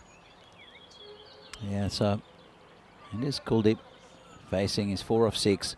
Slow start from Albano, but they can really build in this innings, and we know how just one over can change the momentum, whether it's with the wickets or a big overs. This one's over the top. It's going to be safe. It should be 4. So, in fact, it's 6. It looked like a little defensive shot. Let's have another look at that from Kuldeep. Timed it well, though. So, he didn't hit it too hard, just got it right in the middle of the bat, and lovely shot. Yeah, that's what they needed. We talked about them needing a boundary, and they get it. And yeah, I'm lucky that from Kuldeep. Maybe he can be the difference maker here. Well, we've changed the field now. Yeah, deep point goes back. Yeah. Now comes up, last ball of the second. In the air, hanging. The deep point does come around, and he takes a sensational what a catch. Rajmani Sandhu take a bow. It's stop, drop, and roll stuff. Well, I was about to throw to a memorable catch from last year, but this is pretty memorable in its own right. What a bit of fielding this is. Let's have another look at this, and he's come around and completely off balance. Takes it two-handed, but then it was made a lot of ground to get there. Really good catch out there. Talented cricketer, Rajmani. All right, so this is from the archives. This is the catch I'm talking about from in Bologna last year. Have a look. Off the shoulder and caught. Isn't that unbelievable from Nasir Ramzan? So taking us all the way. He always gets hit by the ball on the way down as well. That was against Trentino Aquila. Might have time to sneak the replay in as part of the vintage moment there from Nasir, who's been pretty spectacular so far in this innings as well. But yeah, I mean, I remember this one really well because I was on with Corey. I just don't think we'd really ever seen anything quite like it. Yeah, it was pretty spectacular, wasn't it? Let's see, new batsman comes on. He's taking his sweet time about it, though. Let's have a look one more time at this. Off the shoulder. And that's cut away nicely through the gap, going towards the boundary, and they'll cut it off. They'll come back for 2. It's they've got a couple there. Yeah, have a look at this one more time. Look at him just hovering around there, Ramzan, off the shoulder. And then Ramzan comes in and he grabs it just in time. What a catch that was. He made good ground to get to square leg as well. Yeah, he was lurking, wasn't he? But then that one from Rajmani, that was pretty good as well, wasn't it? Yeah, very good effort there from Rajmani. He's a good cricketer. He's Rajmani Sandhu. Shekhawat continues his good spell. He's said, I think, in my opinion, the quality bowler in this Cricket Stars lineup. He comes in again, bowling to Monulal, the Enigma. And this one's just clamped down on the bowler. Has a shy at the stumps, misses it by a mile. Does well, the man backing up to get a hold of that. That could have gone for a few more. And to bring Arvind Kumar on strike. Yeah, it was a pretty handy wicket to get for Cricket Stars. You can see Kuldeep was one guy that had a bit of power to his batting. Looked like it was coming together for him. Want to say a quick hello to Kroom as well. Wayne saying he remembers that catch in Bologna last year. And hello to Neville and everyone else. Mentioned Charlie's in there. Might have a little peek at what's going on there in a second. That's a nice shot over the top, and that should go all the way, and it does into the grandstand. And picked up there by a random spectator. Yeah, well, you got Arvind Kumar there, who, when he's performed, Albano started clicking and winning some cricket matches. You can see there's a bit of class about him there. Walks at it and carves it away over cover for 6. Talking about rebound catches, wasn't there one that came off someone's head? Yeah, that's a famous one as well in Cyprus. It was ramped onto the keeper's helmet. It was caught at the point. Yeah, went all around the world, that one. Delicate shot this time. He goes 6, now he goes 4. So power, then a little bit of touch from Arvind, who's 10 off 2. Yeah, he's looking, well, don't want to put the mockers on him. He's looking pretty good at the moment, and he's playing proper cricket shots. And Monulal is the danger man for Albano. And he's still at the other end, and even though he hasn't really gotten going yet, Monulal, just his presence there. Yeah, they know they have to get him. 1 ball left of the power play. And Short gets away with it. Doesn't really get up, does it? All right, so it's the end of the over. It is 27 for 1. Let's have a look across to Gibraltar. These are the teams for match 1. Portugal versus Malta. Malta winning the toss and bowling first. Interestingly, don't see any Conrad Greenshields in that lineup. And no, he's been nursing a shoulder injury, so they'll be led by Najam Shahzad with Kuldeep Goliath behind the stumps. Azhar Andani, we didn't see him as part of the T10 setup, but he is in the T20 setup. Just was struggling for some runs. You've got Miggy Machado in there. You've got Faf Stoneman listed at 8. You've got The Rock, Amir Zaib down there. I mean, they're about pretty deep. Going to Junaid Khan at 10, Nippo at 11. Malta, though, they've got the tank opening up, Darshit Patanka. That's the Maltese version of the tank. I know there's a Czech version as well. Boom Boom Basil listed 3. Varun Prasath captaining the side at 4. And David Marks from overseas is in. And Ashok Bishnoi, he has best figures of 6 for 3 in ECN T10 cricket. He's in the side as well. So that game is starting in around about 10 minutes' time. And I'll certainly be keeping a little bit of an eye on that as well. It'll be a good series, I think. 3 pretty evenly matched sides. Who do you tip in the opener? Or you're not going to give a tip? I think Portugal from... I think Portugal for me. I think... it depends on a lot of things. I think they're pretty evenly matched. One of my reasons is I think Portugal have played a bit more cricket recently. They played the... I know that Malta had an ECS that was quite a while ago now. That was kind of in February. But Portugal played their ECS and then rolled into an ECI 2-day T10 series. And they also played some T20 internationals against Gibraltar straight after that. So I just think that they've had a bit more time to gel. But no Greenshields, that certainly hurts Portugal. It does. So I sent Potter down just for a single under the offside. Conrad, very good friend of mine. He does have the body of an 85-year-old, even though I think he's about 35. And so we saw him actually keeping for Werash because of a shoulder injury. He couldn't throw and couldn't bowl. Started bowl a little bit, but he's had a bit of a workload recently, so maybe they're just keeping him in the back pocket. Here's Sukraj. This will probably be cut off by Dipendra Shekhawat. I'll get a couple. So he would have been out if it hit too again. It's one of those ones that maybe the batter coming back can see the throw's not going to hit stump, so he doesn't really stretch. But still, we see a few of these really tight calls. You imagine you would in this format of the game, but Ravind has already shown he can hit the ball really well. Bit of a wide throw, I guess. And that's what he can do. The Enigma. He's just picked that up just short of length from the bowler, rocked back and smashed it into the potato field. Let's have another look at this. So it's just a little bit short. Don't want to bowl bounces on this pitch, and especially at the pace that Sukraj bowls at. It's not going to get anywhere near head height. So nice shot there from the Enigma, and I think that might be a bit of a launching pad for him to go on with this. Didn't time it as well as he could. Back misses the next one. Going back to Malta, with the Czech team in T20Is, had a really good year in 2019. Broke all sorts of records, but just had a really good team and a good spirit around the side. Yeah. And went to Malta, won a tournament down there, the Valletta Cup. But Malta seemed to have quite a few old stages. And the next time we saw them, I saw them, I think, on the European Cricket Network, just watching them. And they were such a different side that had a lot of younger players come in, and as we see here, bit of a changing face at the moment. I mean, no Aurora in the lineup. He's been a bit of a stalwart in the last few years. Prasth's probably not the player he was with some of the injuries he's had as well. Should be a really interesting series, though. Yeah, 3 pretty evenly matched teams. Exactly. So when you say who's the favourite, I mean, basically whoever plays better should win, I think, in any given match. Nice to see a fair few names we've seen in ECS cricket recently as well, of course. In really all of those countries we've had a fair presence in over the first couple of months of the season, with the 4-week ECS in Malta. We had Portugal for a couple of weeks there, and don't forget Gibraltar. We had that big night series there. This is in the air. Player coming around should take it and drops it. Well, Arvind Kumar has a life. That's Manjinder, and I think that Nasir Ramzan was thinking of turning back the clock. He was waiting for the rebound here, but didn't come towards him. Look at him hovering around. He's like, okay, no, that's your catch. He's just hanging around, but it went sideways, didn't it? So chance goes begging. And you saw from the graphic at the start of this over, they're actually ahead of the run rate now after a pretty lousy start, Albano. Yeah. Comes in again and just poked out. Just for a single to look for 2, and they'll get it comfortably, actually.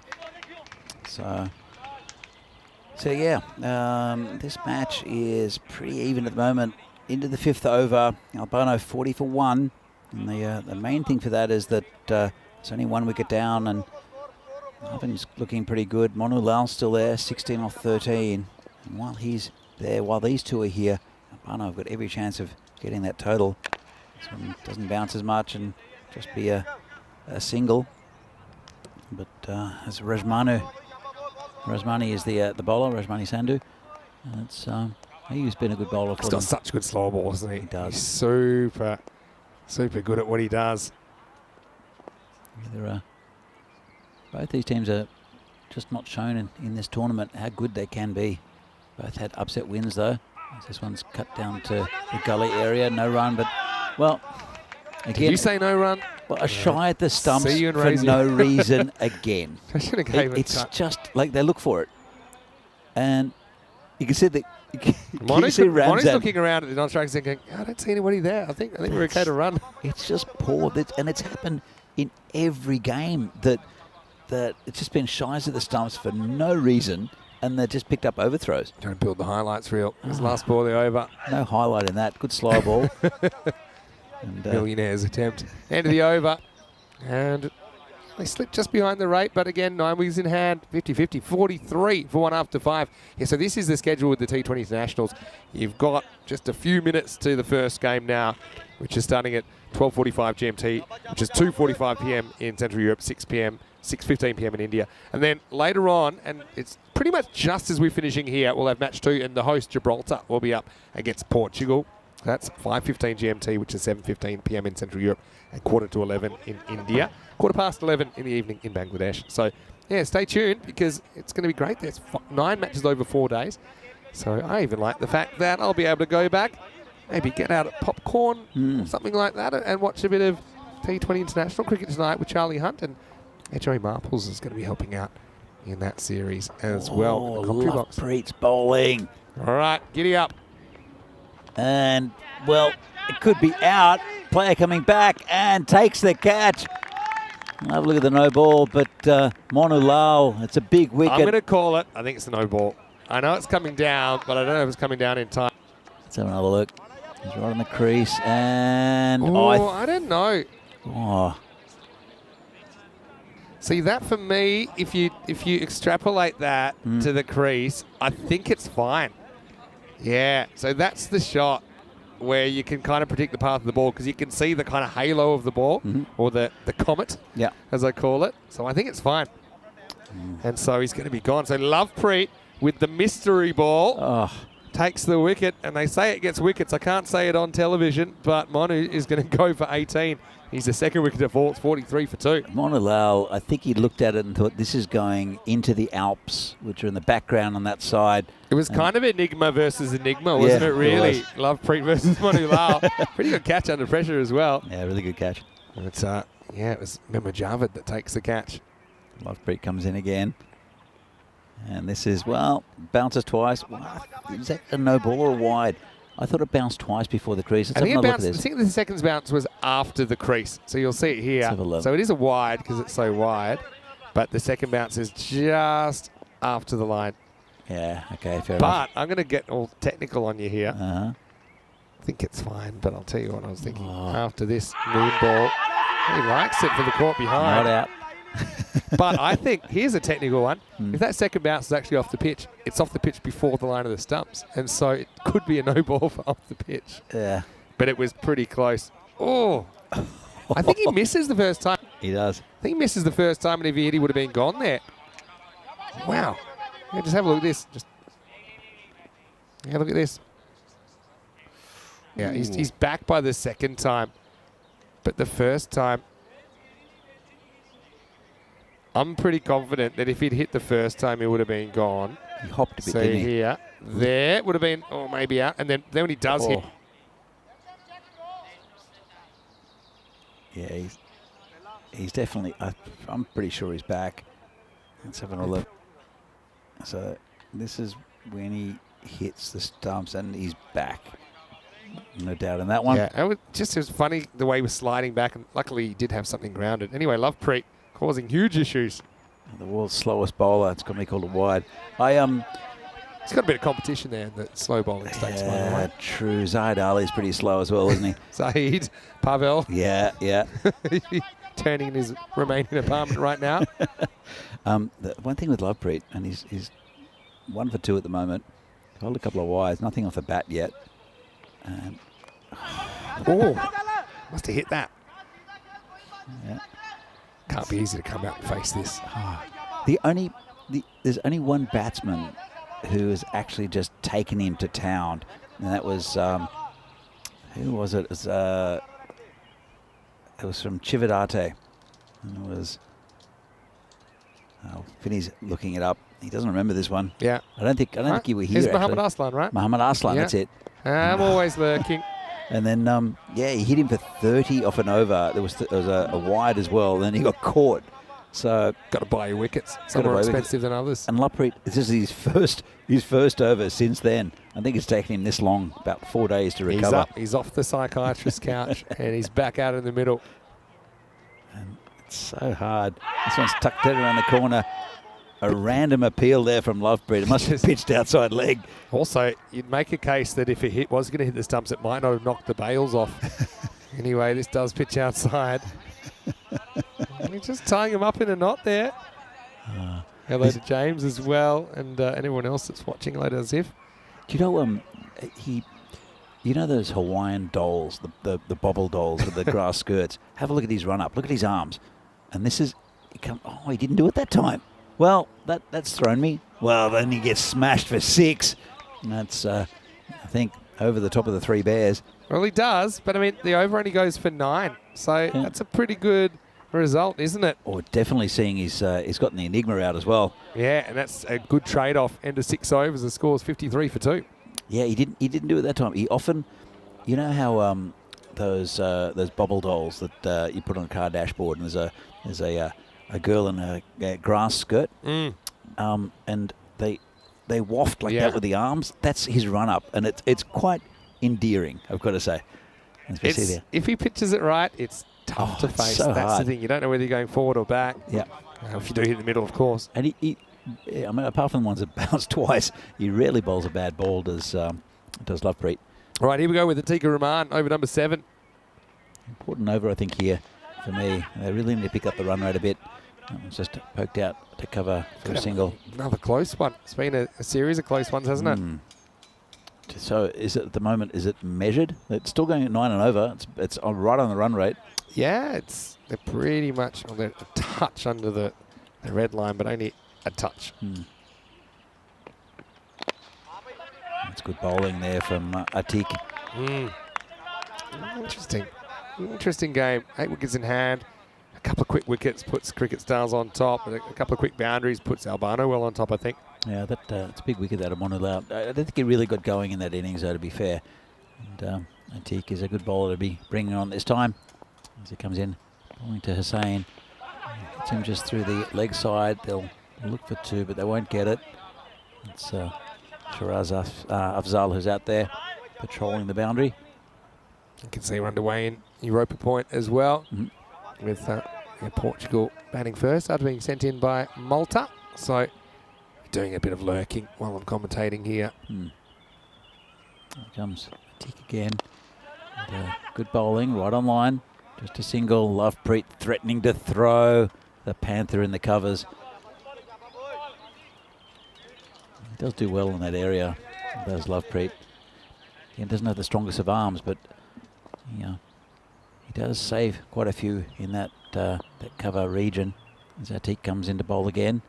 This one's whipped off his toes. It'll go towards a boundary and will get there as well. 4 runs. Yeah, good batting. Just angled in towards him. He kind of gives his stumps up a little bit in that if he misses it, he's going to be in trouble. But he creates that, doesn't he?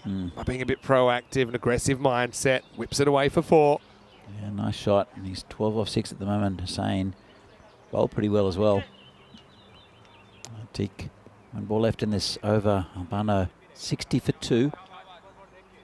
Still pretty much on the same run rate as what they started up. Short and tucked around the corner. Didn't get hold of it. Just be a single. And you can hear the grunt there from the batsman. He will retain the strike. Will Hussain. Arvind Kumar. Again, he's playing more a support role. Good game this. 61 for 2 after 7. Leaves 28 required off the last 3 overs. As you can see what is coming up, Milan United against Cricket Stars in the next game. And so, yeah, Cricket Stars certainly will want to finish strong. So will Milan United. Hasn't Sanjeeva been good? So that game is coming up in around about 40 minutes right here on the European Cricket Network. Yeah, again, another good side is Milan United, but just not shown it as much as what they have in the... Well, as you mentioned earlier, I think earlier in the tournament, Milan United has not been the greatest on ECN, but they're a very good side. And again, for this region, there's so much good cricket played and so many good teams. So it is Jabra Afzal comes on, has a bowl. First one's pretty good. Just chatting to Conrad, saying, yeah, injury just keeping him out of the clash, which is unfortunate, but hopefully we'll see him again pretty soon. Here's Afzal. He says full toss might be a no ball actually, and it's just been hit down to square leg. I'm going to say, yeah, this is highish as well, isn't it? Not really dipping as much. On the walk quite far though, but it's highish. This is where it's really tough to predict. That for me, still pretty high.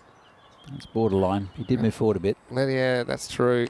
I suppose if you move forward, maybe you give up your right to it anyway. It might work out anyway for Albano. Sliced away a boundary. Arvind Kumar moves to 19. A player we haven't seen, I think he's injured, is actually Lucky. We did see Lucky there. There's Manjinder Singh, but Amindeep Singh, he was struggling with an injury and he's not playing in this game for Cricket Stars. Had a bit of a mixed tournament, has Lucky. But Afzal, so that little boundary has helped with the score, still hovering about 9 and over. And a good ball there, uses his height well, the bowler. And just a single to Lovepreet. Bring Arvind Kumar back on strike. He's 20 off 13, but and he's looked pretty good without being that fluid. A couple of balls left in this over. It's been a pretty good one so far for from Afzal. Comes in again. And another full toss. This one could be a no ball, you know. It was pretty high. Playing their patience, and this is one they want to have a look at. Again, at this stage, it makes a big difference, doesn't it? You want to get these calls right.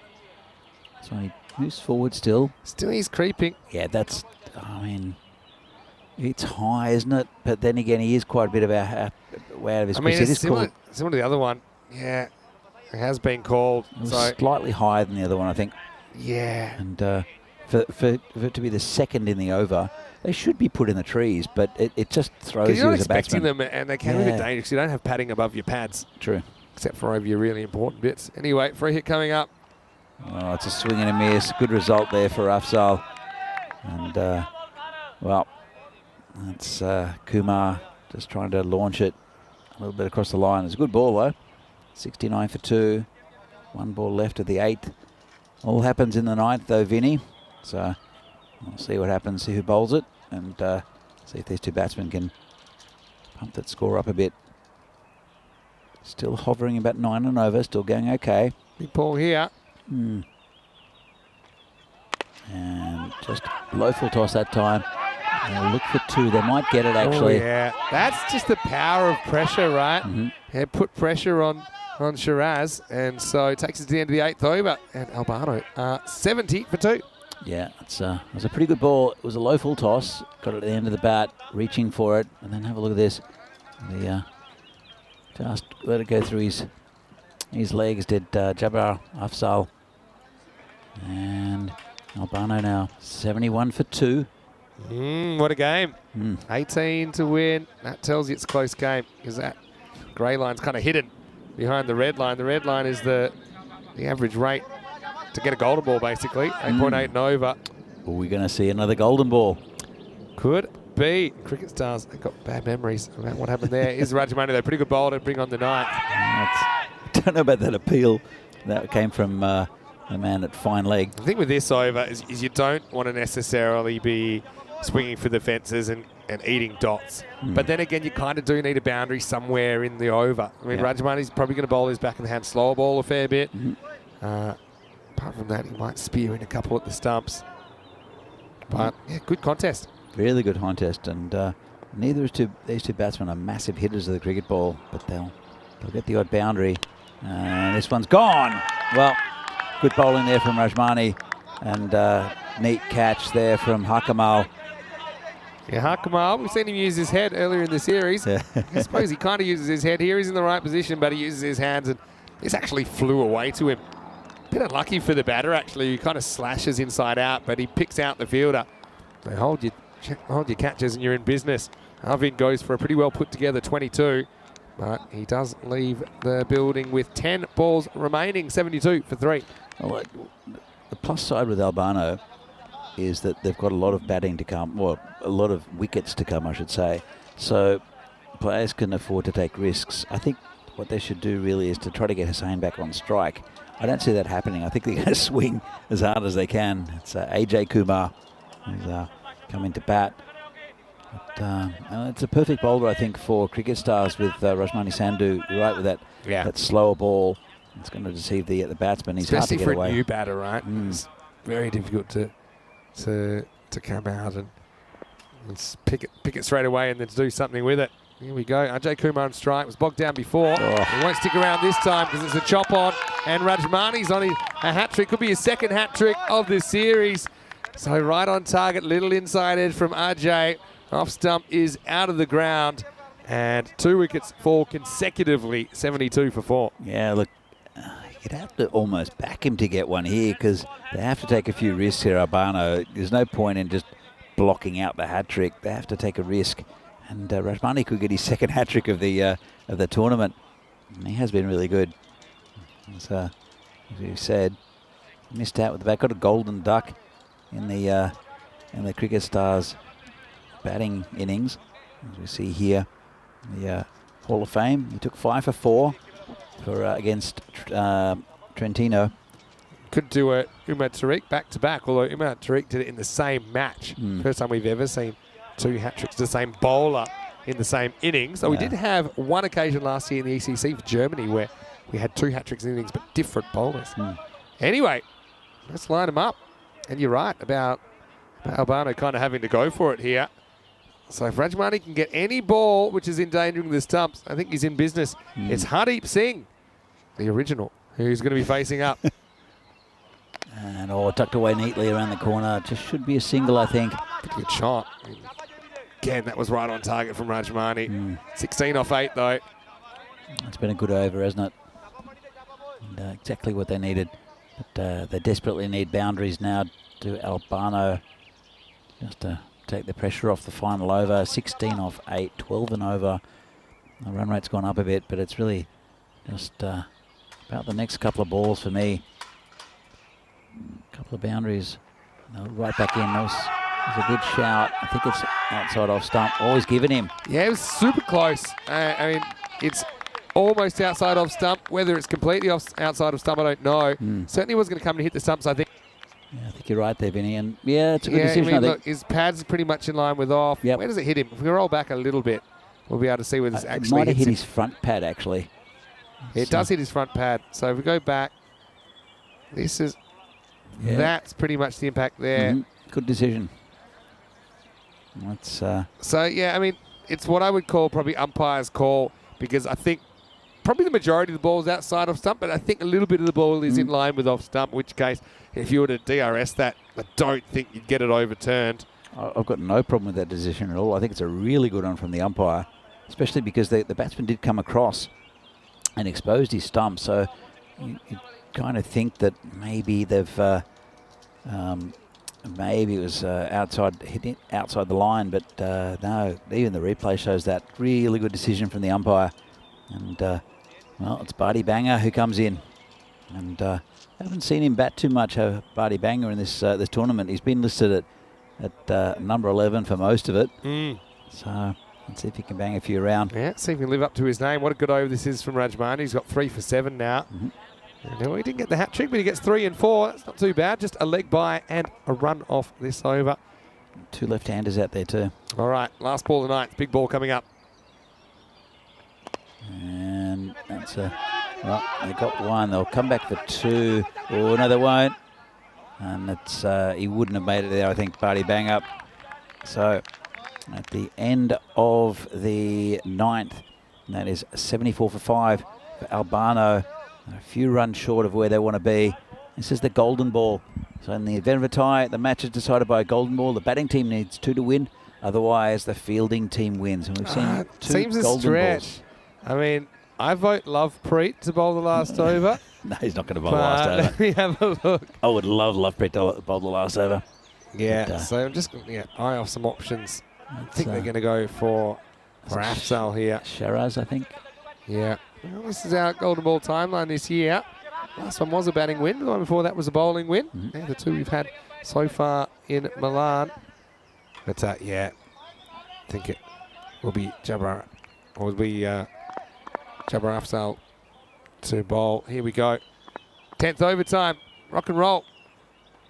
So just poked out for a single. That's Barty Banger, bring Hardy back on strike. 14 off 5. Need 2 boundaries and maybe even a 3rd to make it close, but we kind of saw that Kings 11 chase. The 10th over can be pretty unpredictable. Yeah, true. But these 2 batsmen, they are batting down towards the tail end of this Albano side. And it's a pretty long tail. This one's been hit on the leg side. They'll look for 2. I don't think they'll get it. And they won't. In fact, it's pretty good from the fielder who just ran it in rather than threw it.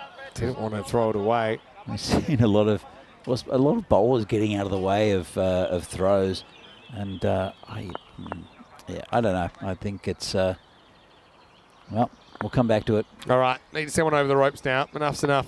Time to bang one, Barty.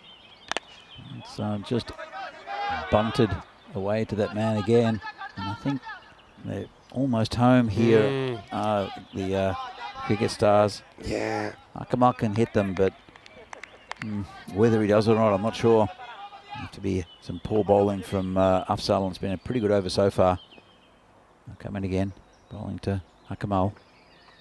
Hits it high in the air, but don't think it will be caught, will it? It won't, and it'll come back for 2.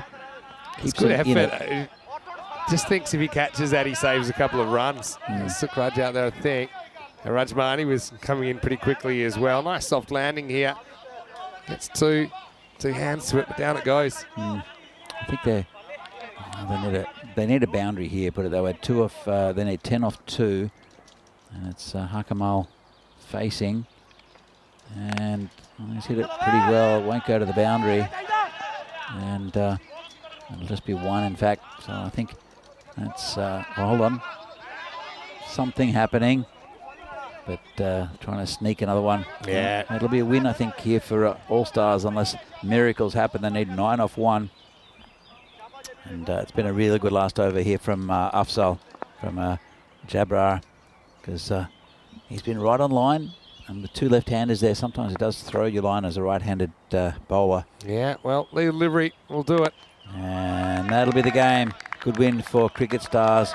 And it'll cement Albano's spot at the bottom of the table, unfortunately. And Cricket Stars, it was a good game, good contest. I think Lovepreet made the difference with that big wicket of Monu Lal off a slow full toss. Yeah, it was a big moment in the game, wasn't it? So yeah, Lovepreet, the difference maker perhaps. So what's coming up in match 54, Milan United versus Cricket Stars. That's going to start in around about 25 minutes right here on the European Cricket Network. Milan United winning the toss and electing to bat. And let's see if Sanjeeva can be off to the races. Nice to see through to Heshan Rambo in the lineup as well for MU. Let's have a look at, cue the highlight music, because Ramzan was throwing himself around. Shades of 2022 there. Sukraj into the attack, and I suppose Albano, they were behind at the start, then they were ahead, then they fell behind again. They were kind of oscillating up and below the red line.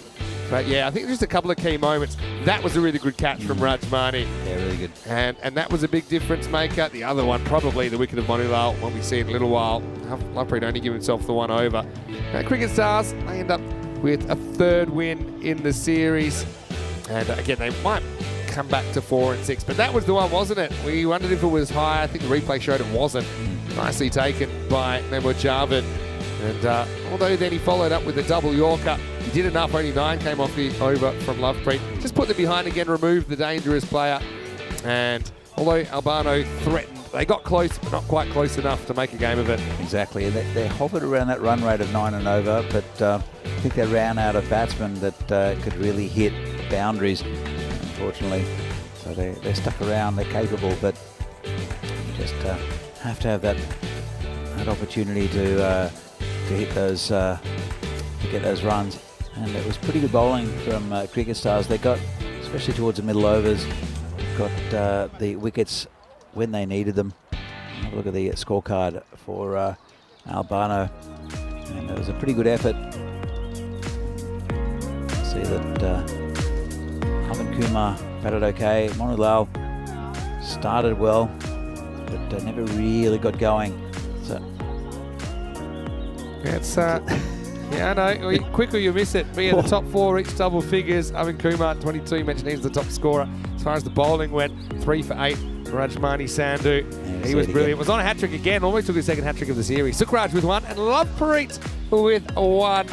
And well, Lovepreet, there is one more game. I'd love to see him maybe batting a bit higher. He still hasn't hit a 6 in ECN cricket, and I think it's sooner rather than later that we'll see it. Anyway, we'll take a break. We'll be back in about 20. Meanwhile, I'm going to turn on to Gibraltar during the break and see what's going on over there. Vinny Sandhu here, Mr. Maximo, with Danny Hudacek. We'll see you after the break for more FanCode European Cricket Series.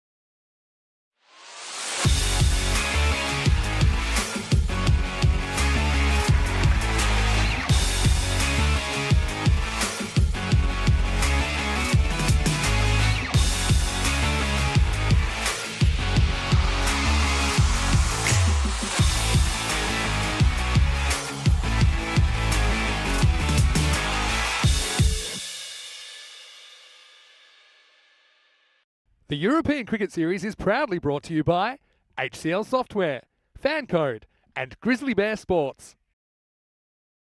Hello and welcome back to Milan. Time for match number 54. Just 2 matches to go in the group stage, of course, before finals tomorrow. Double trouble as well on ECN today with the T20 internationals well underway at the moment. So you can multi-screen it if you like, but my attention is right here with Milan United taking on Cricket Stars in match number 54. We've got the captains here, Ishan from Milan United and Lovepreet from Cricket Stars. Lovepreet, it'll be your call. Heads is the call, and it is tails. So, Ishan, what would you like to do? We are going back first. So, it's going to be Milan United to bat first. Sanjeeva's been brilliant at the top of the order, hasn't he? They've done a lot of chasing, so I kind of like that you've decided to bat first, see if you can put the score on the board. I think that probably Cricket Stars would have liked to have batted first as well, but ultimately 2 teams that have had disappointing series, maybe they can finish strongly. Of course, this is Cricket Stars' last game. Milan United will see them in the last game too, but it's time to go over to the commentary box. It's Danny Hudacek who will take you to the first ball. News from the toss is that Milan United, they've won the toss and they're going to bat first. Well, thanks, Vinny, and welcome to everybody out there for this FanCode European Cricket Series here from Milan. It is match 53 of 55 in the group stage of this this contest, and it will be actually it's match 54, match between Milan United and Cricket Stars, and it was, as we see the lineups here. So Milan United decided to bat, and they've got Tarudu Heshan back in the lineup, who'll help a lot with this lineup, but good batting along the way from lots of these players. Sanjeeva has been really good for them with the bat and the ball. Cricket Stars, who saw them with a narrow victory against Albano in the previous game, and it will be they'll try to keep the runs down for Milan United. It was a good victory. They hit about 90, so that's what you'd expect Milan United to be aiming for. So with Milan United, have Sanjeeva up top with the bat.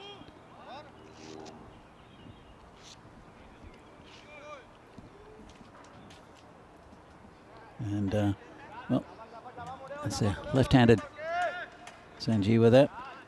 We'll be facing, as per usual, Dipendra Shekhawat, who's been fantastic for Cricket Stars throughout this tournament. I wouldn't say he's played a lone hand. There's been a lot of good performance for Cricket Stars. Milan United, they are down a bit on personnel, but Jai Cody's still the captain. He's very influential as well. So we're just about to get the first ball on the way, just waiting on the umpires, that clock to tick over local time. And so a few new names here for Milan United. Cricket Stars will look to win 2 from 2 here. As we see Shekhawat bowling to Sanjeeva. It's a really good, will be a really good contest between these two. 2 very talented cricketers, with, both with the bat and the ball. And Dhanuka is the man at the non-striker's end. Comes in for the first ball.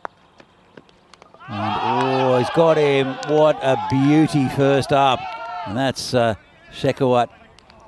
Well, he wins that contest, and quite convincingly. Sanjeeva's a fantastic cricketer, but just getting that bat the gap between bat and pad. Let's have a look at this. And it cuts in, takes the leg stump, and he looks back at the bowler celebrating. Can't quite believe it, can Sanjeeva.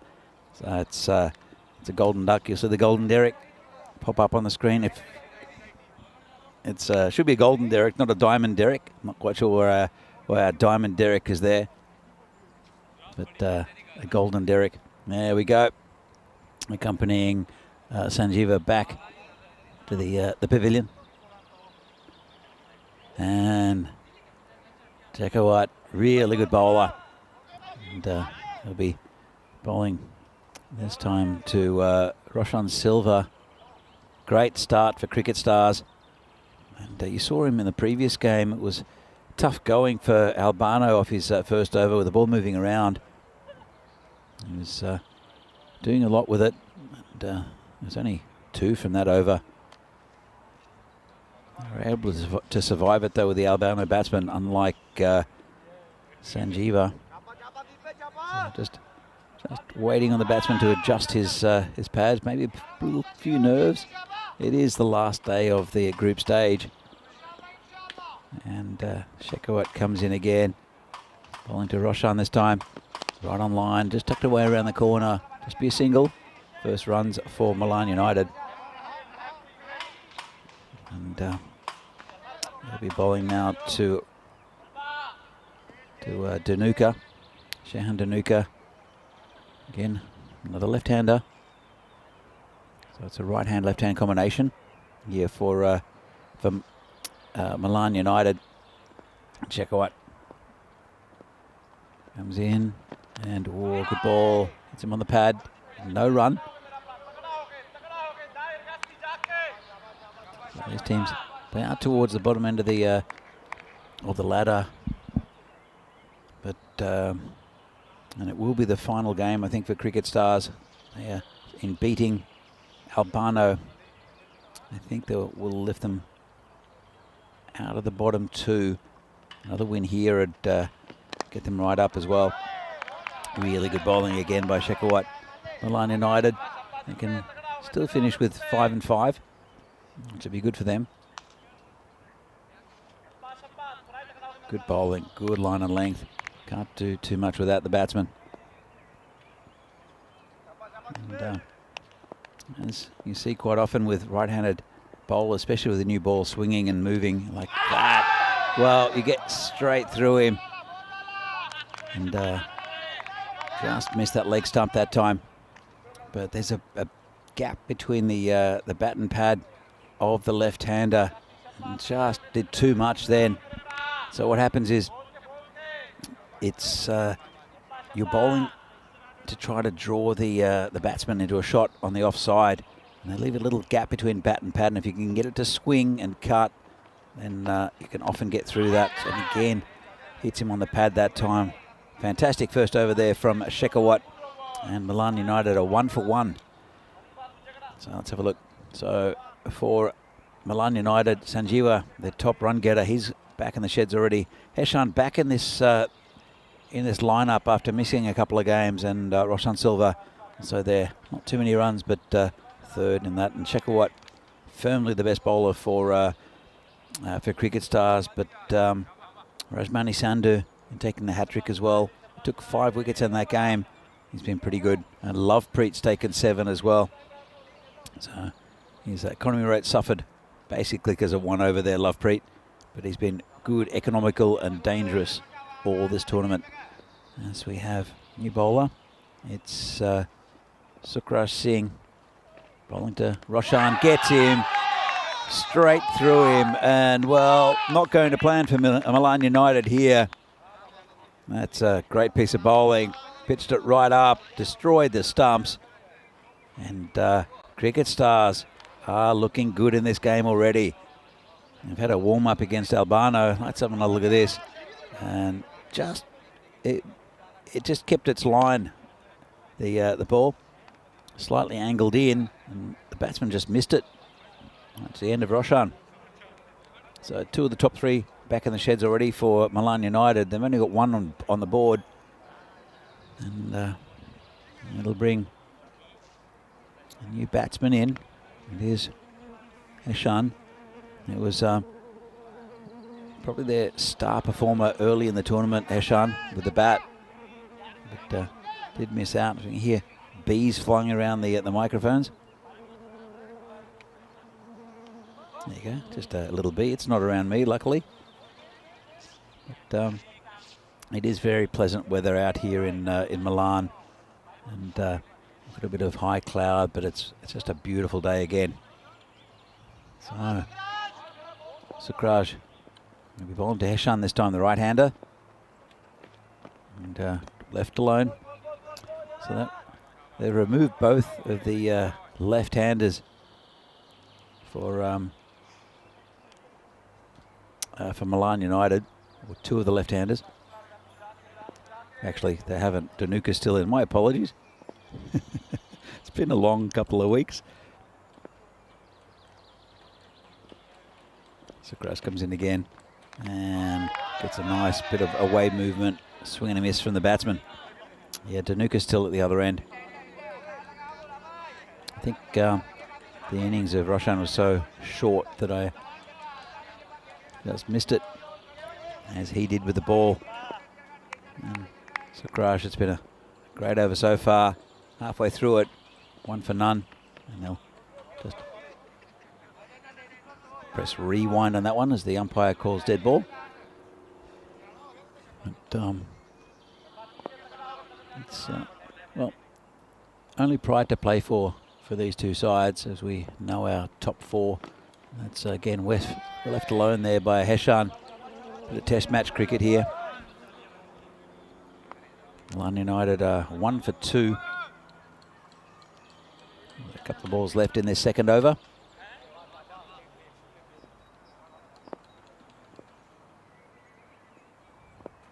Comes the bowler again. And just prodded out to the offside. And it's a skipper, Lovepreet will pick it up. And that'll be a run. So they've doubled their run tally. It's caught up to the wickets. They are 2 for 2 Milan United. 1 ball left in this over. Of course, it's a 3-over power play. So field restrictions are in. And there's a man back deep on the offside at point. And also on the cover boundary. Says hit off the toe of the bat and reach for it. And just another single. Slow going at the moment for Milan United. Rocked after those early 2 wickets. And that's the end of a very good over there from Sucrose. Only 2 from it and a wicket. And Milan United are 3 for 2. So, as we see the table here, Cricket Stars and Milan United 9th and 10th on the table. After Cricket Stars beat Albano, who will finish bottom, even though they do have another game. Milan United, we'll see it a little bit later on. Cricket Stars, this is their last game. So it'll be Albano against Milan United in the final game of the group stage. Match number 54. And another good ball to the left-hander Danuka, who squeezes it out just for a single. Shekhawat continues his good spell. Now I'll be bowling to Heshan, who batted really well for Milan United early in this tournament. I said he's missed the last couple of games. And these players are not professionals. They have real lives to go back to. Sometimes there are family commitments or work commitments that they can't get out of. But generally it's been a good effort from these players to come and play in this tournament. It's over 2 weeks as well. That was wide from Shekhawat. And you can see how much it means to them to be in a tournament where it's all the best teams from the region, from northern Italy. Even Trentino Akia, who have finished all the games. They had to travel 4 hours to get here, which is difficult, especially when you're playing the first game. And another good ball there. He's gone. Well, nice pick up there by the keeper. Shekhawat gets another one. And the woes continue for Milan United. They lost their 3rd wicket with 5 on the board. And Shekhawat gets another one. Neat take there by the keeper. It's Nazir Ramzan, who's one of the better ones. You can see the deflection there, no doubt about it. And Milan United are in a bit of trouble. 5 for 3 at the moment. We're in the 3rd over. So it's not going to be a good power play, going at just over 2 and over. And Shekhawat is, well, he's taken out their best batsman in Sanjeewa with the first ball of the game. Now they've taken out Heshan, who was good early for them. Really good piece of bowling. Danuka's still there, the left-hander.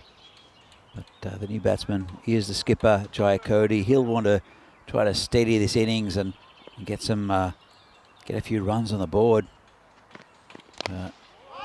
Again, it's a really good start there to him from Shekawat. Just gets past him. Just be a single. Move on to 6 for 3. Milan United. And it'll bring the left-hander Danuka back on strike. So, still got 3 balls left in this over, Shekawat. And this ball's probably going to be not moving as quite as far. But a bouncer. We don't see many of those. Called it wide. It was outside leg stump. Let's have another look. Just tosses it in. Not well directed, unfortunately, for the bowler. We just don't see too many bounces. You'll see a lot of players here batting without helmets. Never a good idea. I need to see one batsman at least get hit in the head last week. And it rebounded. I'll come back to that. This one's just played down the ground just for a single. It was an interesting one. It was, I think it might have been a full toss. It was anyway, it went up high. He got a bit of a top edge. He hit the side of his head. He was wearing a headband, which probably saved a bit of skin. And it went down to the backward point boundary. So it was quite a deflection. Shekawat continues. I think it was a bouncer from memory. Just got up because he got a top edge. So he's got a bit lucky. We didn't even really notice it until we saw the replay when he started holding his head. But he was fine. Just stunned him a little bit.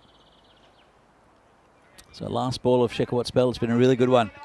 Taking out 2 of the top order of Milan United. Comes in again for his final delivery. Maybe not. That's a bit loose. Tried one out of the back of the hand. Slower ball. Didn't work. And direct hit from the boundary. Which doesn't cause any more chaos. Be another ball left. But you can see he tried to bowl from the back of the hand. It went wide outside the left-hander's off stump.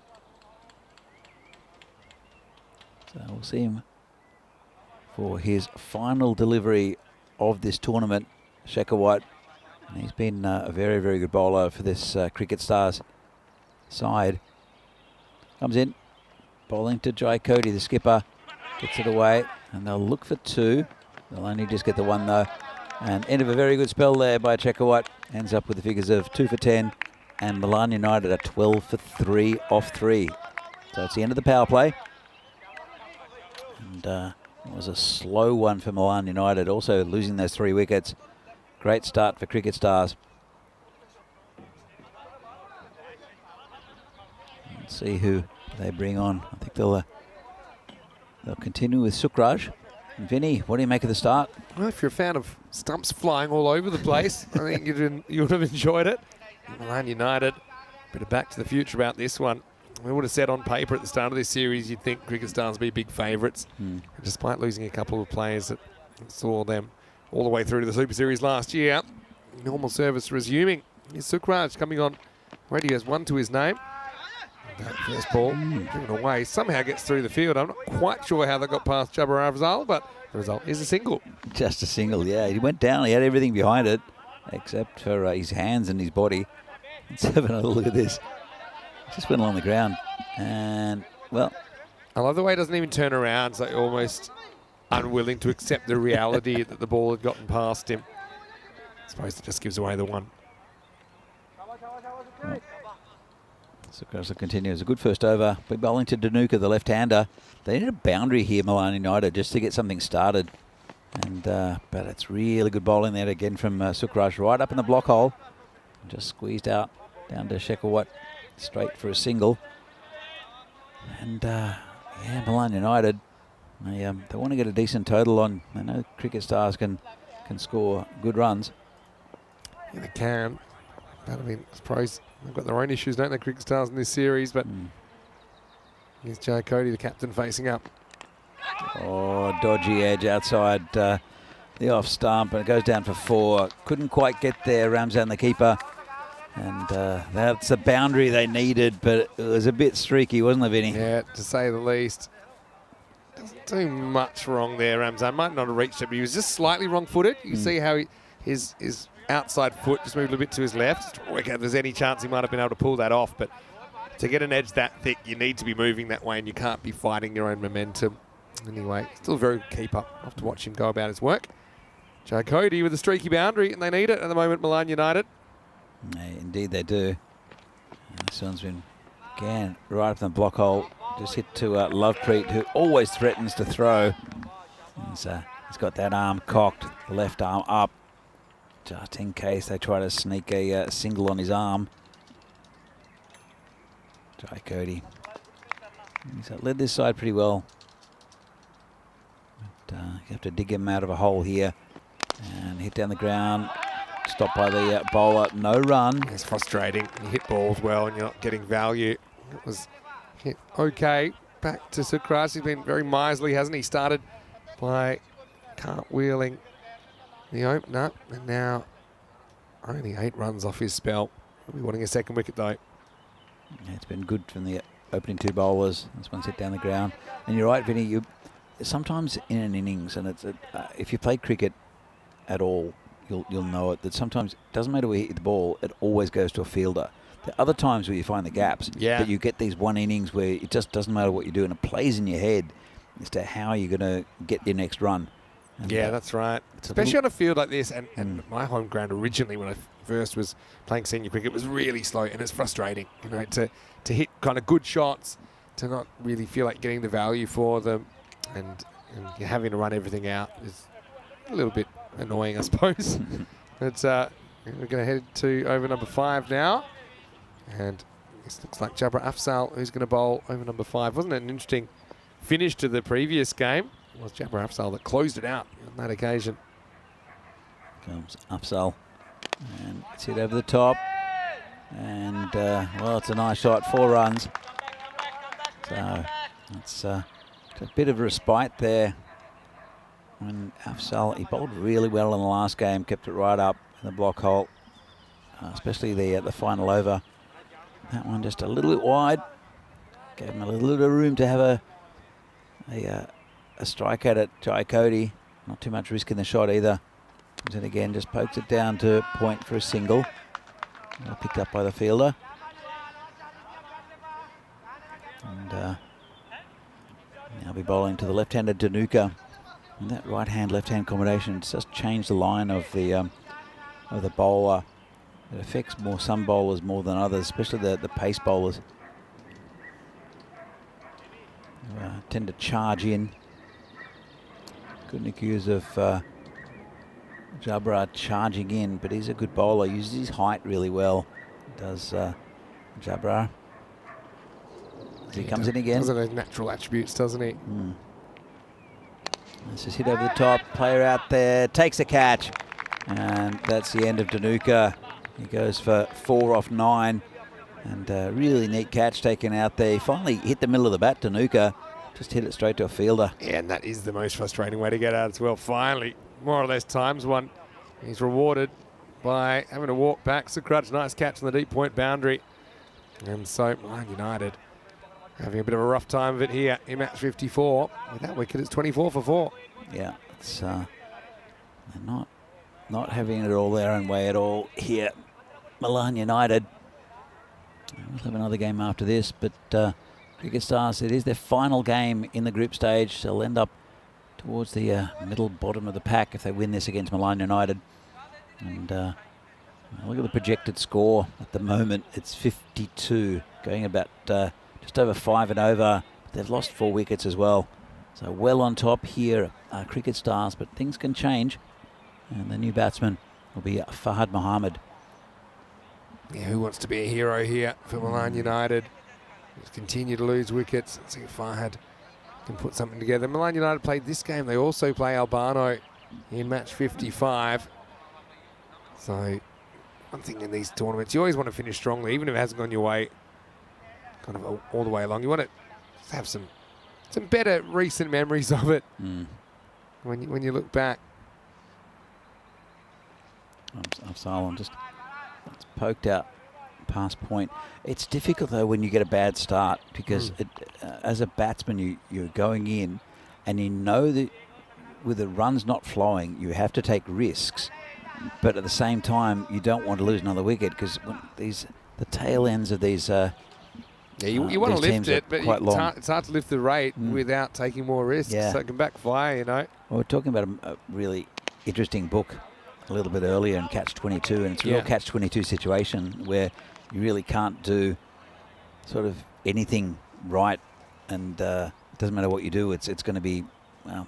Often, when I see players, a bit like Tanuka, falling behind that run of ball pace, you can tell they want to be aggressive and try and catch up, but then also they don't want to waste the fact that they've spent those balls by getting out. They'll feel like they haven't, well, they've got to let their team down by wasting balls and getting out. This one is down leg side, called wide. Ramzan, more work for him. Sometimes all you need is a good partnership, and it will get that score up. But they're almost halfway through the innings here. Are Milan United? They're only 26 runs, so there's a bit of a risk factor. And as they come in again, and this one be, I think it's come off the pad. It has. Let's be a leg by. In the over. Afzal, pretty good one, takes a wicket, and 8 from it. Gives us a chance to say hello to you at 27 for 4 after 5 overs. Vinny Sander here, Mr. Maximo. Don't know who to check with me. It's really going to hot up. I mean, what a big weekend of action. We already have the T20 Internationals underway in Gibraltar, so 2 matches and even a third match on Saturday there. We've got finals day tomorrow. We've got our own ECI International T10 cricket on the weekend as well, so stay with us. Should be a huge one. It'll be your first taste of live ECI action, right? Absolutely. I'm looking forward to it. And 3 good teams here in the host, Italy and France and Romania. Yeah, this is where we're at the moment. So Portugal, Malta, I think they're about 13 overs in. I've got Portugal 100 for 4 there. So they're going about 7.6 and over. Gibraltar, Portugal in the night game, or the twilight game, I suppose. We'll go into the night. Stay tuned as Rajmani comes on for over number 6. Yeah, it won't get any easier for Milan United. Rajmani has bowled well throughout this tournament, taking a hat-trick as well. His best figures were 5 for 4. Probably hasn't taken as many wickets as what he'd expect to after that early success. I think it might have been even their first game, Cricket Stars. As comes in again, beats the batsman outside off stump again. So really good bowling. And he keeps it pretty simple, but then has a very good slower ball that he rolls his wrists over, that it's very deceptive, especially if batsmen get tied up like Jai Cody is here. He's 14 off 14. And he's trying to get runs for his team, but slow ball often undoes batsmen. Comes in, and that's the slower ball. It's up in the air, just wide of those 2 players. And they'll come back for a pretty comfortable 2, just near the boundary. But you saw that, drew a false shot from Jai Cody, and lucky to get away with it, just right in between those 2 fielders. It's an outside edge. Taking it on though, isn't he? Yeah, it's hard to get out of this without at least a little bit of luck. Yeah, 29 for 4 now. Milan United slow going. Cricket Stars well on top. This one just tucks him up again, just be a single. That's the thing with this type of this format of cricket. You can't really protect singles, and as a bowler, that's what you hate really, is to see just singles taken. But again, singles don't win you matches. It's not in a game where you can't hit boundaries. Here comes Rajmani again, just again rolls his wrist over that. It's in the air, player coming around, and Shekhawat doesn't really drop those. Again, just a slow ball, rolled his wrist, dipped on him, and the batsman just stuck out the bat, and Fahad Muhammad is gone for 1. Have another look. Just checked his shot a bit, got a good piece of it, timed it pretty well, and but it was a bit of a nothing shot. Shekhawat takes a catch, and another wicket goes down. They are 30 for 5 at the moment, Milan United, and we're almost at the end of the 6th over. Yeah, so run rate not where it needs to be. Way too many wickets, obviously, as well. That's Cricket Stars creating chances and taking them. Shekhawat's good player. He came in quickly to take that catch. Yeah, indeed. And Rajmani Sandhu will continue. It's been a good over. It's the slow walk out to their centre. for the Milan batsman. It's it'll be Trishan Silva, the new batsman. And it doesn't look like they want to be out there at the moment, Milan United. It's another left-hander. They haven't scored many between them, the left-handers for Milan United. Haven't seen too many left-handers, to be honest, in this this tournament. As Rashmani comes in again, bowling around the wicket, and beats him outside off stump. Again, that ball doesn't get up too much. And that's the end of a very good over. 1 for 3 off that one, and Milan United at the end of the 6th are 30 for 5. Yeah, Milan United fired at times in this series, but is finding it hard going here in their second last group match. Joe Cody, only batter really standing up, but even he's just going barely run a ball pace. Sanjeeva got cartwheeled, so did Roshan Silva. The first two, well, the first ball of the first and second over, just placing the stumps. But anyway, everybody, hang on to your hats, because here comes Lovepreet. Wow.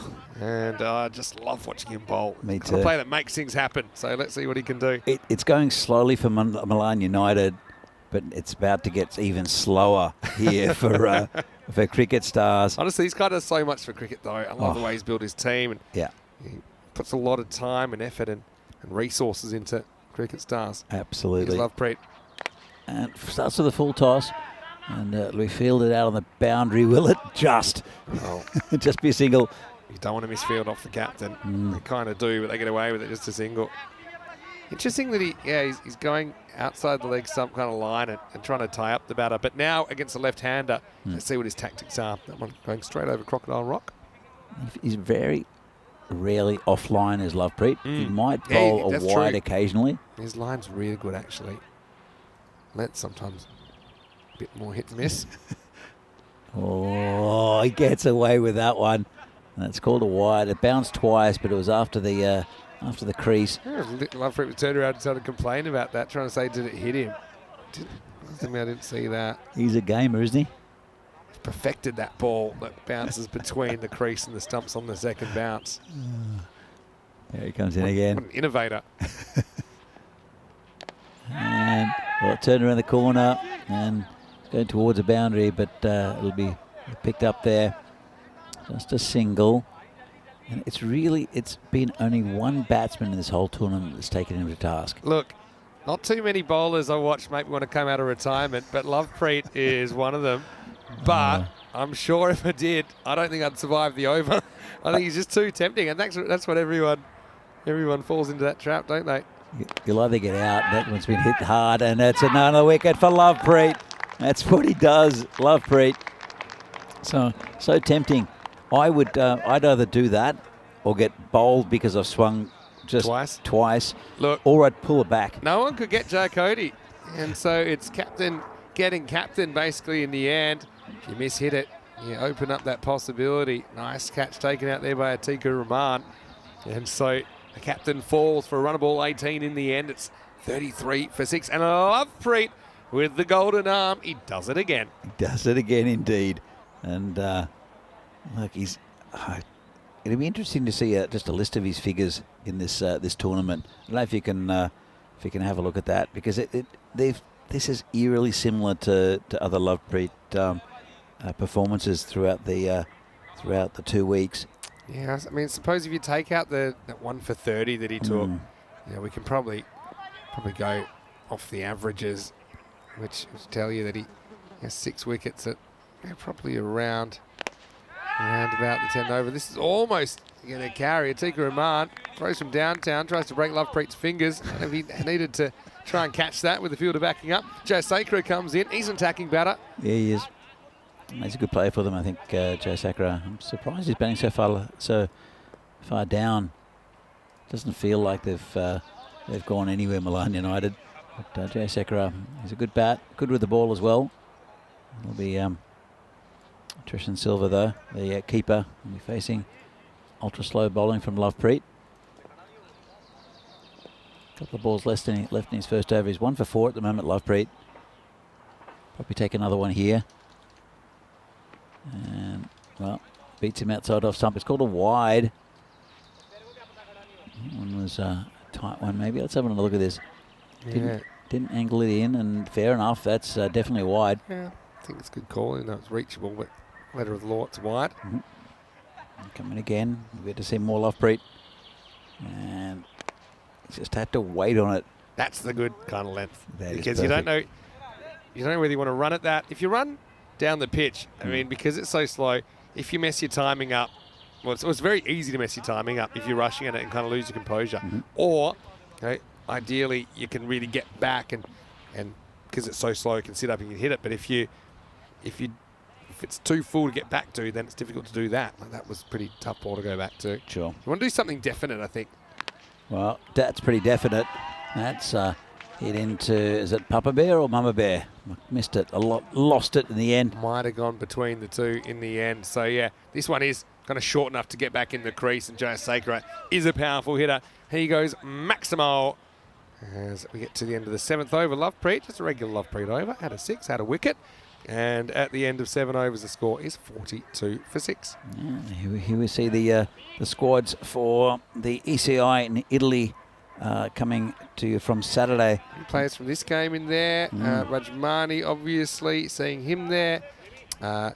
You've got players that we've seen earlier in the day, like Paljit Singh, like Simranjit Singh as well. Jagmeet Singh, of course, the Kings 11. Manu Lal, who we'll see playing for Albano in the last game tonight as well as some players from other regions, like Kasala and Irash Fikmurthy from a bit further south. Anyway, here we go with the start of a new over, and it's going to be Jabbar Afzal to continue. Starts with a wide.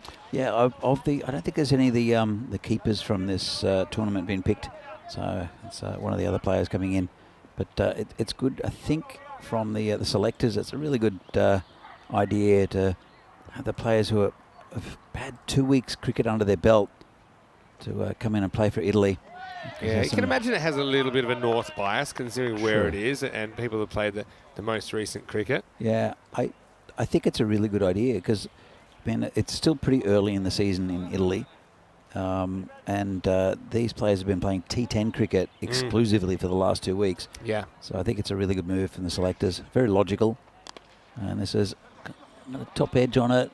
Player going back to try to get there. Plugs, and it's just 2 all run. Got his line of length wrong there, did the bowler, Jabbar. But that doesn't cost him too much. So at the moment they are 45 for 6. Going at about 6 and over. Run of ball is probably not enough. Yeah, looks like it's definitely not enough, although we have seen some pretty amazing things on this field. Good bowling there, right in the block hole. And he's been impressed with Jabbar throughout this tournament. He's what he does is pretty simple. He just tries to aim for Yorkers, mostly gets it right as well, and they're hard to get away, especially a tall man like Afzal. He comes in again, bowling to Jaya Sakura this time. This one's around the corner. Good effort from the fielder. Might have been an outside chance for a catch, but I think he did well to stop the ball from getting past him. Let's have another look at this. That's right, Yeah. Pitched up, turns it round the corner, and great effort. Yeah, I think Was he's that got in rid and of- out? I'm not sure. Yeah, it's kind of almost like a tie with the ball hitting the grass around the time his hands get there. I think it has to go down as a good stop from Emma Jarvid. Agreed. Here comes Jabbar again. A couple of balls left in his spell. This one's just prodded out to the onside by the left-hander.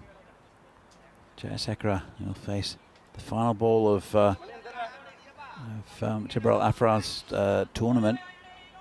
This is their final game. Can't believe we started 2 weeks ago already, Vinny. Yeah. Time's flown, hasn't it? It does. It's pretty much wall-to-wall cricket through the daylight hours here in Milan. And, unlucky not to get a wicket. Big swing and a miss there from Jaya Sakura. Just bounced over the stumps. End of a very good spell from Afzal. So Jabbar Afzal. And at the end of the 8th over, 48 for 6 are Milan United. Have a look at this. So it looks pretty impressive as it goes up, but until you realise that up is about 6 runs and over. Yeah, if you know your Hindu Arabic numeral system, you'll know that 6 is all right, but there's bigger numbers than that. And I think they're the issue here, just the regular losing of wickets throughout this innings. I think you might have seen from that, there's only one over that hasn't had a wicket in it. So it's a sign things aren't going really well. Can't put that partnership together. Although I suppose with that 8th over, there wasn't a wicket in that either. So it's 2 overs. The 4th and the 8th not bearing fruit for the fielding side, but apart from that, 6 overs have had wickets in the first 8. It's like this game is so slow, it's like it's being played underwater. And just, yeah, that's a good way of putting it. Yeah, even with Lovepreet, I mean, even without Lovepreet, it's still going slowly. It's Atiq Rahman has bowled well in this tournament for Cricket Stars. Another dot ball. And they're eking towards that 50, Milan United. Eking is probably a pretty good word to describe it. Atiq's a good player. I always like to watch him. He's been promoted to open in this series. He used to be batting about 5 or 6. I don't know if he's got a bit of an identity crisis about it. I mean, he normally comes out and just swings from ball 1 and has taken that approach into the power play. But I suppose maybe you're getting slightly different bowling and the ball's in slightly different condition. So maybe he hasn't had as many successful innings as he would have hoped. Still, when he's hit it long, he has hit it really long. Hit one of the biggest sixes we've seen in this tournament. So 50's up for Milan United. And this one's just been pushed out for no. Bit of comedy cricket there from Jabra. It was went straight to him, big no call from the batsman, and then he just ran over it and had to turn back. Batters didn't know if they were coming or going there. Jasakra, he was quickly U-turning, didn't want to get run out, but then he realised he was safe. They do make the run in the end. Oh, this could be out, and good effort from the bowler. Always second favourite that take a single from it. But really good bowler there, really good effort there from Atiq. Got a leading edge. Let's have another look. Yeah, good effort. I mean, this hangs in the air for a little bit. You'll probably catch it here in the replay. And yeah, I think this kind of goes through his hands. Spend all his energy trying to get there. Let's go, last ball of the night. Oh, it's a bit edgy. Going to that man who... Oh, backwards throw. Did they run 2 then? Oh, almost. I've got a feeling he's going to be run out. I don't know. I think he's home. He slid the bat well. Let's have a look. I'm going to say he's just out, but I'm just going completely on instinct. Well, he's chatting to his batting partner. Let's have a look. We'll try and get back to the field in a second. Yes. Did they? Well, that's when they first... They only ran 1, right? I'm pretty sure this is out. Let's have a look. I'm not sure what happened there.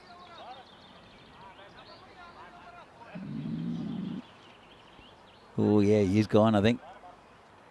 Yeah, that's... Bails are off. There you go. That's, good yeah. Playing from 80 good, metres. Good call. Yeah, I'm still trying to work out what happened before that. Because it's not like we saw anyone turning and coming back for 2. Oh, I thought they were running. I thought they were running 2. It was I a think backwards maybe they were just going for 1. Yeah, it wasn't even going for 2. Yeah. It was just 1 that they were going for, and they ended up with none. So they ended up with 99% of a run, which counts as 0. And yeah, so no run and out. Well done. And I suppose that misfield turns out to be a good misfield. All happens in the 9th, Finney. I don't quite know what happened there. The backwards throw one was my favourite, though. Yeah, and then slipped out of his hand. Just fooling the fake batsman. fielding, pretending to throw it forwards and throwing it backwards. Could be. Oh, you gotta love the action. Anyway, yeah, scored that way in the end. So it's 52 for 7 at the end of 9 overs. Alex Christian comes to the crease.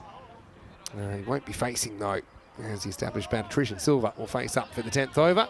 This is where I would like to see some more Lovepreet, but we're not. We're going to see Rajmani. To be fair to him, he took 1 for 3 in his over in the 6th. Yeah. He's going to get a second. We need to see... Oh, we're not going to see Lovepreet. Rajmani's going to get plenty of overs this weekend. I would like to see Lovepreet inserted again, but let's see how he goes against Trishan. Last overtime. Comes in bowling to the left-hander. Poked out the covers for a single. And a good pick up and throw there. So 53 for 7. And might see our second innings of around about 60 in today's Would this play. be a good one for them to make 59 and challenge the record for lowest score defended? You know, they might have that in the back of their minds, I think. Milan Probably United. don't, but This is called a we've wide. never seen a score defended in the 50s No. on the European Cricket Could Network. they make... Okay, let's talk about records that I think will be broken one day. Or records I think will be broken before some other records. Some I think are really tough to break, like the 229, which is the tie score actually. Was it 229 or it might have been?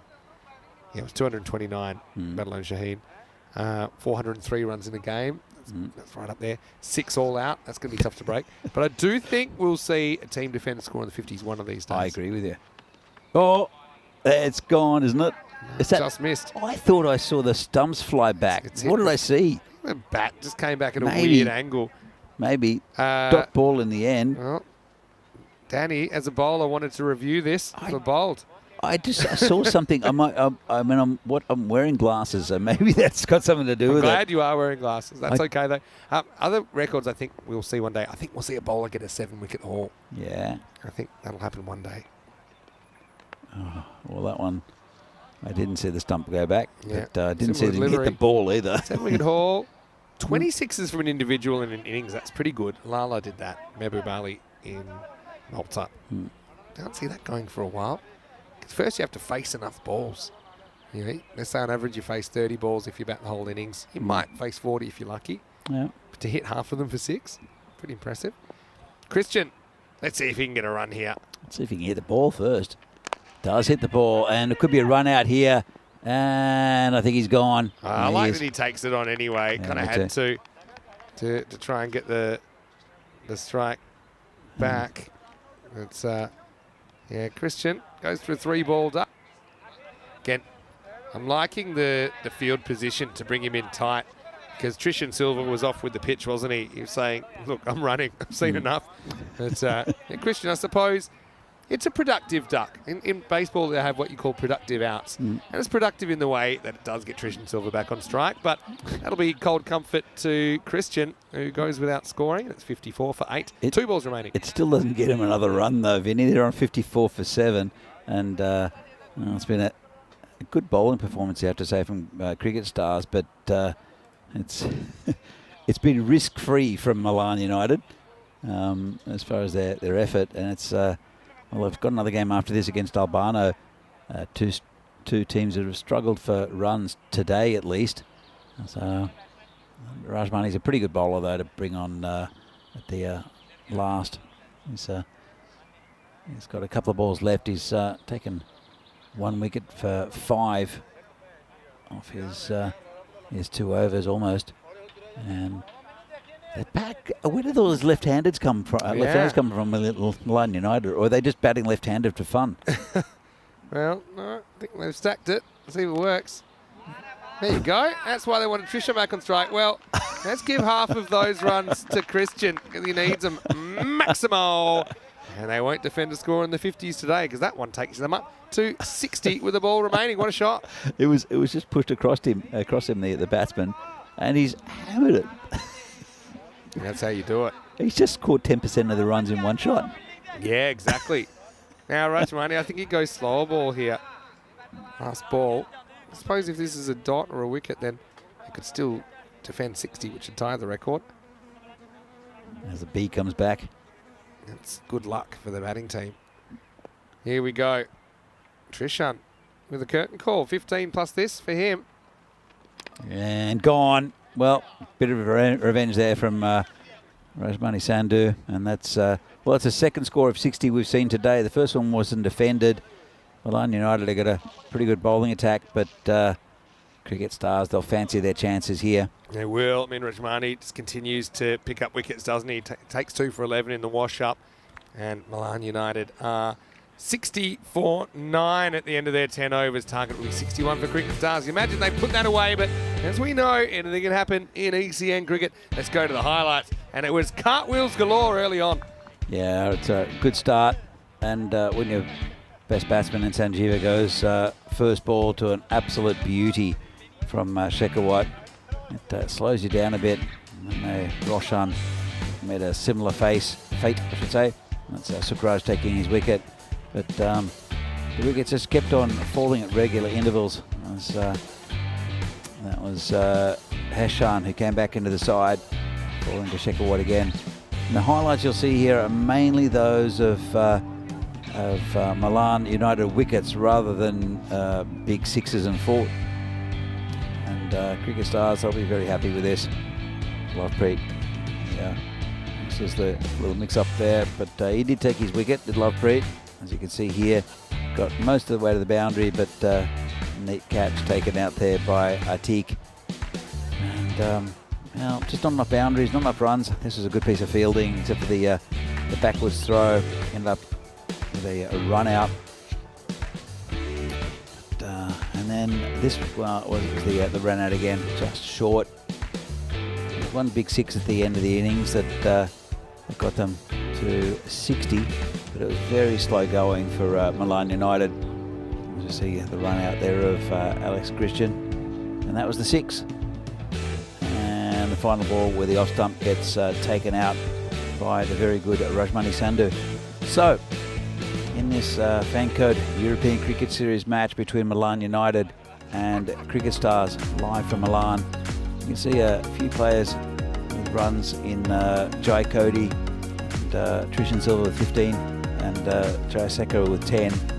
9 wides as well, pumped up the score to a very modest 60. Lost 9 wickets along the way, did Milan United. And it started in the first ball when they lost their key man in Sanjeeva. And the bowling, pretty good, pretty economical. Lovepreet took a wicket, got hammered for 1-6. But apart from that, it was very tidy. All the bowlers except for Atiq at the end taking a wicket, but he'll be pretty happy with his over. Just 4 came from it.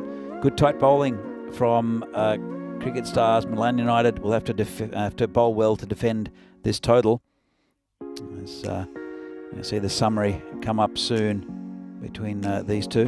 And it's European cricket at its finest, well, sort of. FanCode European Cricket Series here from Italy. Milan United, they lost 9 wickets as they limped on their way to 60. Cricket Stars, it's the final game of the tournament. They'll end up towards the bottom of the pack, but if they win this game, which they probably should, you'll see them get another 2 points. So we'll be back very soon for the second half of this game, the second innings between Milan United and Cricket Stars. Milan will have to defend 60. Cricket Stars, though, 61 to win at about a run a ball. And we'll see you again very shortly.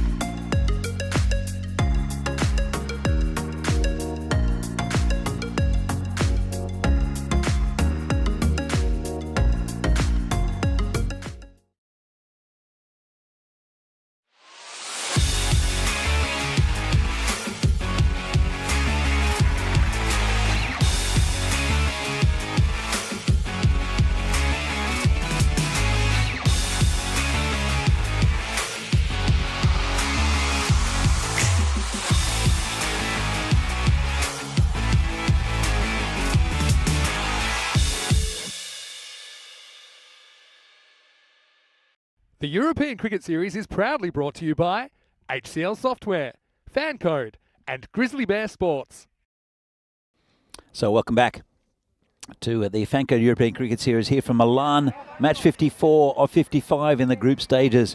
One game after this. It's a game between Milan United and Cricket Stars, and Milan United limped to 60 for 9.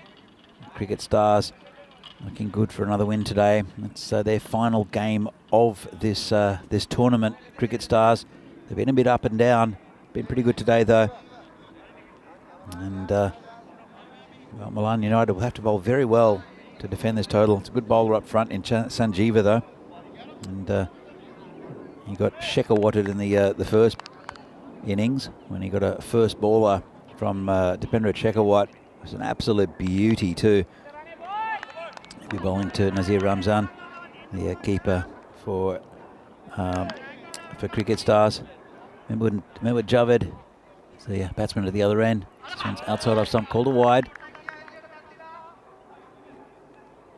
And well, they want to keep the extras down a bit here. Milan United, not too many runs to play with. Sanjeeva gets a lot of sideways movement though with the swing, especially with this new ball. It's had a beautiful day here in Milan again. Getting quite warm under the marshmallow though. And it's just been poked out to point for no run.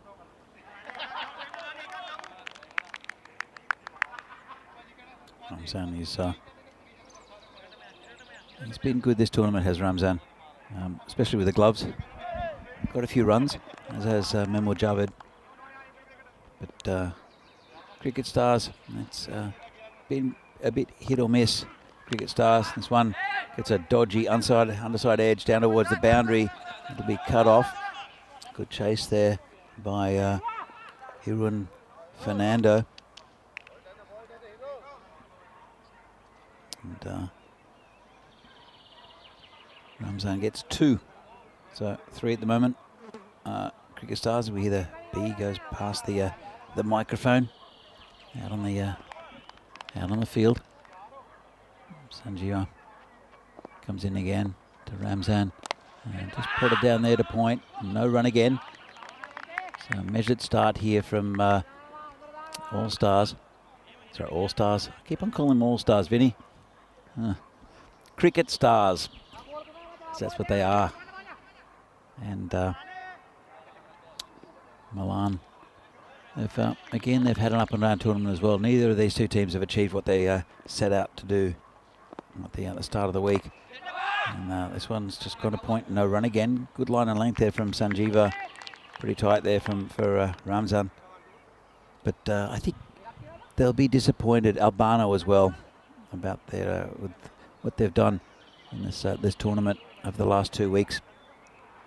All these teams had high hopes of getting into the top 4, as you do coming into tournaments like this. But for some teams, it just hasn't happened. But there's the high quality of the teams in this 11-team tournament have meant that some have had to miss out. And there's a full toss called a no ball. Don't think the fielder really knows much about it. He dropped the catch anyway, and it's called a no ball. I'll have another look from side on.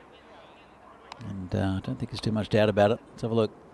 It's gone back a bit, and yeah, I think it's a pretty clear one. Waist height, and he was back on his crease there. So it's a free hit. Ramzan facing Sanjeeva, and it's going to call it wide. I have to bowl it again.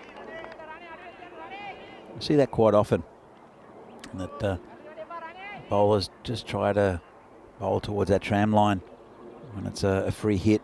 You see that often rebowled. Yeah, the no ball. So I have to bowl it closer to the stumps this time. And hit straight down the ground. Pretty well hit. Player there though. And that's nicely knocked down. Just a single there. It's Roshan Silva doing the fielding. I like the sun hats of Milan United. They got a blue rim and, well, it's a red hat, I guess. Red hat with a blue rim. Looks quite smart. And their kit as well, probably my favourite for the week out of Milan United. Sanjeev comes in again, and another wide. So it's a bit of an ill-disciplined over here from Sanjeeva. Lots of extras already.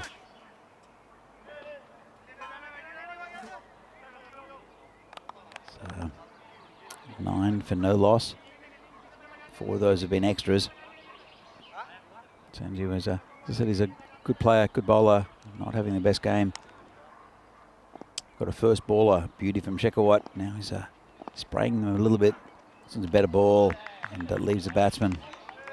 And Sanjeeva finishes his first over. And Cricket Stars are 9 for 10. 22 matches since a golden ball. We'd love a golden ball final tomorrow. That would be an absolute beauty. And I've seen a couple of golden balls already in this tournament.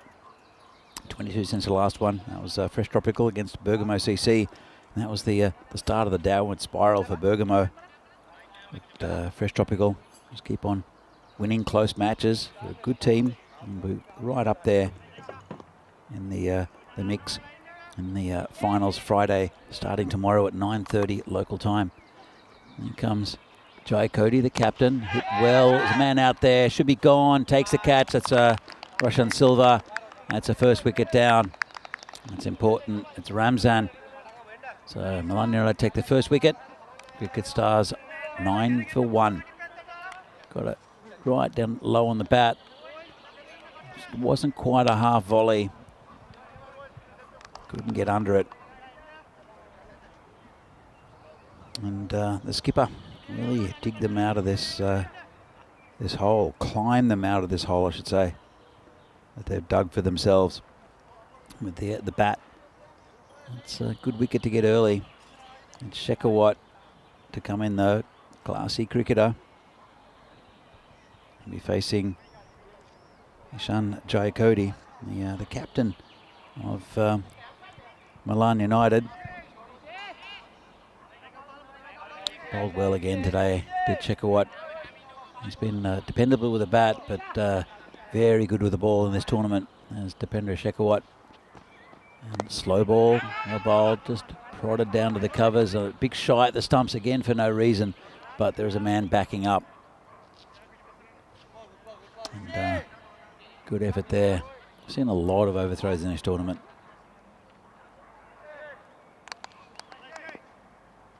So it's Jai Cody bowling again. This time again to Shekhawat. Hits it beautifully, and that's a big 6 over cow corner. That's the, in fact, it's Memo Javed who hit that. First runs off the bat for Memo, and it was a 6 over cow corner. And what was a pretty good over until then. It's starting to get expensive with quite a few balls left. 16 for 1 now, Cricket Stars. Javed 6 off 2. Shekhawat just run a ball 1. Put a man back there now. Maybe they should have put him back earlier, but they tend to, captains here in this format tend to follow where the shots go. This one's hit well in the same general area, just around the on the ground. Try to grab it from outside off stump. Just a single. And bring Shekhawat back on strike. And I don't think they can do this without taking a lot of wickets here. The Milan United 60's a pretty meagre target in this form of cricket. And just poked out to the covers just for a single. Nicely played. That's what they need to do. Just a boundary and over, and singles will get them there. In fact, singles will get them there. But that's going to be slow going. Hopefully they will launch a bit of an attack, as we like a bit of excitement in our ECN. There's a slower ball, and well, again, just completely mistimed. It looks like we're playing underwater at the moment. And that's the end of the over. Jai Cody, apart from that 6, pretty tidy. And the Cricket Stars are 18 for 1. They need 43 or 48. So just a runner ball. But wickets necessary as we see the table here. Cricket Stars 9th, Milan United 10th. And Cricket Stars, it is their final group game. Milan United have another one after this, as do Albano. I don't think either of those sides, even though one of them will win, can catch Cricket Stars because of the net run rate, unless it's a horrific game for either Albano or Milan United in the final group game of this tournament. And this one gets to the end of the bat. There's a slip in who just stops it. And no run.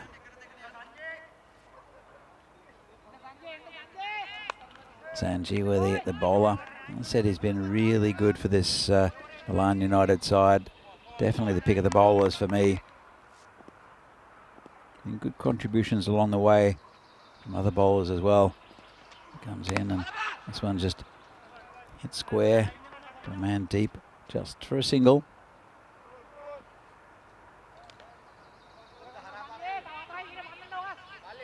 Brings Memo Jabbat back on strike. And they're already almost a third of the way into that target. Still in the power play.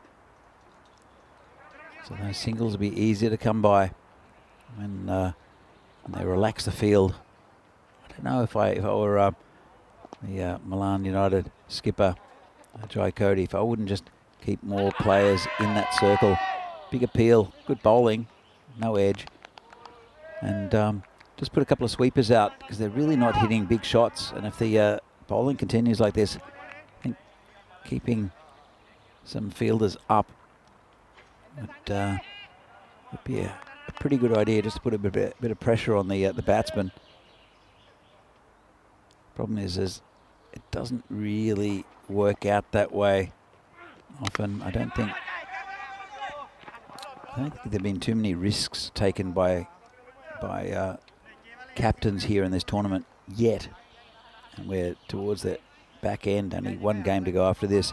We've seen some innovations, some sort of ideas, but really generally it's been pretty stock standard after the power play. I'll just put everyone back on the boundary and left the short areas available for singles. Sometimes this is hit in the air just over the fielder and going towards the boundary. It'll be stopped, will it? I'm not sure if he didn't. Yeah, he's called it 4. I think he was holding onto the rope when he brought it back. Let's have a look at this. Just over the top. Good chase. And the ball was on the boundary when he flicked it up. So good call there from the fielder. And another 4 runs. So I don't really know what Milan can do here to change the fortunes in the game. They've only lost 1 wicket as Cricket Stars, almost halfway to the target. Yeah. Well, this one's over the top again, and it's going to be another 4 runs. So Milan United are with their top bowler not taking a spanking, but going for a few runs off the last couple of balls. Sanjeewa went for 19 off his 2, and Cricket Stars after the end of the power play are 28 for 1. So looking good for another win, Cricket Stars. And as you said before, they probably would have been like to have been up a lot higher in the table. But as the best cricket teams from this region are playing in this tournament, and that includes teams from the Brescia region, who normally have their own tournament, and also Trentino Akia, who also played in Venice. That's how far away Trentino is. They are from northeastern Italy, about 4-hour drive away. So it has become a tournament where you can clearly see now. There's not a gulf between these teams, but just some teams in better form than others. Got a bit more depth in the batting and a bit more penetration with the bowling. And they're the teams we'll see in later on. So the new bowler will be Roshan Silva. Bowling to Javed. Gets it off the toe of the bat. Nothing really going anywhere near Milan fielders at the moment. Just take a single.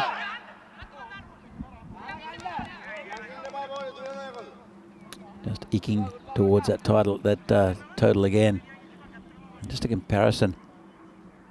Cricket Stars are 29 for 1 off 3.1. At the same stage, Milan United were 13 for 3. So they scored 3 times as many runs and lost 3 times as many wickets. Have Milan United. They came back a little bit, but it was all pretty slow. Comes back again.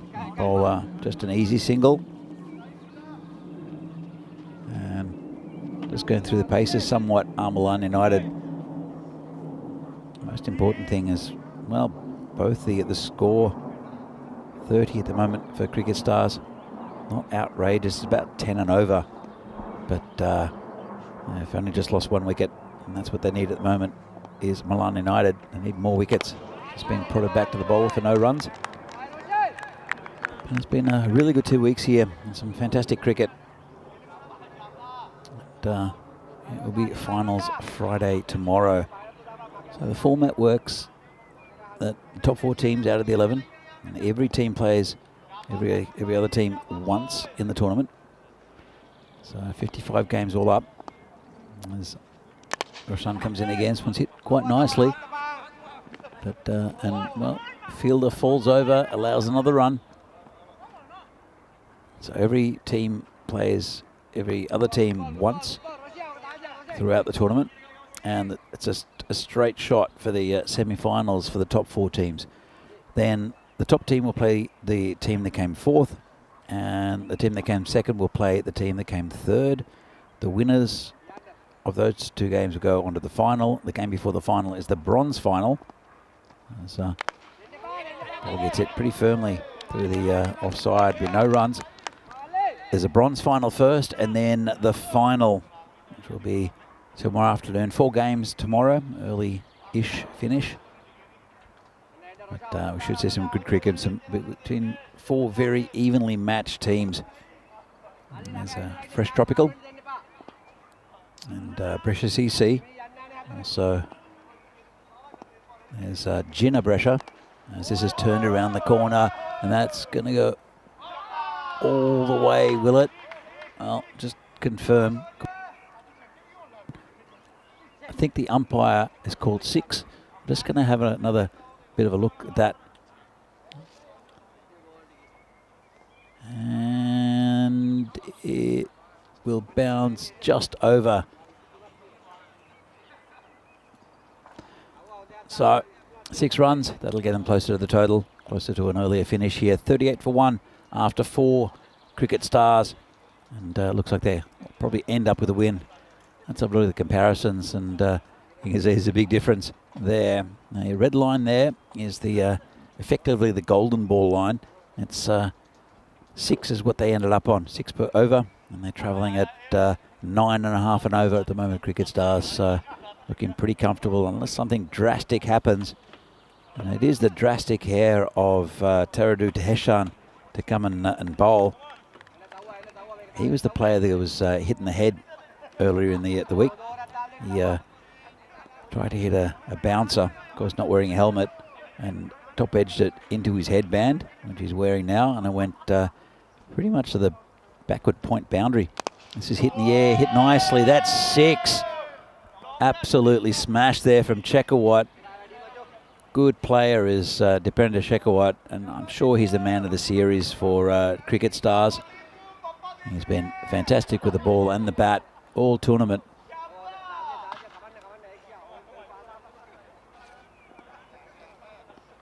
Shana come in again. And this one's turned around the corner. Won't be a run. Shekhawat now going pretty well. 18 off 9. And Mehmet Javed 17 off 11. 44 for 1. They need basically a run every 2 balls. And well, this is a wide. He chased it, but called it wide by the umpire.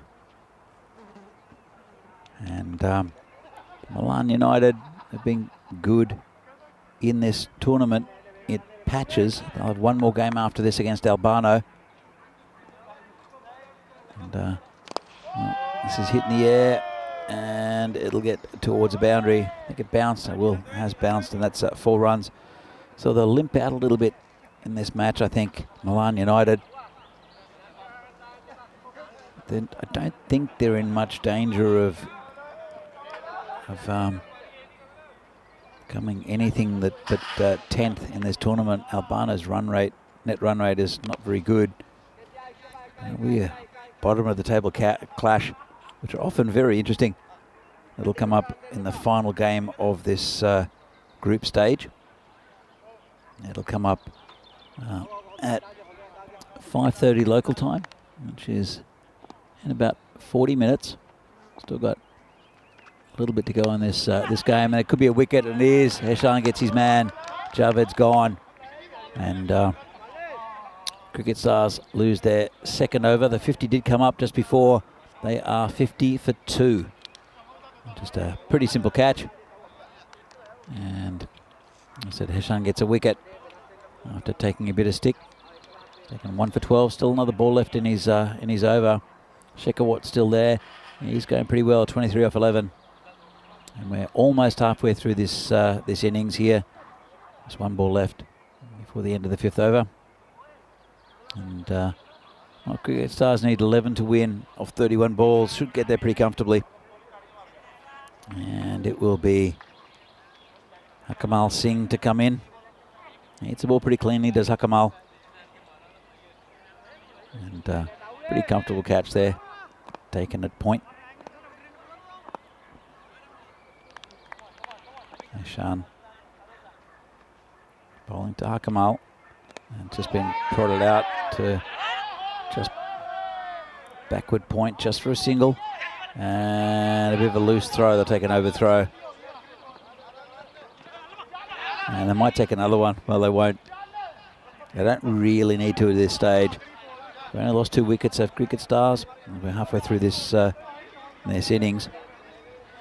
And this is the game coming up last. You'll see Milan United play again against Albano.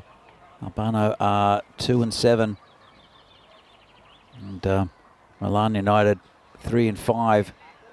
Will probably be at 3 and 6 after this one. It'll be an interesting clash.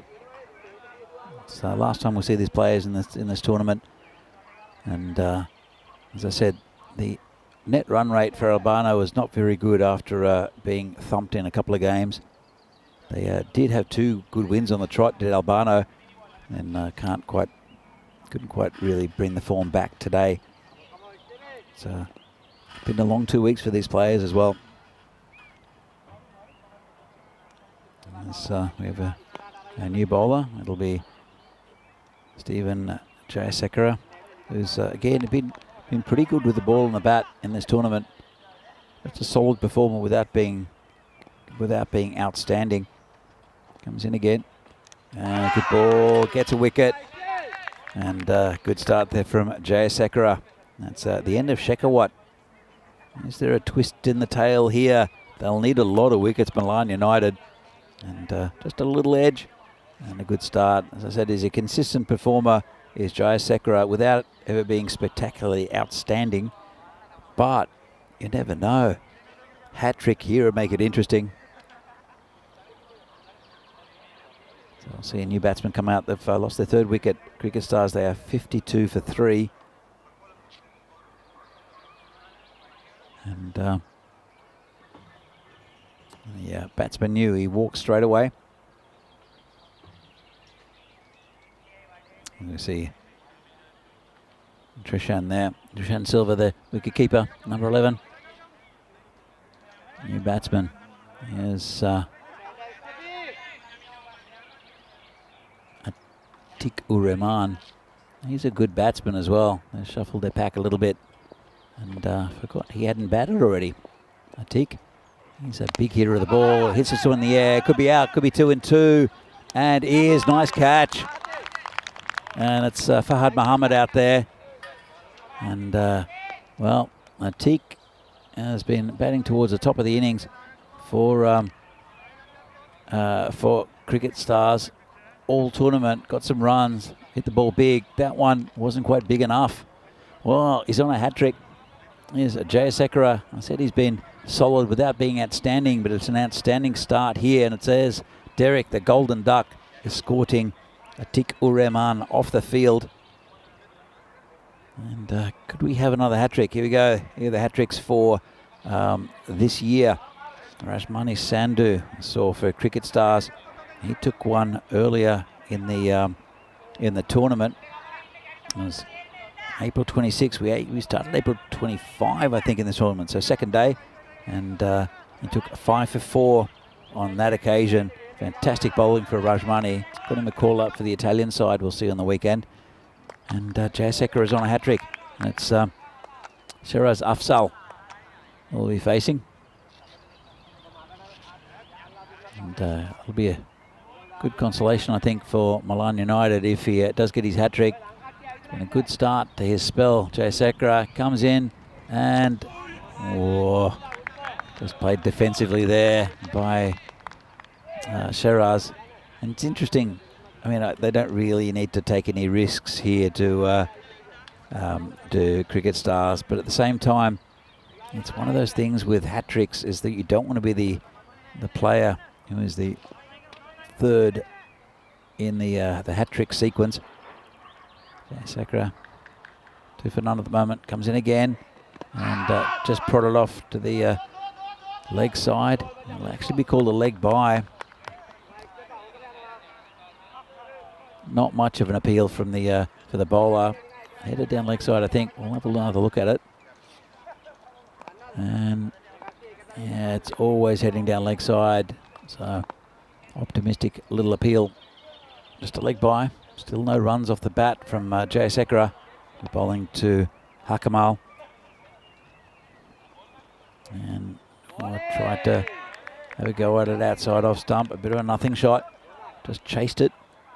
And it's been a great over here from Jayasekara. 1 ball left. He's not conceded a run. They only need 8 off 25 to Cricket Stars. I'm going to get those pretty quickly. As Jayasekara comes in again. Just defended. Could be first runs off the bat. And good return there from the bowler to the keeper. And at the end of the over, it's Cricket Stars were 54 for 4. Good over there from Jayasekara. 2 for 1. As we see here, the scorecard. So it's only really Memel Javed and Devendra Shekhawat who've got the runs for Cricket Stars. They're both in the sheds, though. New batsmen in Akamal Singh and Shiraz Afzal. Still a bit of batting to go, including Rashmani, who's a good batsman, and Lovepreet as well. He'll play the anchor role and he'll get them through for sure if needed. Will Lovepreet. 7 runs needed off 24 balls. Akamal Singh will be facing. And it will be Roshan Silva to continue.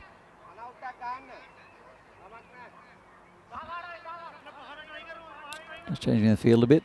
Asking the man to come in a little bit squarer. And on the deep mid-wicket boundary. Comes Roshan. And good bowling. Good shape out. And gets outside the edge of Akamal's bat.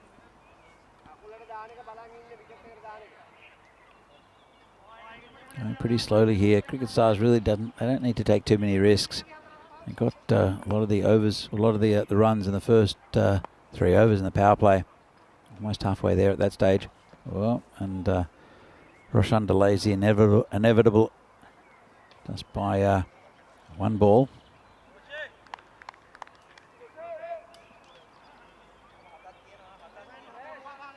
We're bowling to Hakamal, who's 3 off 4. And Shiraz yet to score at the other end. And good ball there from Roshan. Beats the batsman. Just went over the stumps. Let's have another look. And just missed that off stump. Lovely bowling there from Roshan. He's had a pretty good tournament as well as Roshan. Again, contributing to this Milan United side. He's bolting into Hakamal. No run, just back to the bowler. And they're hanging in there are Milan United. by their fingernails in this game. 7 runs needed in 21 balls. Again, they should get there. Also, the Cricket Stars, not quite there yet. And bowled him. Well, that's not going to help their total. Another wicket there for Milan United, and the Cricket Stars are now 54 for 5. And big swing across the line. And you never know, they need another 5 wickets, but most of the batting has gone for Cricket Stars. And it would be Lovepreet. So they're keeping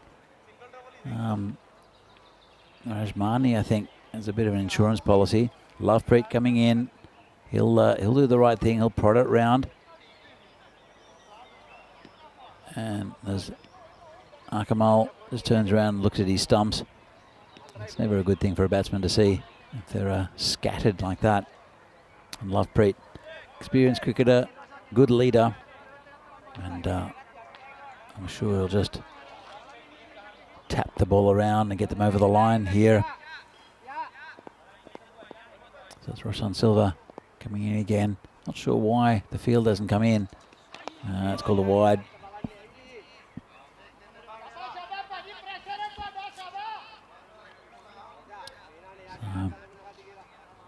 Skipper Mishan Jayakody. I wouldn't necessarily have too many fielders on the leg side for Lovepreet. They're all on the boundary as well, just not reacting to the batsman. Keep it tight against Lovepreet, who just does that. He noodles and nurdles, just beaten outside. And Lovepreet, he's not the quickest of bowlers. He's also not the quickest of batsmen, but is capable and just generally just pokes the ball around, as I said, and we'll get a good little partnership going with his batting partner just to get the score ticking. He's unleashed a few out in the offside as well. And again, well, that's close, and he's not given. Might have got inside edge.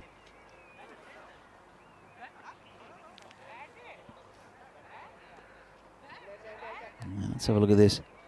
Well, if he didn't get an edge, that was pretty plumb, but obviously a second sound. And this is Lovepreet's 26th match in these tournaments, and he has hit no sixes.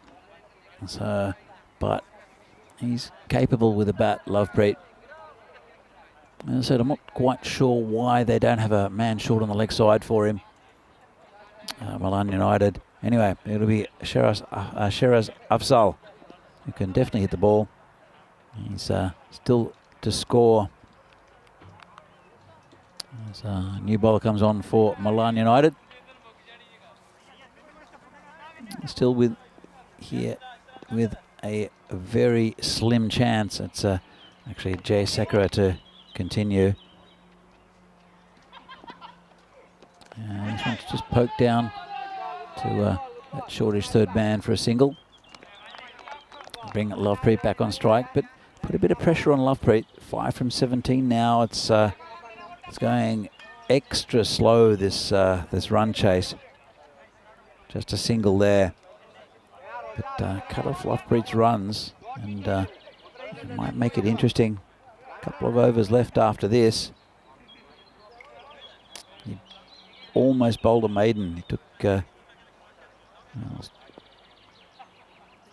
2 for 1 off his first over. Was Jay Sakura. And this one's just prodded down. They'll take a single. That's normal Lovepreet batting, and that's what he does well. And that's, I think he's in exactly the right position here.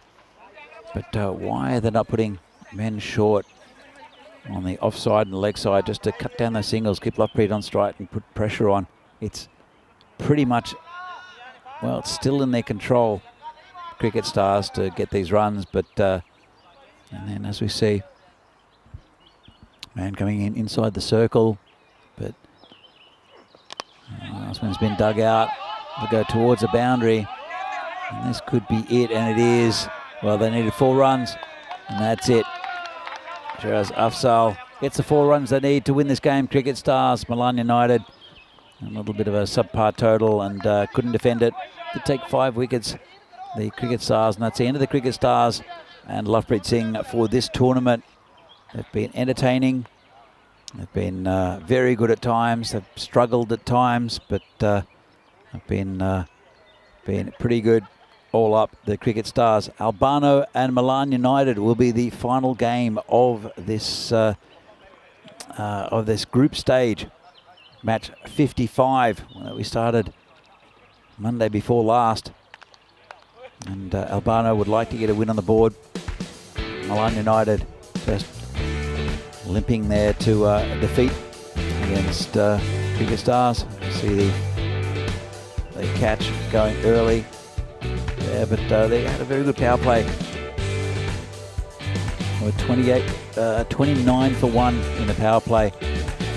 Just after were Cricket Stars at the same stage. It was 13 for 3 for Milan United, and even though they did get the score up to 60, it just wasn't enough against the Cricket Stars. So, as I said, Cricket Stars, we got some stars throughout this this lineup, and definitely Dipendra Shekhawat is one of them. So Rashmani Sandhu, a pretty good tournament. Atikur Rahman and Nazir Ramzan with the batting have been, again, pretty good for them during the tournament. And Shiraz and Jabra Afzal have contributed, as has Sukraj and also Memor. Lovepreet Singh, the captain, he's led them well. He's contributed a lot. Took a good juggling catch on their first day's play, Cricket Stars. And he's super slow bowling, ended up getting quite a few wickets. So let's have a look at the scorecard. Memor Javed 17 off 12. Dipendra Shekhawat 23 off 12. Got them off to a really good start. Then it was pretty slow going after that. And in the end they got it with a few overs left. 7.3 overs bowled, so still 2.5 overs to get this score. And comfortable win for Cricket Stars, although it got a bit slow in the end. Let's have a look at the bowling figures. It was Sanjeewa bowled a few wides, wicketless. Normally better than that. Jai Cody and Roshan Taradu with single wickets. Jai Sekera, the pick of the bowlers, there with finishing with 2 for 7 off his 1.5 overs. So, in this FanCode European Cricket Series game between Milan United and Cricket Stars, it was a pretty convincing victory in the end for Cricket Stars, winning by 5 wickets. And it's the end of their tournament, Cricket Stars. Milan United will see them again in the match coming up in about 25 minutes time against Albano. It should be a pretty good game. I hope so anyway. In the match 55 in this FanCode European Cricket Series tournament here in Milan, Italy. And we'll see you soon.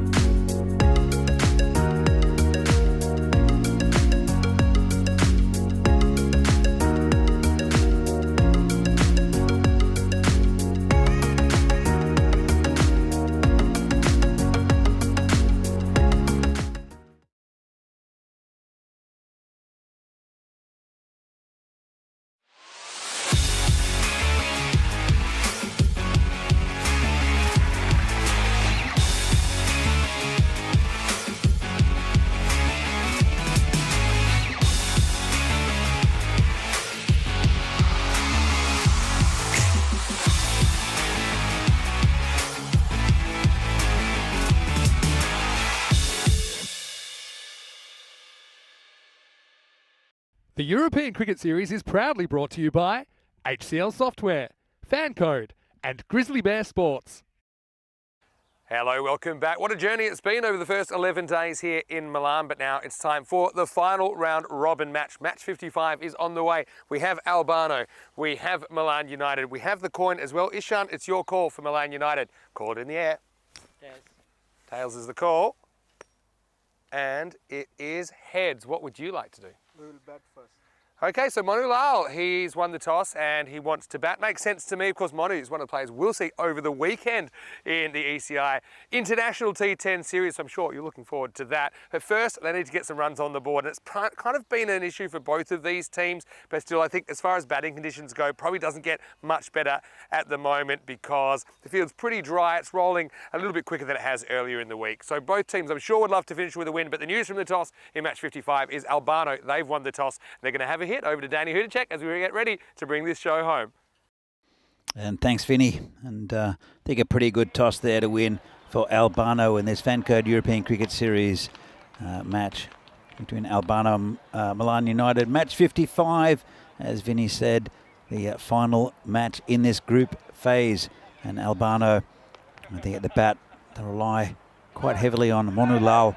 Arvind Kumar's been pretty good. And Kuljit Singh as well. Ajay Kumar is also on the team. Missed out last innings with a first bowler for Milan United. We'll see Sanjeeva Kumara, the opening bowler. He's been excellent. The skipper Jai Cody, also Stephen Jayasekara has been excellent throughout this tournament. So it's the last time we'll see either of these teams. As you can see, Milan, the slight favourite. They can end up on equal points. It'll have to be a big victory by Albano to get them off the foot of the table. And, the net run rate did get affected slightly by Milan's loss in the previous game, where they went down to Cricket Stars. So, as I said, the last game of the group phase. It's been great so far. And I'm sure that lots of people will be tuning in tomorrow for the finals. There are 4 games tomorrow. There's 1 against 4, then 2 against 3 in the rankings. And then we have the bronze final and then the final later on in the day between the 2 top teams. It's been a fantastic tournament from quality sides up here in northern Italy. Then we have a tri-series on the weekend with Italy, Romania and France. And that should be really good as well. So if you want to see some of your favourite players you've met during the week or during the 2 weeks, you'll get another good look at them on the weekend playing for Italy. So it'll be Sanjeeva, who's been, I think, one of the best bowlers in the tournament. He'll be bowling to Monu Lal. Just pokes that one outside the off stump. Monu Lal on the back of his good form. He has been chosen for Italy, which is it's a good move, I think, and I think it'll relieve the pressure a bit on him. He won't be captaining Italy. That'll probably go to well, it depends. There's quite a bit of list with that Italian side. Hasn't really been mentioned yet. This one's got it away slightly as the Enigma.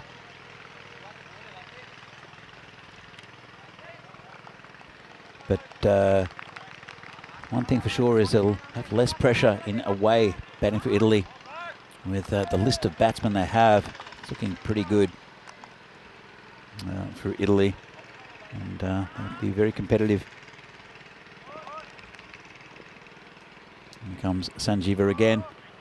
Well, not really, because the batsman wasn't ready for him.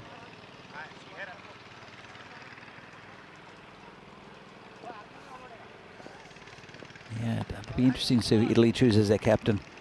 We've got the Albano captain here in Monu Lal, but Baljit Singh has captained them before, and this is just hit back to the bowler. Sanjeeva And Monulal is he's been batting pretty well for Albano, and a team that's struggled a little bit. One of their main players is out injured. This has just been chipped to the player there. That's Roshan Silva. Not sure why he didn't try to take that catch. Just checked his shot there, did Monulal. And Arvind Kumar come on to face Sanjeeva.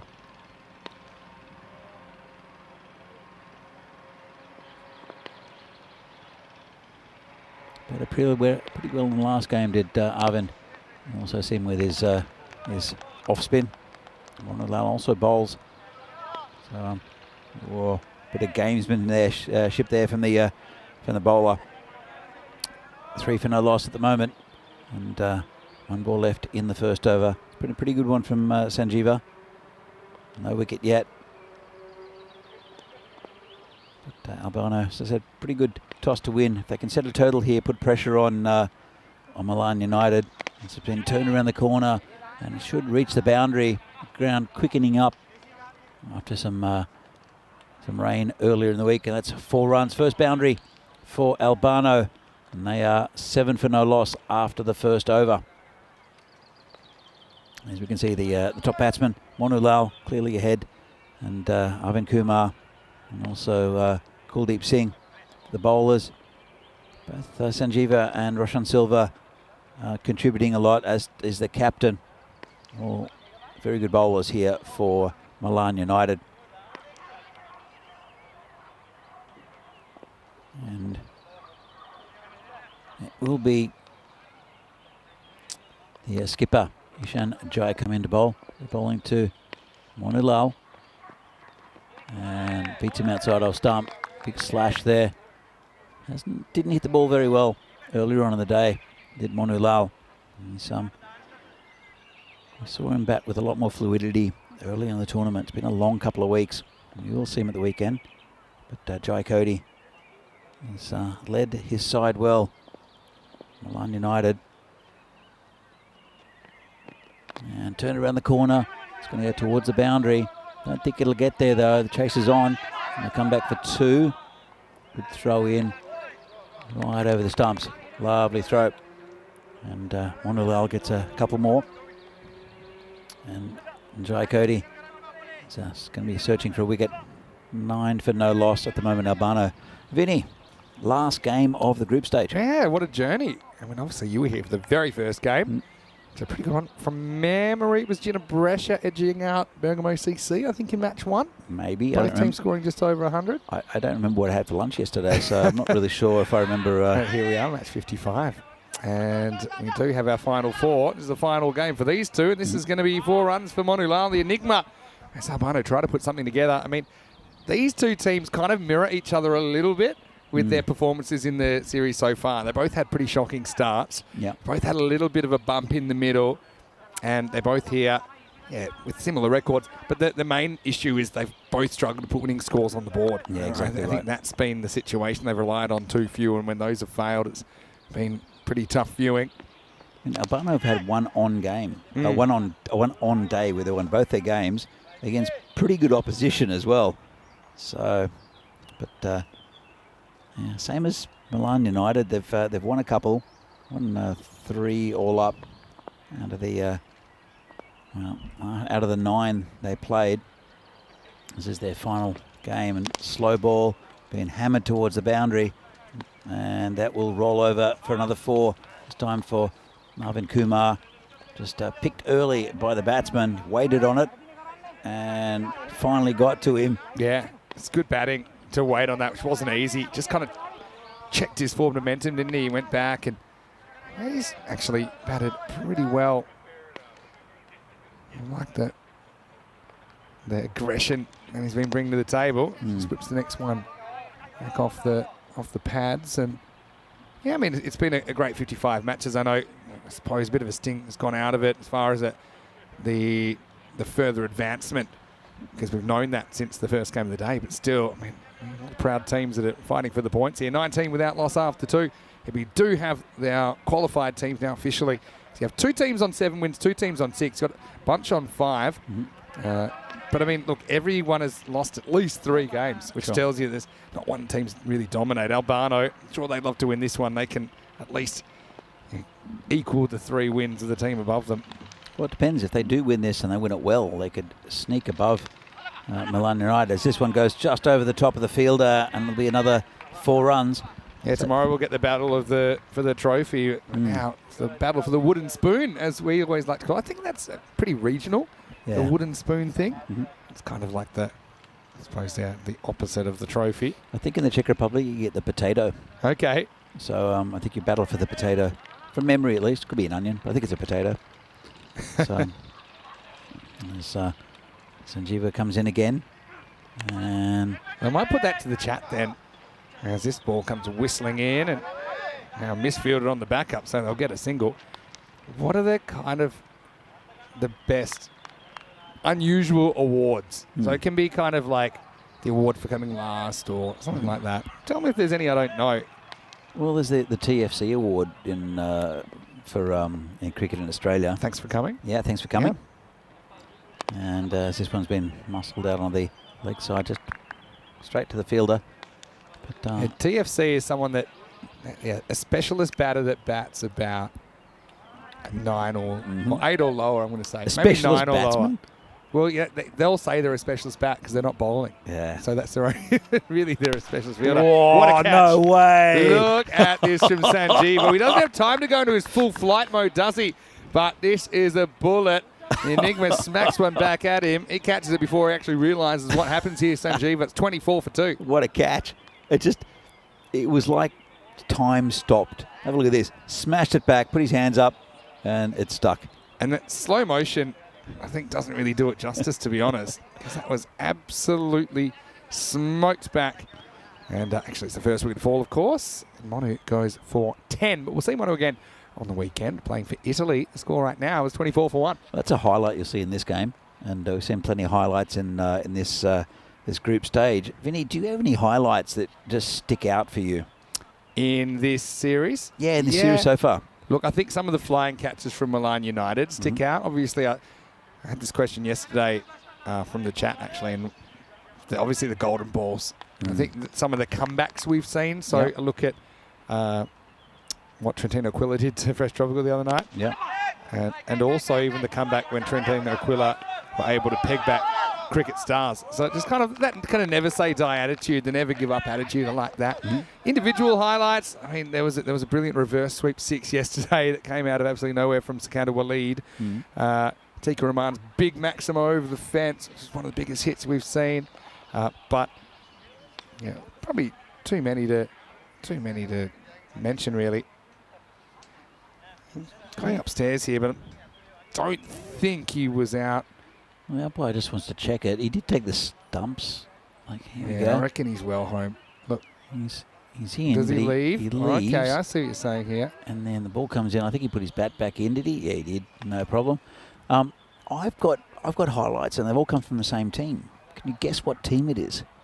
I'm just going to go out on a limb and say Chivadate. It is Chivadate. Okay, there we go. We're on the same there page. There were quite a few. I was thinking about it before, and one of the highlights was not only the innings by Zain Ali, but also the 6 sixes in and over. Of course.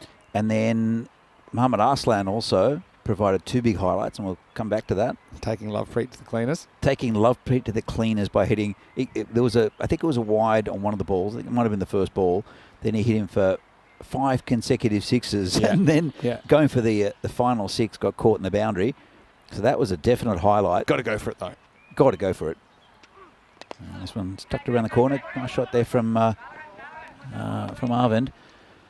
And the other one was also by Muhammad Arslan, and it was the running catch going backwards on the boundary. Yeah. That was absolutely spectacular. I think that was my catch of the tournament so far, where it was hit high in the air. It was going towards cow corner. He was running backwards and took it over his shoulder. Yeah, that was a good one. That was a really good one. As we get to the end of the power play, 27 for 1, and what you would think maybe a bit of a low-scoring game, judging by how these teams have gone so far in the series. Just looking at the numbers, they're both averaging 78 with the bat. You can see here some of the top performers, but yeah, no one really hitting more than that 151 across these players that we're seeing this afternoon, and that's in essentially 9 possible games, right? So it's been true that they've kind of kept themselves in with the bowling sometimes, but yeah, 78 per 10 overs is not going to win you too many cricket games. It's a bit below par, isn't it? Yeah, And, probably 10 to 15 below par. Yeah. But they're two good sides. I'm sure we'll see them next year. I don't really know what the format's going to be next year in Milan. I'm sure we'll be back here. The thing is, I think we may not be in Milan next year, and I'll tell you why. We may see some of the similar teams, but I think if we're going to do 2 series a year in Italy, which at the moment is what we can squeeze, and I kind of would like to do more because there's so many teams, but you also got to try and get around Europe as well. So I think Rome, with the state of that cricket ground right now and what's happening there, I think there's always going to be a Rome series. And the other one may kind of rotate around. So we may be in Bologna next year, or Brescia next year, or Venice next year, some of the venues that we have been to. Because, obviously, we love being here in Milan, but a lot of the teams have travelled a long way, so it's also a bit fairer to them if we can share the venue around, so that always the same teams have to travel. As this is up in the air and it's behind point, and that's going to go all the way for 4 runs. Not a bad shot at all from Kuldeep Singh. He's come out at 3 this time.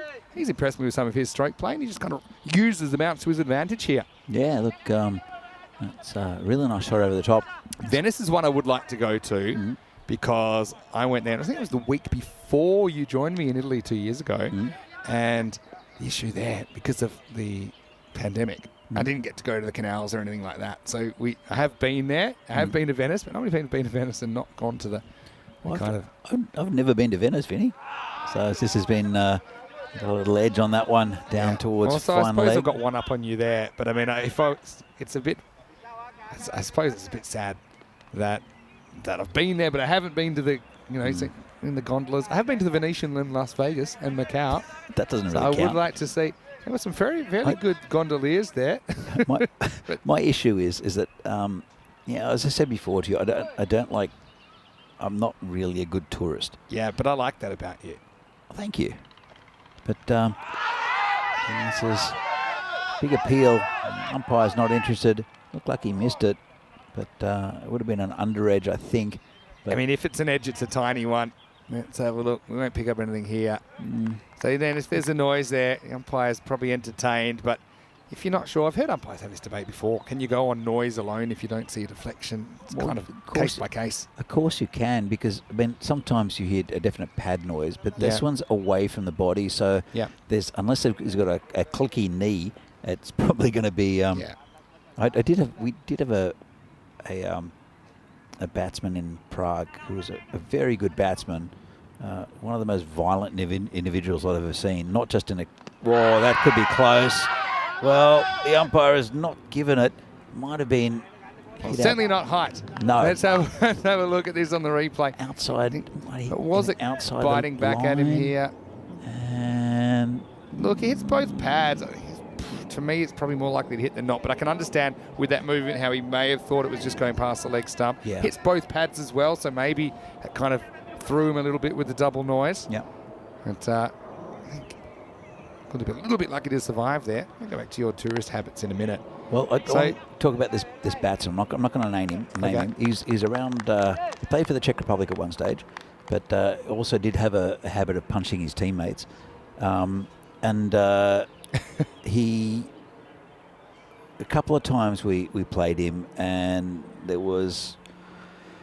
I'm not going to say anything untoward about him, but because he's listening, he might punch me in the head as well.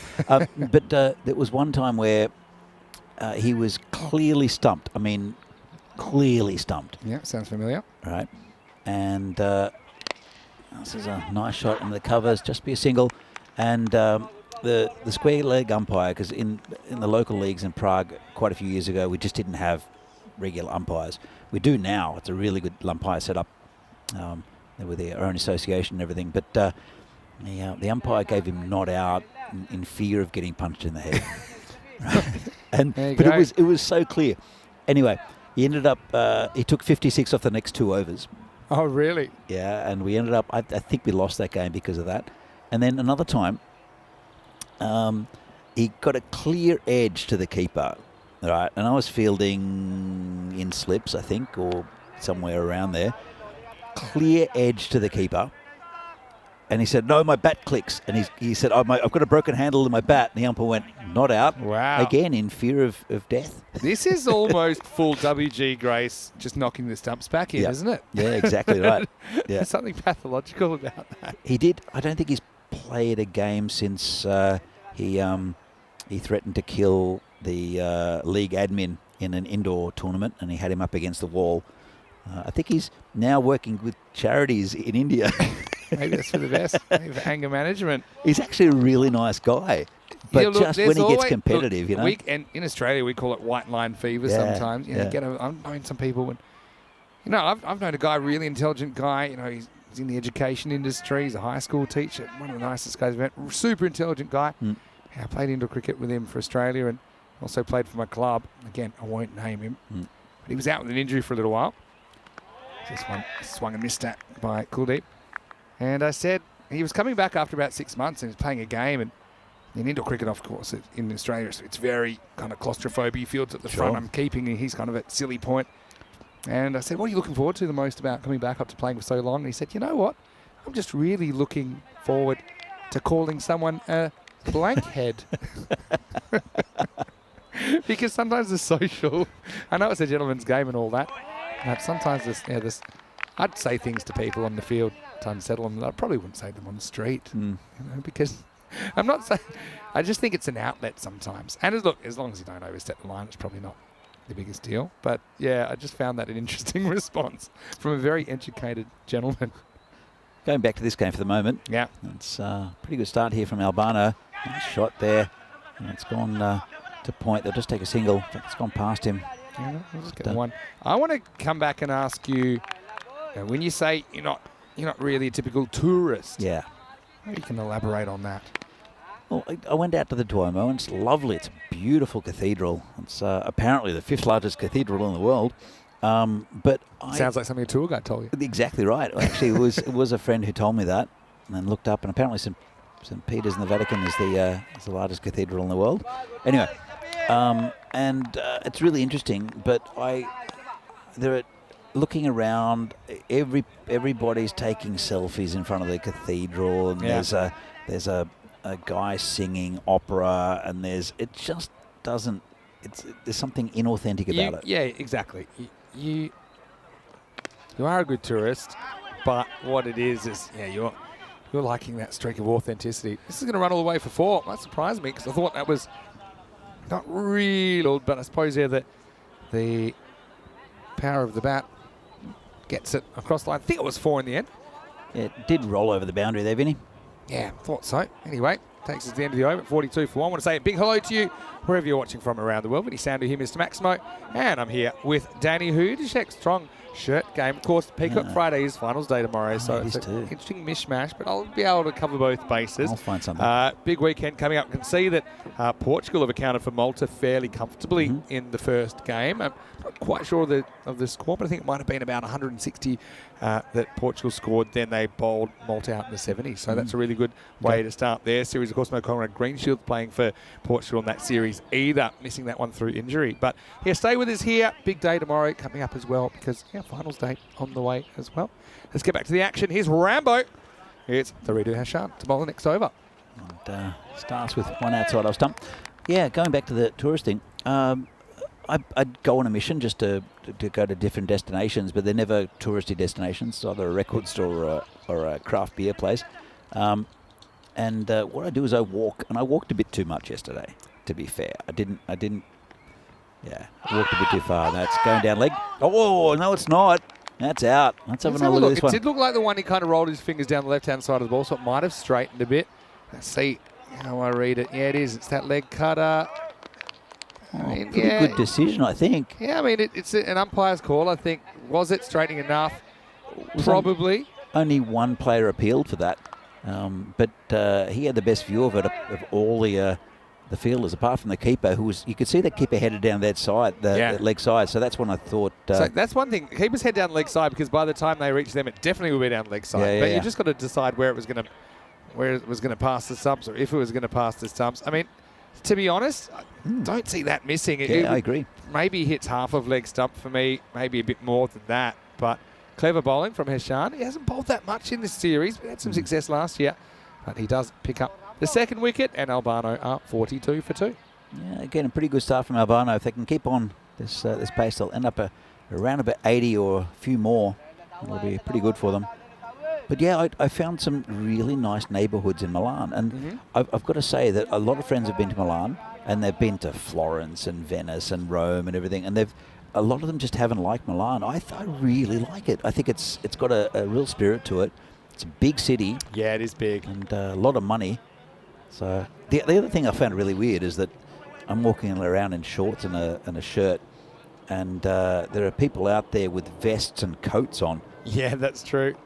So that's his hit back to the bowler. But yeah, really nice city. I've enjoyed my time here and actually being able to go and see it. I'm happy that you got that experience. Just a final score in that Portugal-Malta for T10 International. It was 160 playing 76. This has been hit nicely on the leg side. Should be cut off. It will be. Just be a single. Hit pretty well. It's 2 A. Kumars out there.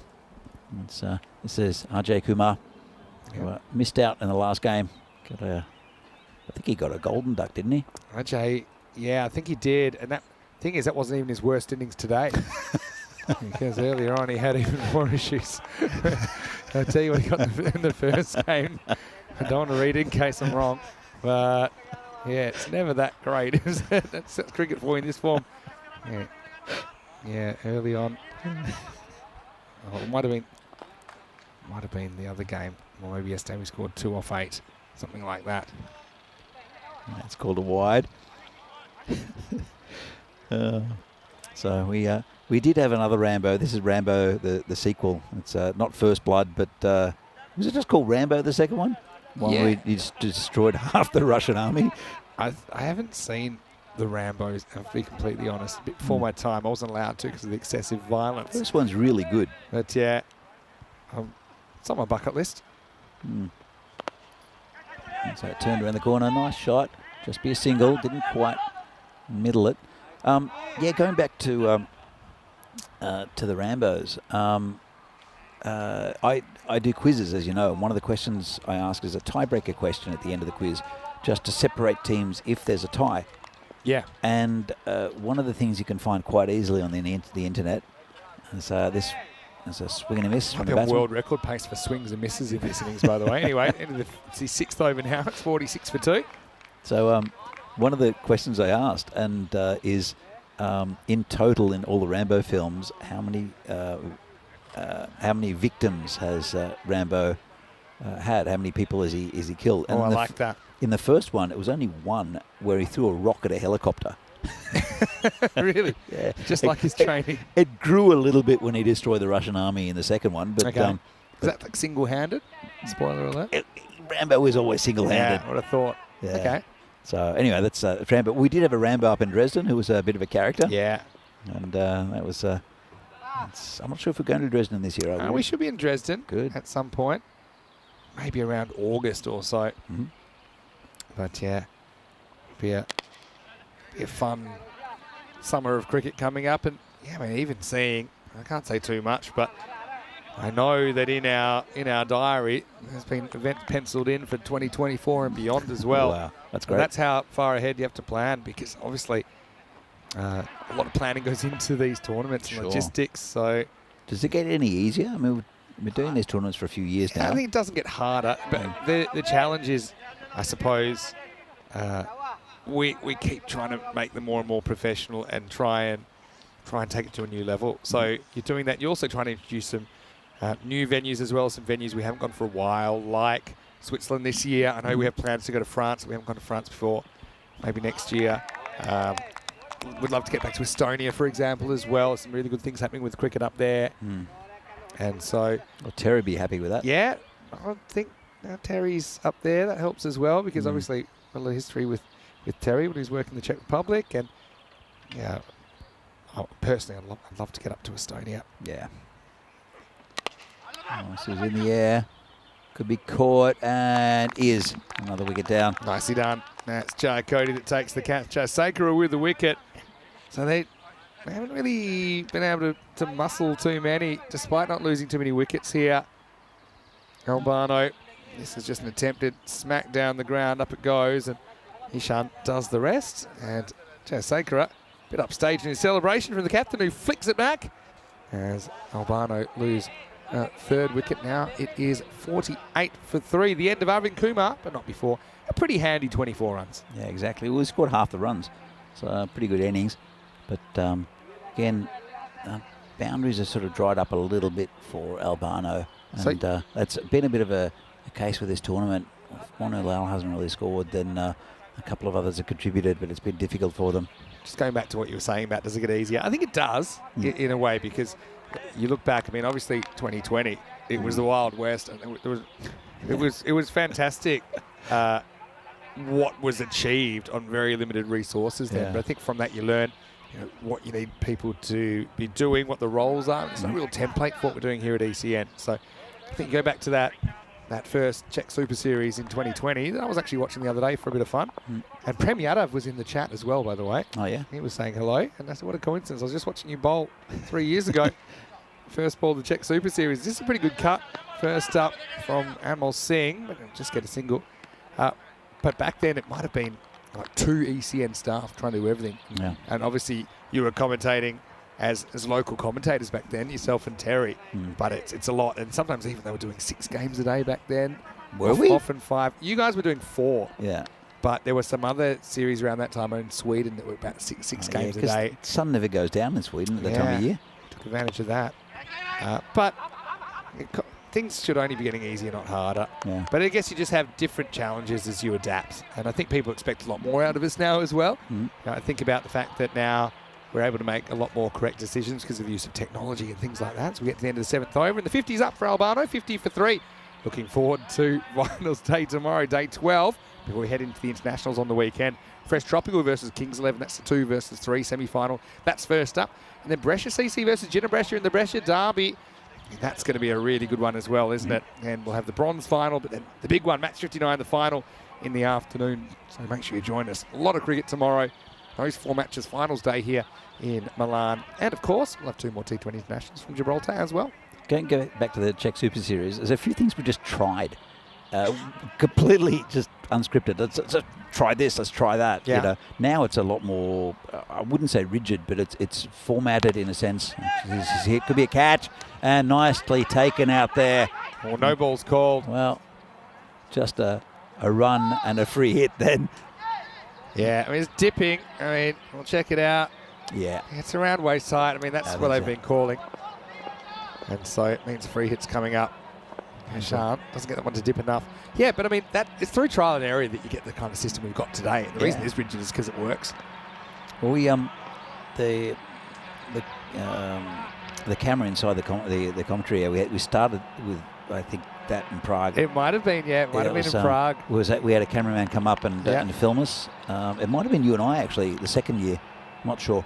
But we also used to go out with a microphone and a long lead and interview the man of the match, which is pretty cool. It is cool. I mean, so that's a really good example of something. It is nice to do, but also because the schedule is so hectic. It wasn't as hectic before. There was a big gap between games. That's right. So because sometimes we're doing 10 minutes between games, it can also be a bit distracting if they're playing back-to-back games. I think it is interesting. Now, there's a bit more of a system where we'll do interviews and social media kind of stuff from time to time so people can look it up. But I think if you do such a big quantity of things, there's kind of a Darwinistic element to what you keep and what you don't. This is in the air. I don't think it's going to carry, though, to the outfielder. Just a single. Well, I did the first Czech Super Series with Oki, my dog. Yeah. Who's, Oki, the commentary dog? Yeah, who I'll get to see in a couple of days, which will be great. Must be looking forward to that. Yeah. And she was great. She just, for most of the time, she'd be just lying there, sleeping under Terry's feet.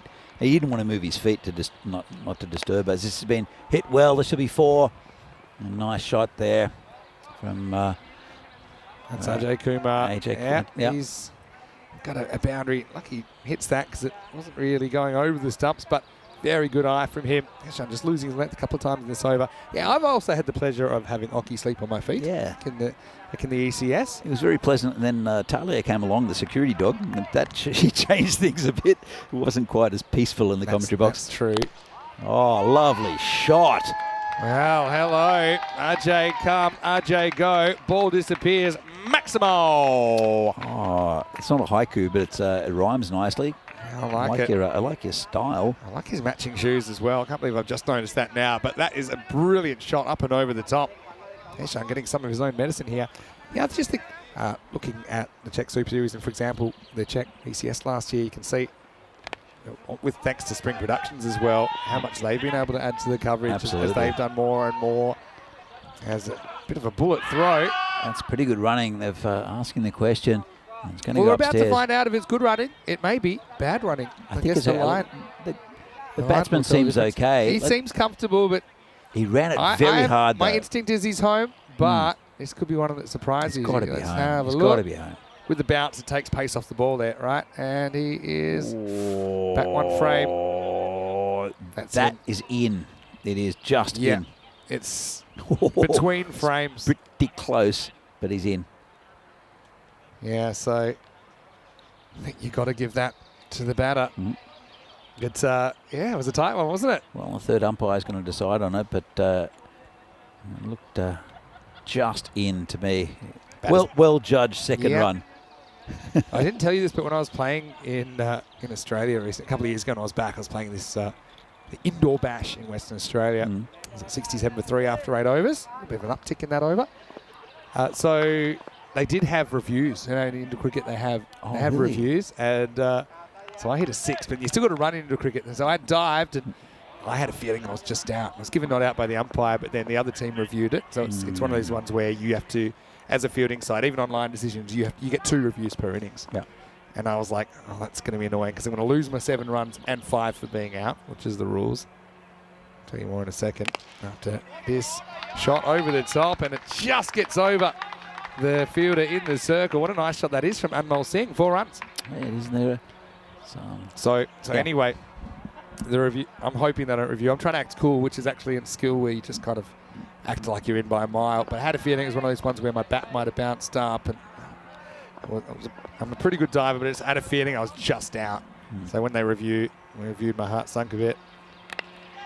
In the air, this should be gone, and it is. So Russian Silva gets a wicket, and Anmol, after playing a nice shot, is going to have to go for 8. So Albano certainly throwing the bat in the last over or so. That's the 4th wicket down at 71 for 4 in the 9th. Yeah, they are trying to score runs. They really, it's the good cricket shots. The bowling is, it's the end of the day, so bowlers are getting a little tired. But nice catch there, and of good little innings. So here's what happened. So now on the review, it actually comes up on the big screen as well, so you can see it. And I was so happy, and I'll tell you why. The first shot, which is from behind me, my body is blocking where my bat is, and then on the other shot, I thought the other shot's going to get me. A fielder just happened to walk in the way of the camera at the exact moment, so I got away with it, and I celebrated actually. I had a pit of my stomach. I had a suspicion I might have been out, but yeah, that's pretty cool. It's so great we can do with technology these days. Things are a lot more cost effective than they were before. I remember even with the precursor to European Cricket Network, German Cricket TV, they were just strapping GoPros to everything in the mid-2010s. When I remember that, it was an indoor tournament up in Dresden. Yeah. And that's what they were doing, and we were wondering what was going on, because I'd never seen any of that footage, but they were strapping GoPros everywhere, and we could view the games. That was the little embryo of European Cricket Network. That really is. That's part of the evolution of what we're doing now. It's actually crazy where it's ended up. This gets away from the keeper. So I'll sneak through for a run. This is Hardeep Singh, the original, who comes out and misses, but gets a run. I did tell you that I played a game against Dan Weston. Ah, is that right? I think you might have told us that. Yeah, we were in Munich, all wearing black, and it was steaming hot. Right. And he came in, and one of his... Was that at the Munich ground where it has a kind of track on the field? Yeah, it's got, it's Brad? Yeah, they called it, is it Brad Pitt? Or yeah, I think so. I think it's Brad. Because it's a pit. It is. It's a long jump pit. and then there's a running track, so you do get the odd weird bounce off the surface. Yeah. But and they play on a flicks, but it's actually rolled in, so it's actually not a bad surface to play on. I have been there actually. So yeah, Dad Weston, one of his teammates said, "Now Dan, you're going to retire on 100, aren't you?" And I said, "Yeah, no worries." And that's what he did. Is that right? There was one that almost went to a field that was about 3 meters over his head. That's as close as we got to getting him out. So left-hander, Dan Weston. He's a very good player. And the thing about Dan, this is the difference between Dan and I if we do play it. This is pounded fielder, has some interest. Not about catching it, more about stopping it. They're going to go for a 2, but they're going to get the 2. Skuma moves to 20. So when I play, I've played a few games at Costa del Sol for the club there against touring teams when we've been there for either the ECC or the ECL. So when I play, typically they'll get me to open the batting and I'll throw the bat around, and I don't know, I don't have that thing where I must bat for long periods. I'm kind of just, I'll take chances, right? And normally I'll push it too far in the end. And if, for example, there's a team that looks very hungover, and I'll have this kind of mercy streak in me where I say, you know what, I'm just going to, I'll probably end up getting stumped or something like that, just going for 6 every ball as we get to the end of the over, 77 for 4. But Dan is different. Dan genuinely loves batting. Yeah. So when he then had to go to commentary, so he filled in for the next 2020, and I think I'd made something like 49 in 6 overs or something like that. When he played, he made 84 off the 20 overs, and he batted the whole 20 overs. He's got that streak in him. Yeah. Which for me, I'm really a number 8 or a 9, no matter what. I've got that mindset. But Dan, he hadn't picked up a bat in ages, went out there and absolutely bossed it. Problem with Dan as well is he's the kind of guy that would be held together with sticky tape. He wicket kept, and after 10 overs, he had to give it away because his body was hurting too much. But that's probably after hitting 84 not out as well. Yeah. But we do like to play from time to time. Not easy anymore. This should be gone as well. Well, there's been a few of these, haven't there? Joe Cody comes back and gets a wicket. First ball of the 10th.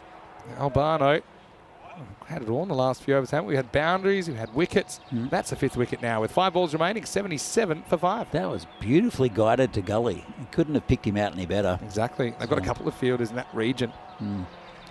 So I know, because now we're into the last game of the day, that I have been asked to enter a team in the Prague T10 Challenger, which PCC run, and so that might be a rare opportunity for me to play some cricket towards the end of June. it'll be fun. So I've actually invited Dan to be part of my team, Dan Weston. That'd be good. I'll have to get him out of duties, and the other thing is, if I send him out to open the batting, it's going to be T10. So do you think it'd be awkward if I retired out my boss if he's not going quick enough? Can't do that. Yeah, it's going to be some. That'll be covered on the internet as well. Maybe I'll just make him the captain. Anyway, here's 5 to come here. Oh, bottom edge. There's going to be a run out, or is there? Maybe. Yeah, it will yes. be. And diamond duck. well, I don't think it is, because Hardy actually did face the ball and he got a bye. So I think this is a golden duck. It is a golden duck. But yeah, it was an opportunity potentially for a diamond duck. Or is it a golden duck? I still think It's just a duck. you're out facing one ball. So if you're Yeah. again, no one ever really has. well, See, sometimes I say if you get out going for your second on your first ball, silver duck? I call it a golden one. Silver duck. That we call it. Silver duck is really a second ball duck, because we looked up at all these. Yeah, I guess. I think if you get out having faced one ball, I think you got to say it's a golden duck. By the way, All these are unofficial terms. talking about touring teams, Yeah. there was a Welsh team that came to Prague, and we played them when I was playing for Barbarians. And I opened the bowling, and I used to get a lot of swing, especially it was quite an overcast day. And these guys came out, and they'd had a big one the night before. You could see that they were there to play cricket, but it was kind of secondary to the cheap beer. It does happen. And I don't know. Hopefully they didn't get on the absinthe, which is a very tourist thing to do. Oh yeah. And that's it's a big mistake. So this is a swing and a miss. So I go out to bowl first ball, and I tossed one probably outside leg stump, but it swung, and it pitched on leg and was hitting middle. So I appealed, and the first one had to go. And then a couple of balls later, I did the same thing to the next batsman. Actually, it might have been even the next ball. Might have been on a hat trick. It was Oh, it comes in again. Oh, that's out. That's very out. He likes it. Jai Cody turns around and shoots the umpire, even though he's a bystander, but maybe he's just taking care of the witness, because this bites back and it cartwheels the leg stump out of the ground. But poor Silvio just took a bullet in the chest. Have a look at this from Jai Cody. I like this. And he turns around. I don't think he's shooting at the umpire or shooting past the umpire, but a nice little celebration. That will just be a regulation duck, but collecting them at the moment, aren't we? Albano losing a few at the end, 77 for 7. It's the slot machine with 2 balls to go. Well, they've got a decent total at Albano. They've got a target to bowl at, and Milan United haven't been the greatest chasing or getting targets. 78 like this, is their average score with the bat, both of these teams. So, and they're pretty much there, aren't they? I like this. And look, from Jai Cody, turns around. Oh, he missed it again. He turns around and just puts the bullet into Silvio. That's kind of mafia style. Yeah, there's boof. So anyway, so I've taken 2 for none, right? And this other guy who's quite portly, this other batsman, comes out, and he was. I've never seen anybody walk slower out to the crease. How do you get a run here? I don't know. But it's well run. Banger's going to get on strike. And you could see that he just couldn't focus on anything at all. All right. Bowled a couple of balls to him. World was spinning. He wafted outside of stuff, couldn't get near it. Then I got him absolutely plumb LBW. And I thought to myself, these guys are a touring team who come to play a bit of cricket, and I don't want to take 3 in the first over just to, And so I didn't appeal. Wow. And the umpire just looked at me and said, why didn't you appeal? What a sportsman. Sometimes just players just want to have a bit of fun. I'll go for 2 here. Good throw will have him down. Well, that's out. That's a great throw, isn't it? Bullet. So that'll end the innings, and I think that'll make it 79 for 8. Let's just double check that the keeper takes the bails. He doesn't knock the bails off first, but I think it's all fine. What a throw that was. Yep, no problem there at all. Not even in the picture. Yep, 79 for 8. Yeah, I remember seeing a few exhausted fielders last game I played after about 4 overs where they had an emergency drinks break. So I think it was time to have a bit of mercy. Anyway, 2 teams have struggled to score runs in this series, going head-to-head. Albano winning the toss and batting. They end up with 79 on the board. 80 will be the target for Milan United. 2 teams, I know they haven't had the series they wanted, but they will want to finish with a bang. Speaking of highlights, look at Sanjeeva there with the return catch. Took that one clean as a whistle. That was the end of the enigma. That's really... it's a 50-50 game, I think, considering how these 2 teams have batted so far in this series. Yeah, absolutely, Vinny. It's a pretty good total. They did have a go at this bowling attack, did Albano. They lost a few wickets along the way, but they didn't limp along. They tried to get as many runs as they could, and 79 is not a bad effort. 80 to win for Milan. It's a pretty 50-50 game, as Vinny said. And Milan United, we saw them get 60 in the last game. So it's going to be hopefully an exciting final game of the group stage in this tournament. And Albano, you see, this one, it was a little bit of a run out and a few wickets going down. Said 8 of them for Albano, and but some good efforts. We'll see the scorecard in just a minute. It was just not very well defended by the batsman. We'll have to go, but look at the scorecard, as I said, as we have a shot there of the Milan cricket ground. Lovely facility here. 1 allowed with 10. Arvind Kumar, the pick of the batsman, with 24 of 15. And Ajay Kumar comes in, hit some nice shots, 21 from 13. But 79 for 8. A couple of ducks there, but otherwise, batsmen contributing. It was a pretty good effort from Albano, considering. And it's their 3rd game of the day as well. And it's the final game of this group stage. We'll see the bowling for Milan United, and it's the usual characters who turned up for them. Good effort from Sanjeeva at the top. Jai Cody has been really good as a captain for Milan United. He took 2 for 14, and actually all of the bowlers took good wickets. Probably Jay Sekra again, who's very consistent for this Milan United side, taking 1 for 10 off his 2. So 80 to win in the final match here from today. Final match of this Thursday. Finals tomorrow. we'll see what happens in this FanCode European Cricket Series match between Milan United and Albano.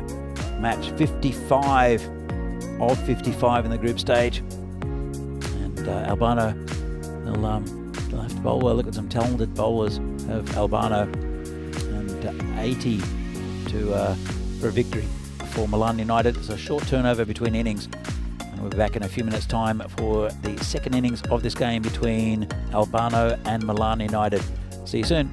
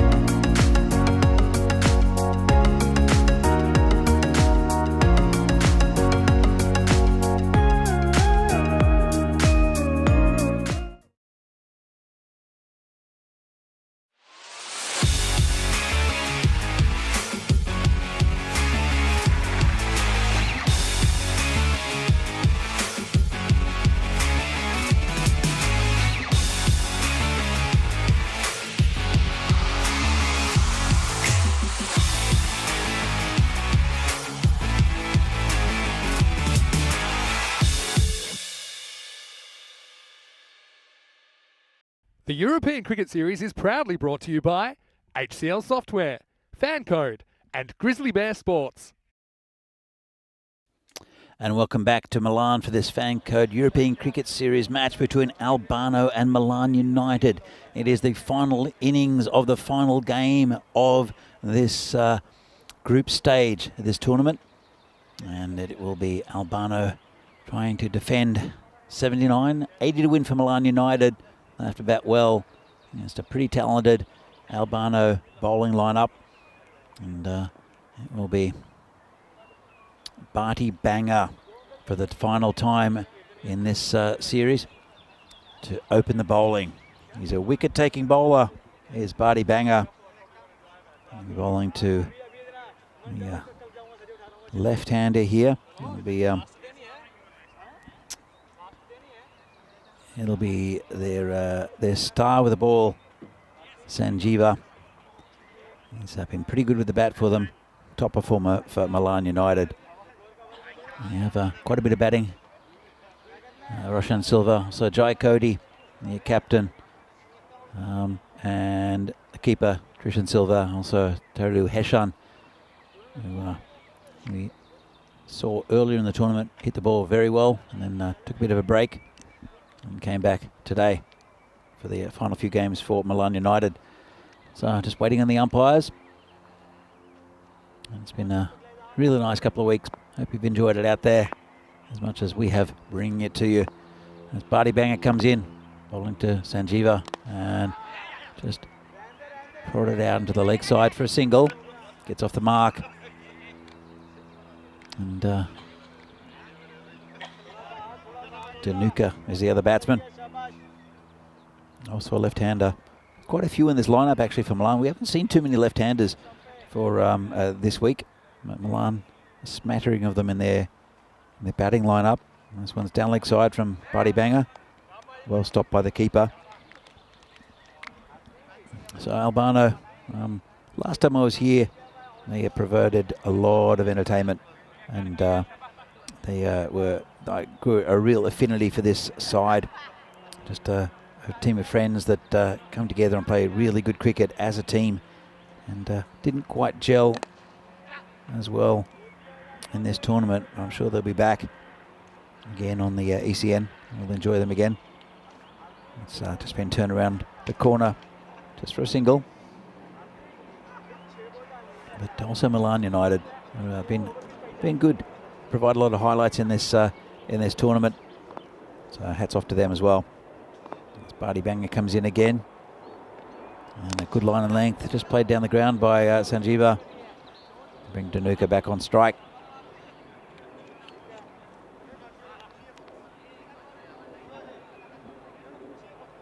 So again, the field restrictions in place. It's pretty quiet, nice afternoon here. It's late afternoon, I guess. And nicely bowled there by Bharti Banga. Nice afternoon here. It's been warm without being hot. Want a little bit of breeze in this marshmallow, but apart from that, it's been very comfortable in the commentary box. Bharti Banga comes in again, bowling to Dhanuka. Right on the block hole, just over the bowler. Nicely played, just a single. They won't win it in singles, will Milan United, but it'll advance them towards a total. Need about 8 and over, which is well within their capabilities, especially this man, Sanjeeva. It's been a pretty tidy over so far from Bharti Banga, just singles from it. And again, and good bowling, and well, there's a chance for a run out, and it might be out. Well, it won't be out, you know, because the bails were already off. You'd have to have taken the stump out of the ground, even though it did fall out of the ground. Does that count, Vinny? Not sure. Let's have a look. So he hits a stump, and it didn't fall out, so not out. And he puts his hand up. Did Hardeep? So Hardeep taking the gloves. Interesting move. And at the end of the over, It is Milan United, 6 for no loss. 23 matches since the golden ball. Wouldn't we love to see a golden ball here on the final game? It could be a good candidate for it. It's about the right total, around between 80 and 90. Could well be. It would be a great finish to what's been a great couple of weeks. Of course, still the finals Friday tomorrow, and the international T10 action coming at the weekend. Vinny, it's pretty good start for both teams. Yeah, not too bad. Nice to be back. Big thank you to everyone. Give me a bit of impromptu fielding / fitness practice I noticed in the innings break, so I'm still catching my breath. Yeah, unless you're a salsa dancer. I've not really seen a person with pink shoes, pink pants, and a flamingo shirt. I did have to stop myself diving a couple of times because it's not great for the purple suit. But I'm thinking now I've done that, I can probably eat an extra carbonara tonight. So that's what I'm thinking. I wouldn't mind watching the game with you, actually, if you want to spend some time in the bar a bit later, relaxing before the big finals day. That'd be great to have a couple of morettis. Maybe you watch a bit of the game to come tonight. That's it, yeah. Gibraltar and is it Portugal or Malta? Portugal. Yeah, that should be a bit good recent game. history. Portugal have had the wood on Gibraltar recently. They played each other in T10 and T20 internationals around about a month ago. Mm-hmm. Just saw the sides, which we'll probably have a look at a little bit later in this innings. But Avinash playing Louis Bruce opening up for Gibraltar. You got Ian Latine in there. Got Kenroy Nesta, big K-Ness as well. Mm-hmm. Sammy Boda, good young player. Kamime Puri bowled some really good spin in that Portugal series as well. Anyway, here we go with Akram getting a bowl in over number 2. So yeah, it does seem like a bit of a 50-50 score considering how these two teams have gone with the bat so far in this series. But all you can do is try and win the final game. And even if you're not in the finals, this is your final game, and you go out feeling a bit like a winner, even though these two teams haven't really had the series that they wanted. My introduction to Portuguese cricket was the series with Panda and with, what was it? Oh, it says absolutely just gone straight through the batsman, Sanjeeva. Great bowling. And it's not Wasim Akram. It's Hassan Akram, who we haven't seen at all during this tournament. If you look at Hassan Akram in the mirror, it does look like Wasim Akram, I think, the right-handed version. As he sends the leg pole flying, Sanjeeva goes. That's going to make things even tougher for Milan United as they lose their opener at 8 for 1. Where's this man been? He's been available that much, actually, Hassan Akram. But even today, I mean, he's come in for the final game of the season, of the series. And have they been holding you back? Yeah, well, it's a good surprise tactic. But yeah, Akram certainly making the most of his opportunity. Anyway, we have seen him before, playing for Royal Bergamo. Before we saw him play one match last year. That was against Albano, actually. Playing for Royal Bergamo. Also saw him in 2020 and 2021. So no Royal Bergamo in the ECS. So I think, yeah, taking the opportunity to draft him in and with immediate effects. Yeah, he uses his height really well. That was a superb delivery. So I'll bring a new batsman out, and it'll be Roshan Silva. So right-hander coming out to join Danuka, the left-hander. And Akram, 1 for 1 at the moment. And the target is 80. As I said, it's going to be probably a pretty tight run chase here for Milan United. Yeah, looking like about 9 and over, 8.5 and over at the moment. Still pretty much the same run rate. But, I think it's going to be a really interesting finish to this group stage. Could be, but I need to get a move on, don't they? That'll help. Oh. It's a Gundy ball, but well, how's he picked out the fielder there? That was asking for it. Roshan Silva will be kicking himself. That was, yeah, it was a bit of a hit-me ball, and just couldn't put it away. That man, short fine leg area, about a 45. Good area to have a fielder though in this format. Yeah, for sure. Often you see fielders kind of hiding there, but there's nowhere to hide that time. Long ball, pitches it up and gets it through Roshan Silva. This has been a really good over. And they've had some good bowlers though, have Albano. We'll see Gurjit come up, who was excellent earlier on.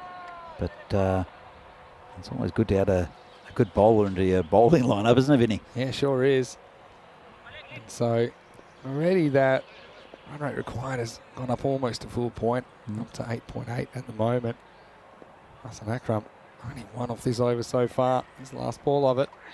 Wow. Well, give a guy a wrap. Don't know if this will go for 4 or not, you know. Doesn't.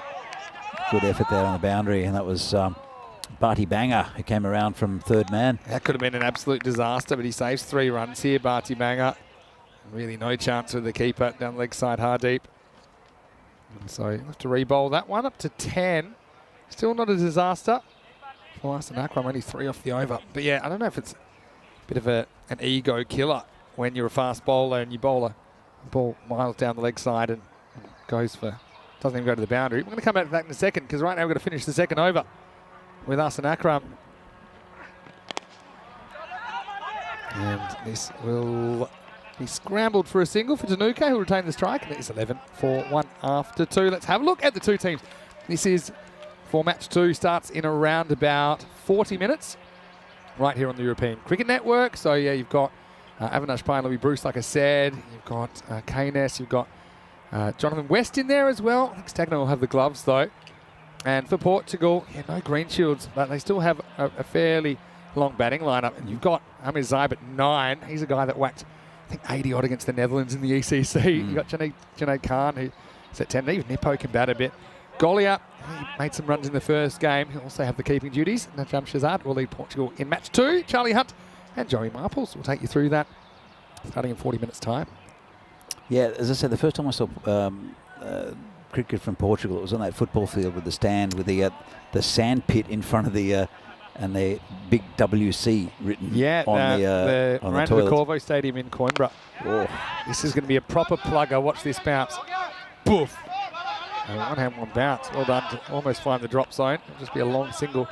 Yeah, the big WC made a few improvements there. We may go for another night series there this year. We had a night series there in 2021. That was when you were with me here in Italy, right? Yep. And we also had a night series there around about July last year. It was great fun. I really enjoyed that series, but for just ECN reasons, if I could say it's like a 38-metre boundary, but they still couldn't clear it for some reason. Square of the wicket, because it's basically on a football pitch. Yeah, long straight boundaries too. Yeah, it's pretty long straight boundaries, right?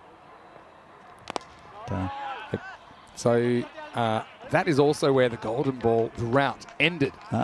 So I think I was in Rome, and I'd gone to the beach because we were there in July, and it had gone up over 400 matches without a golden ball, which is crazy amount, really. It equated to around about 3 months or so without a golden ball, maybe slightly more. But then, when I came out of the water, my phone had blown up. Oh, this could be caught and gone. Well, that's a very easy catch there for Arvind Kumar. Yeah, Tanuka tries to move things along. It's been a frustrating tournament for him with the bat. Again, he looks pretty organised. I think he's got a pretty good technique, Tanuka, but he's searching for that extra power, and he couldn't quite find it. As Arvind Kumar takes the catch, that's the second wicket down. It's 13 for 2. Hi, Danish in the chat, and I'd love to work down in Cyprus. And yeah, the conversation about the old broadcasting days in ECN, and it has come a long way, I've got to say.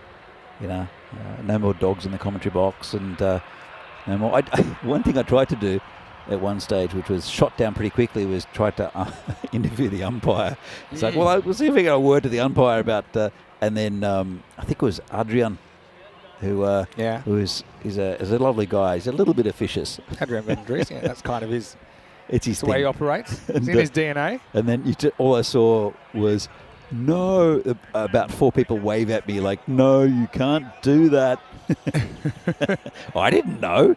It was all new to me. That was a great series to watch. I mean, I'd gone back to Australia and ended up staying there for 2020 because of the pandemic. It was just a good place to ride it out.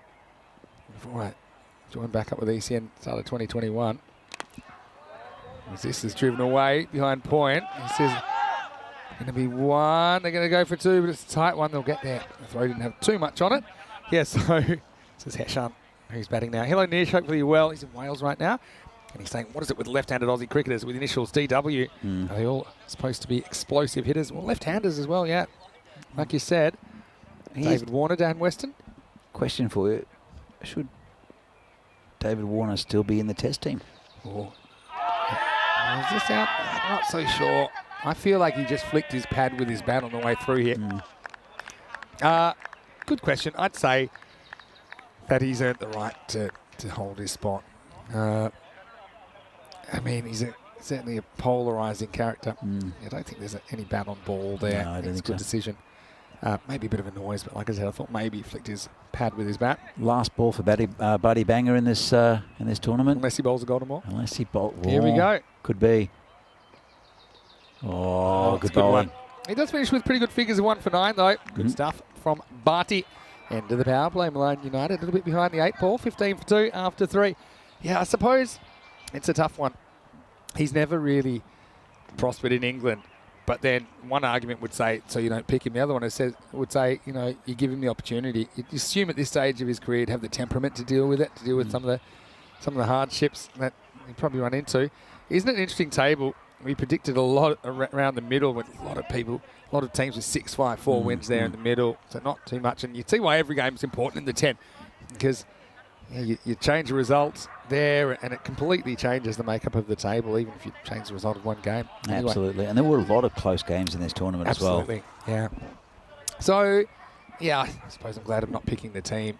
But I often think, just in general, so this isn't about David Warner in particular, but I think if there's a toss-up between, say, an experienced player and a young player, I think we're quite quick to kind of toss out people that we think are old. But, I mean, look at Jimmy Anderson right now, 40, 41. I think if you look after yourself, you can play longer and longer these days. It is such a professional pursuit. There are Major League pitchers, for example, in Major League Baseball, that even have played to 46, 47, 48 in specialist roles. So even in European cricket, sometimes people say, oh, you know, I wouldn't pick a 35 or 36-year-old to play his first game. And I can understand that. But if you pick a 20 or 21-year-old, who's to say he's going to be around for a long time either? I mean, I just think you should pick the best team available. And this is lasered away from Roshan Silva. He hasn't had it all his own way so far, but that's a cracking shot. Akram gets smacked to the boundary first ball of the over. Oh, lovely shot. This is good because look at it, hits it pretty much top of the bounce. Kind of uses the bounce to his advantage.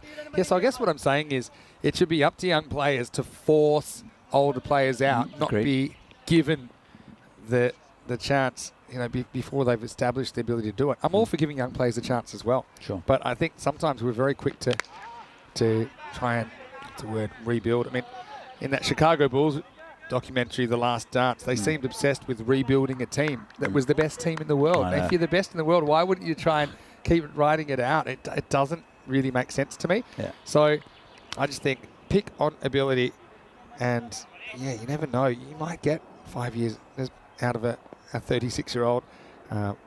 Miss Burrell Hark's a good example as well, somebody that played past 40. It's the way it's going as well. Well, especially if you've got the depth, and Australia does have a bit of depth in cricket. Oh, this could be a chance, and got him, I think. Well, He grounds his bat. I just can't tell you if it's in or out. So let's have a look at it. he did wind up the bowler, the fielder. This is going to be interesting. Again, he got the bat down in time, but where's the bat? And he's Just safe. in. Yeah. Just in. So We see it sometimes in football when you get a team that's successful or that have played for a long time, and it's hard for younger players to come in. Yeah. And it's evident that legs are not there for the older players, even though the skill's still there. Yeah. And the problem is with football, it's such a physical game it's an now. endurance sport, you know. Yeah, so that's probably slightly different, I think, than cricket. But it's a good point you make. As Akram comes in again, and this one deflected down, no run. But Nish was also talking about how he was remembering his time.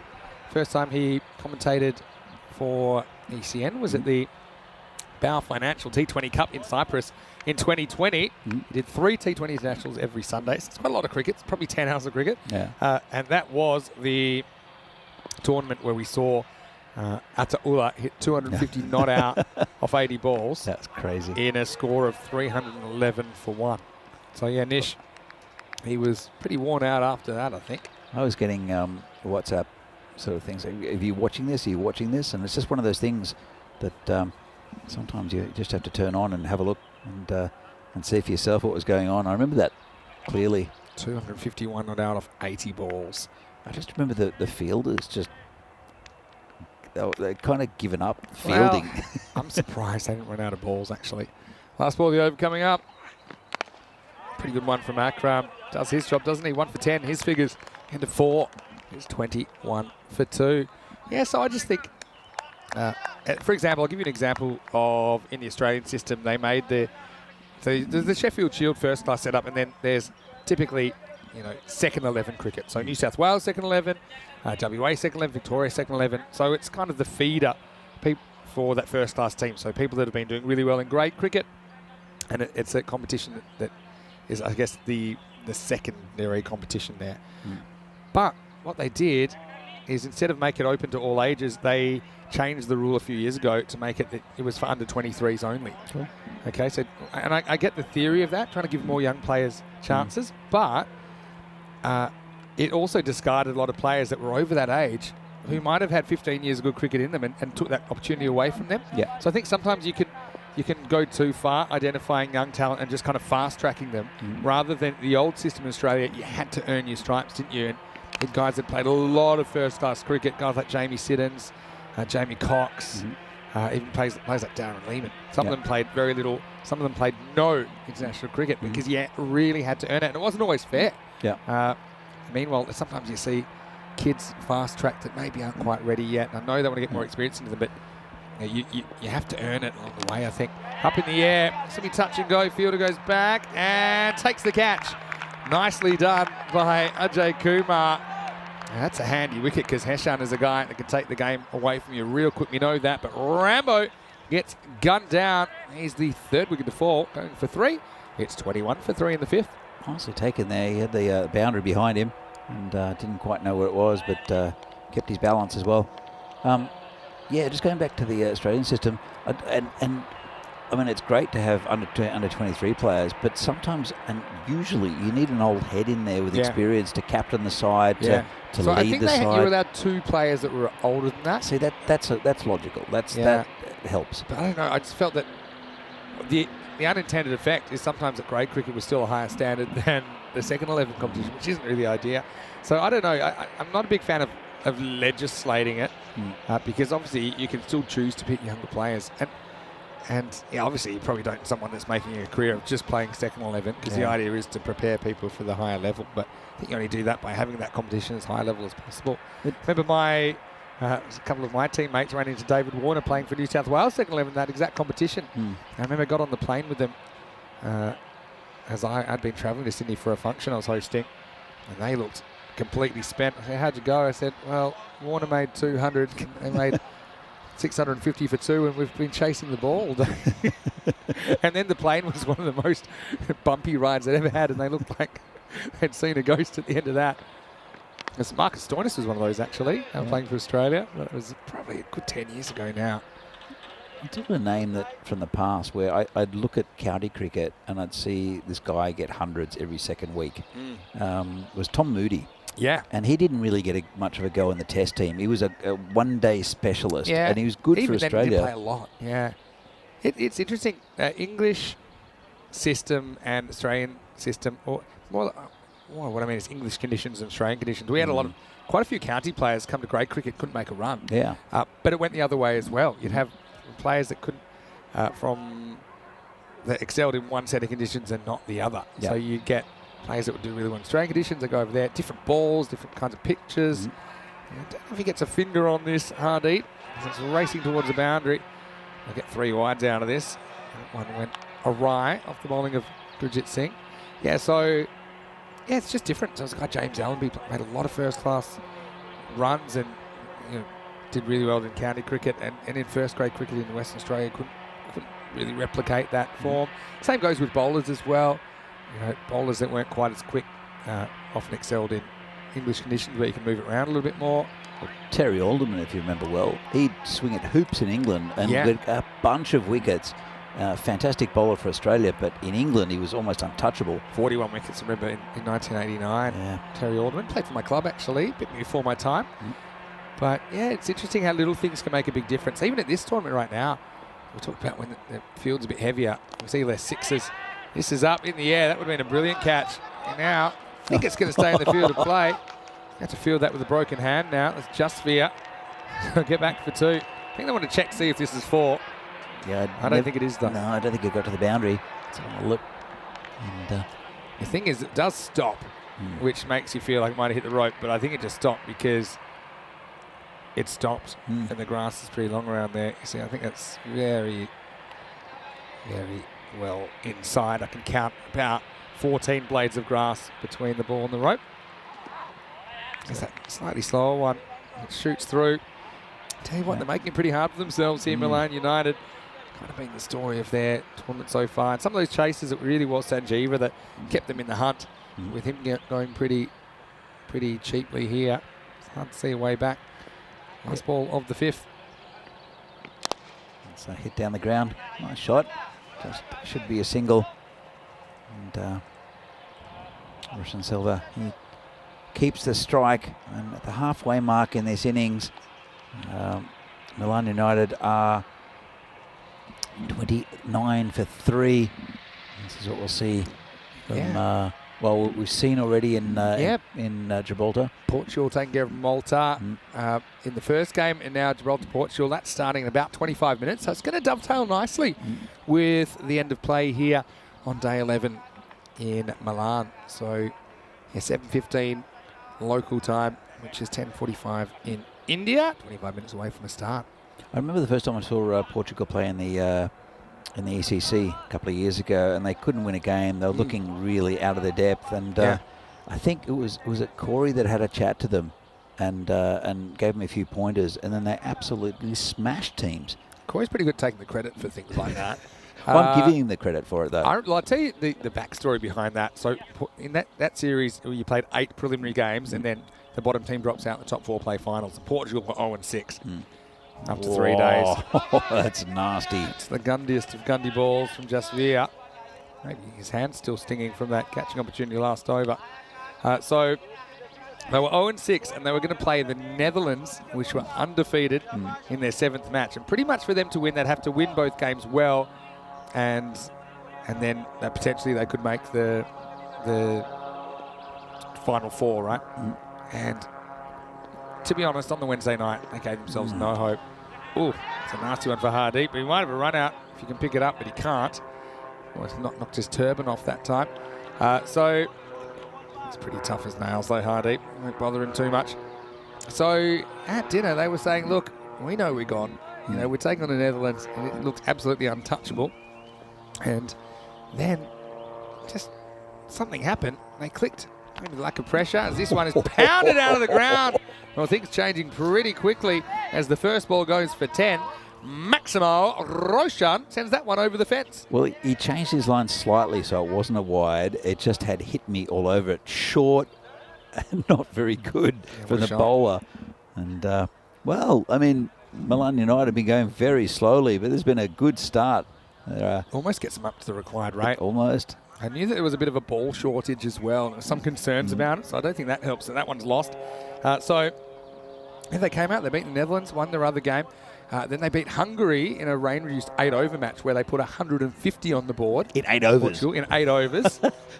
Sean Gomes was the main instigator. He plays cricket in the UK, but he does have Portuguese passport. So, yeah, I mean, Corey might have had a few words as well, no doubt. But I just think it's a sense of when the pressure's off. And we've seen that a little bit today as well with some teams as well, with the pressure off with semi-final qualification. Bergamo CC are a good example. Set to play better. Very good example. Just he's headed down leg side. Bit straighter that time. Got a bit of the pad. So, well, it might be, well, it's going to be bowling to Jai Cody. No more left-handers for a while. Now, I don't have a dinner reservation tonight, so I don't mind if this does go to a golden ball. So, let's see, because this has got them back in the conversation, Milan United. Up and in the air. I think this is falling safely. It is. And then Plugs, they'll just get a single. Good effort, though, from the fielder to try and turn that into a catch. That's Kuldeep Singh out there. I like the fact that Monolal's just throwing the ball to Jasvir here. As, you know, it is the last game, and they're not going to make the finals at either of these two teams, so give a couple of these players a bit of a go. Hardeep behind the stumps is another one. And He's done a pretty good job, actually. This is a pretty long over here from Justvia. I don't think we haven't had too many issues with the clock for the most part. On occasion, It's the first game, wasn't it? Yeah, it might have been the first game only. And slower ball, well bowled. And just be a single. And he's brought it back a little bit. Still a little bit leg side is Jasvier, but he's brought it back in the final few balls of this over. If we can keep this together, that would be the end of, well, a pretty good over, to be honest, for Milan United, who are getting back towards that 8 runs and over they needed. And good end. Could be close, actually. And not out. Probably angled down leg, as most of his deliveries were, but hit him pretty full. I suppose the idea of Jasvier hitting the stumps at all seems a little far-fetched if you've seen this over so far. And I think this one just angling down. It's close, but I think it might have just been slipping away. Batter was concerned though, wasn't he? But end of an over, which I suppose in the end isn't too bad. This goes for 12, and at the end of 6, it's 43 for 3. Yeah, Roshan Silva there, 15 from 13. Is anyone in double figures so far? There have been 11 wides. They were catching up to Roshan. And so, apart from that, it's not been great batting from Milan United. Haven't really taken it to Albano, which is a bit the opposite with the Albano innings, where they batted pretty well for the most part, and you could tell that they had intent in the batting, where I don't think it's really happened here so far. Roshan's hit a big 6 in the last over, but apart from that, it's been slow going. 4 overs to go. Yeah, 4 overs in the day's play, 4 overs left in the round robin stage. Yeah, that over went for 14 if you include the 2 leg binds, but still could have been worse, I thought, after the start. And Cody takes over, and he whacks a single first ball over to Roshan, who's on 15. Yeah, Alvin Kumar, he's been pretty good with the bat and the ball for Albano in this tournament. Yeah, he's been handy, hasn't he? And he's played well. They've won some cricket matches. But, yeah, very interestingly poised. And after that, it's going to be a little bit easier for Milan United. Maximo! A little bit short from Arvin, and he pays the penalty, 6 runs. That's, yeah, just a little bit short and into the potato field. If we're running out of balls, I think we should go for a mission out there, because we'll find at least a couple of dozen. Yeah, I think you're right. Send out the search party. Just here down to the offside. Good adjustment, though, from Arvin Kumar there. A bit fuller, probably a better line as well. But, yeah, 50's up. And will be fitting if the group stage finishes with a close game. This looks like potential for a close finish at the moment. It definitely is now. Yeah. That's wicket. Chad Cody tries to force the issue, charges, and he doesn't get the middle of the bat on at all. He wraps the bat around it, and a fairly easy return catch for Arvin Kumar. And so it'll be the 4th wicket to fall. Milan United, 51 for 4. They lose their skipper. Not before he's able to contribute 4 to the total. Yeah, neat little catch there, never in doubt. He got right behind it, did Kumar. And kind of expected to come back to him. But Roshan Silva's the man most likely to get them over the line here, Milan United. Jess Aker is a good hitter, though. I think that they like him. They like the fact he can clear the boundaries. He's got a fairly attacking approach. So I don't think you'll see him necessarily pushing ones around like another batter might do in this situation to give the strike back to Roshan. I think Stephen will feel like he can also make a bit of a difference on the scoreboard. He's been sort of the Mr. Consistency, both with the bat and the ball for Milan United. He's dependable with both, and he's contributed a lot to this side when they've sometimes had sort of missteps. Well, in the air, and gone. First ball, Jayasakara. Can you believe that? I mean, he went for it straight away and actually got plenty of it, didn't he? Ajay Kumar took a nice catch trotting to his left. So the game turns again as Arvin with wickets in consecutive deliveries. The score now is 51 for 5. Yeah, nice catch that. And Ajay, he's contributed with the bat in the Albano innings. We haven't really seen much of him. I think, is this the first day we've seen him, or we saw him earlier in the week? Yeah, maybe when I wasn't here. Yeah, we saw Arvin a little bit, over the weekend. But, I mean, you got to feel a bit stiff if you're Jayasakara, don't you? Because you got plenty of that. Again, the difficulty of muscling balls down the pitch on this surface. Let's have a look at the hat trick graph, and you can see that we've had 11 in the season so far. Only 1 here in Milan. So maybe Arvind Kumar can add his name to the list. I'd love to see an Albano hat trick. I bet you would. I bet you would. And get the opportunity, as it looks like this is Trishan Silva, a left-hander, coming to the crease. He can bat a bit though, Trishan Silva. Yeah. So Hit a really good 6 towards the end of the last game. So they're 51 for 5. This is the last ball of the 7th over. 3 more left. 29 after 19. About 9 and over. It's, they'll have to bat well to get there United. They're very capable. And Albano, it's a hat-trick ball and just played behind. Might be a run. A little dodgy inside edge. Could have gone anywhere. Just prodded at it. Give David plenty of air, did Arvind Kumar. And that's the end of his first over. 2 for 8. Not a bad return. Yeah, let's have a look at what's coming up tomorrow. First, we've got here in Milan, where it's finals day of this ECS. 4 teams, each 2 wins away from the trophy. Fresh Tropical versus Kings 11 in the first semi-final. Brescia's EC versus Jinnah Brescia in the second. Both cracking games. Really, you can throw a blanket over those 4. It's whoever plays best on the day. It'll be 7:30 AM GMT, 9:30 in Central Europe, and 1 PM in India. Don't forget, you'll get double trouble tomorrow, because not only do we have finals, they also have cricket in Gibraltar, where it's day 2 of 4 there. Portugal taking on Malta. Repeat of the first match we saw today. Portugal won that one fairly comfortably. Then Gibraltar, Malta are going to meet for the first time in the competition, and that starts at 2:45 in Central Europe, which is 6:15 PM in India. So plenty of cricket to come tomorrow, and of course across the weekend. Plenty of international cricket as well. Here we go with Gurjit Singh at over number 8. It's been hit high and long, and that's 6 runs. Lovely shot there. Roshan Silva playing a lone hand at the moment. That's nicely picked up. And I thought Gurjit bowled really well in the last game, and this one's given him something to think about. What a shot that is. That is absolutely crunched, isn't it?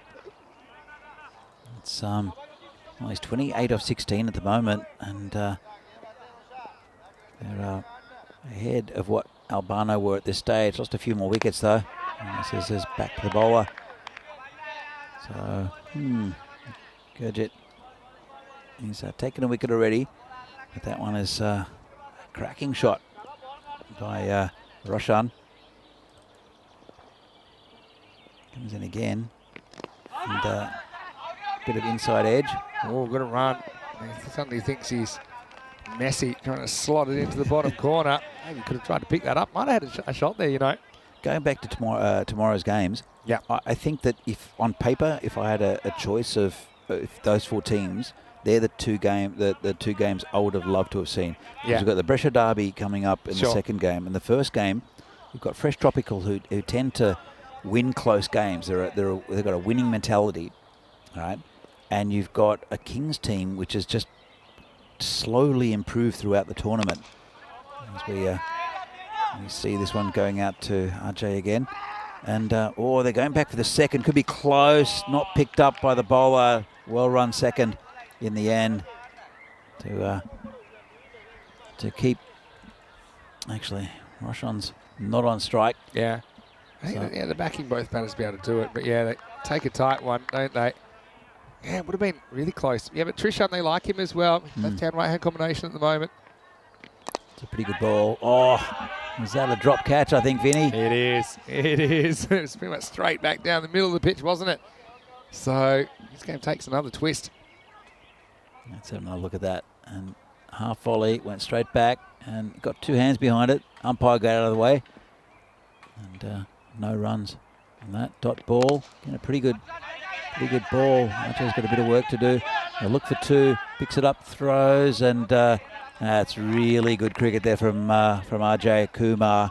It's right onto it, and a good quick flat throw into the bowler. So at the end of that over, it is Milan United 61 for 5. Still need about 18 left, I think. Let's have a look. Hanging around that red line. Are we going to have a little bit of a golden finish to the group stage? Who knows? Had a really close game to start this series.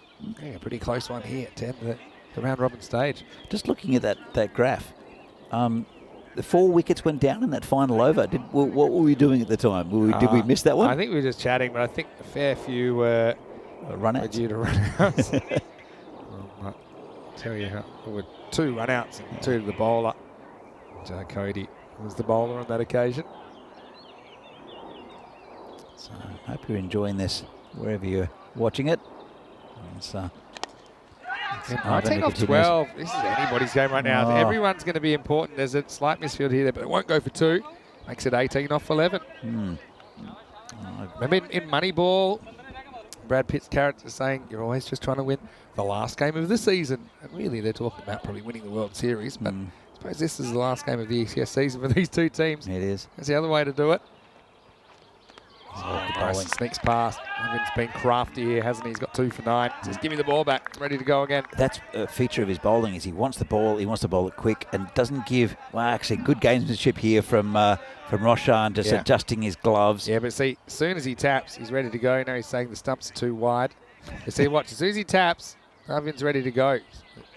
Trying to rush each other. I've been in this exact situation. He's saying, hey, come on. If you tap your bat, I'm bowling. He says, yeah, but I'm not really ready. He says, well, when you tap your bat, you got to be ready. Good Now he bowling. sneaks no one past him. But he says he wants it again. Doesn't give you any time to settle mentally. Good tactics. 18 Very off good. 9 now. Need a boundary. Had some bat on this one. You think about 2 here because it's a long throw. They think about it. Probably would have got away with it, but I suppose it gives Roshan the chance to face the bowling with 2 to come in the 9th. It's been a good over here. And it's annoying when you do get a batsman, a bowler who does rush you like this. Seen a lot in 2020 cricket when I was playing on big fields where you're just running a 2 and had no time to settle. Oh, that looks like a wide to me. He's going to rush through this, but that hurts at this stage. Oh, no, it came back in. It just snuck in. I don't think that was completely inside the line. As an Albano supporter, it was. I think it was well inside the line. Okay, as an Albano supporter, then it completely changes your perception. So 17 off 7. That hurts actually. Fast for the over. And they'll really want 2 here. They might get it. Good throw might have him in trouble, but throw pulls the bowler wide. He almost gets taken out by the batter as well. So good running, and it means that Roshan will be on strike as we go to the last over. It is 65 for 5 after 9. Just a reminder, in around about 10 minutes' time, we'll start match 2. So we'll be leaving you in Milan, but I'll certainly be a keen observer to watch Gibraltar for the first time in the ECN Gibraltar T20 International Series. That's the Tri-Series with Portugal and Malta. Gibraltar, Portugal. And the lights will be on at Europa Point as well. Gibraltar winning the toss, electing to bat. Pretty strong top 3 or 4 in particular that have had some success this season. So tune in to hear Charlie and Joe Marples as well. Take you into the night session. Plenty of cricket today on ECN. If you go wall to wall, it's probably around about 14 hours of cricket. And if you include the other T20, it's probably 17 hours of cricket if you want to watch it back. Anyway, Monu Lal, the enigma to bowl over number 10. 15 required. Roshan on strike. Charges and misses. The enigma, what's going to come out? And it's the skipper who's taking the responsibility. And that's pretty close to the line, but I think that fair one's call inside again. for me. Flirting with danger there, Monu Lal. We'll see him for Italy, though, over the weekend. Comes in again, and swing and a miss again from Roshan. Good start. It's been good when he's gone straight. And I can understand the temptation to try and go sideways in the slightly smaller boundaries. But Monu has taken the responsibility on himself. So far he's delivering 15 off 4 required. And again, it's short. Yeah, a little bit short, and he hasn't quite got it. And they're happy with the single here. So they're thinking maybe the left-hander's a better matchup because obviously Roshan he's on more, but he hasn't been able to do too much with the first half of the over. And I will say that Trishan hit a really good shot late in the piece in his previous innings. So you don't want to get too short to him. I think you've got to be full, you've got to be at the stumps here. They need a boundary, don't they, Milan? And or a six would make this super interesting. And that's very good bowling. Could be a run out, misses the stumps. Well, I don't know if that's going to be a run out or not. I think he's home. So here's what happens.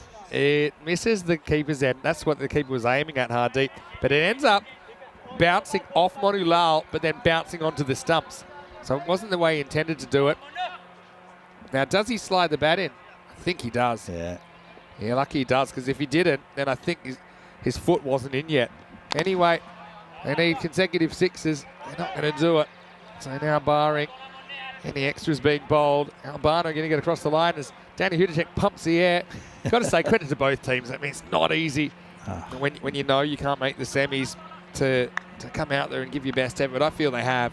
Yeah. They've been really competitive, played in the right spirit. And now, unless we get a no ball six or something like that, I think this will be all over after this. As Manu gets knocked away.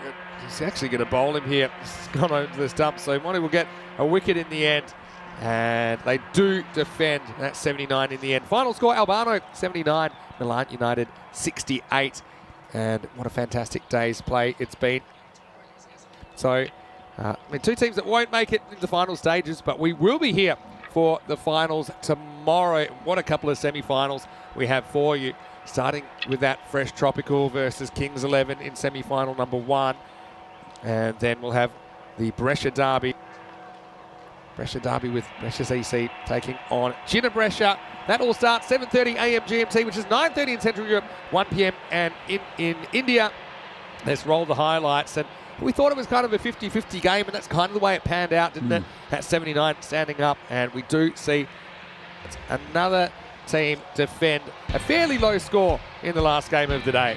Yeah, look, they needed to score a little bit quicker. I think Milan United, there's only one batsman that really got going, and I think when Sanjeeva went, it's a big wicket there for Milan United.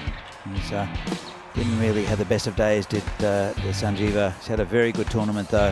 He has. I mean, all things considered, he's been a start for them. Some of his fielding, his bowling, he's really competed. Kind of thrust into that opening role. I think he did win them a couple of games, but struggled a little bit towards the end of the tournament. That was a great catch, and actually Ajay Kumar's catching might have just won the match. I think you look at the players that he caught, they're dangerous players. So that's one reason I think the Albano get up here in the end. That was a bit of an easier catch, wasn't it, for Arvind Kumar off his own bowling.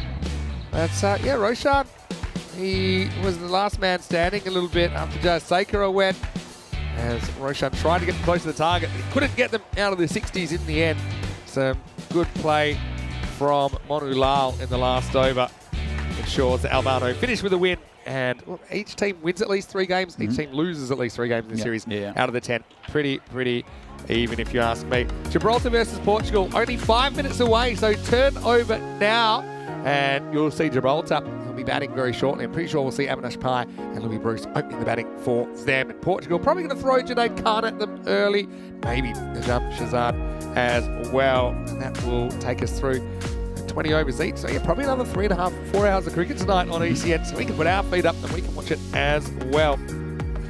Let's have a look at how this second innings went in match 55.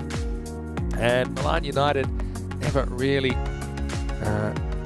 too far behind, but I think they didn't have enough contributors, did they? 31 not out from Roshan Silva. The next best was 6 from Trishan Silva. 17 extras helped them along as well. There were a few that went off the rails, not mentioning anyone, just for Kumar, but he even did come back pretty well in his over, just going for 14 after a bit of a rough start. I think 10 came off the first ball. But yeah, no Sanjeeva in the chase, made it pretty tough. And in the end, they fall 11 runs short. Looking at the bowling, they used a couple of different options, didn't they? Not really getting the treatment. I mentioned Jasmine had some difficulties early on, but he did come back well in his over. 1 for 9, Bharti Banga. Outstanding series from him, I think, in a tough situation. Asad Akram chipped in with a wicket. He looked good, didn't he? Gurjit with 1. 2 for 12, Arvind. I think he was super important in the middle overs. And Monu Lal, he was the Iceman. He was the closer, as he only conceded 2 off the last over. Well, once again, I want to say a big thank you to all of you out there for joining us on what's been a really nice day of cricket once again here in Milan. I suppose there were a few teams playing for pride, but tomorrow it won't just be pride, it'll be for the championship. I think you'll noticeably feel a lift in intensity tomorrow as the teams are only two wins away from the trophy, Danny. Absolutely, and fantastic matchups tomorrow as well. 2 games, the winners go through to the final and the losers will go through to the bronze. And it's going to be great. I think it's the 4 best teams in the tournament that have got through, the most consistent at least. I think that's true. No, I think there's a reason after 10 games, the top 4, they all deserve to be there. So we're going to suit up. It's going to be Peacock Friday as well. And also, I'm looking forward to the international cricket across the weekend as well. We're going to leave you with some highlights today, thanks to our fantastic crew at Spring Productions. On behalf of the Blue crew, everyone here, we're just going to remind you, go to our website, EuropeanCricket.com, have a look at this and all the series to come as well, especially playing fantasy. All the statistical information and the historical scorecards are there. Don't forget our social media at European Cricket, and if you don't already, make sure you subscribe to our YouTube channel, ECS European Cricket Network. You'll also get the highlights videos, the player of the match videos, and a lot of historical matches there, including last year's series. If you're looking at some of the players, particularly in Gibraltar, you might not have seen for a while. On behalf of everyone here at ECN and European Cricket Fan, we hope you have a happy and a safe evening. We'll see you tomorrow for Peacock Friday, Finals Friday. It's going to be huge. Danny, we'll see you there. I'll be there. Hopefully you're here too. See you tomorrow from Milan for more FanCode European Cricket Series. See ya. Buonasera. Bye.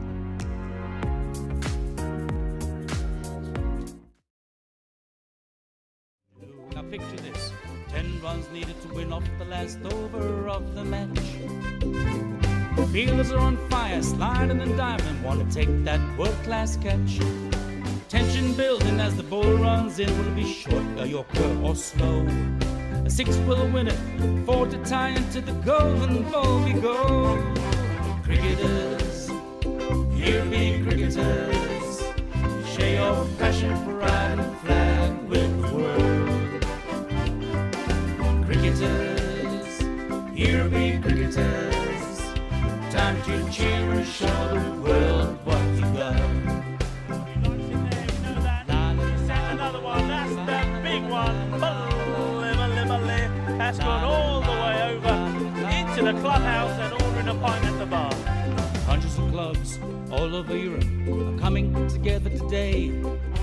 Thousands of cricketers want to be stars, show their talents when they play. We've got commentary, action-packed cricket frenzy.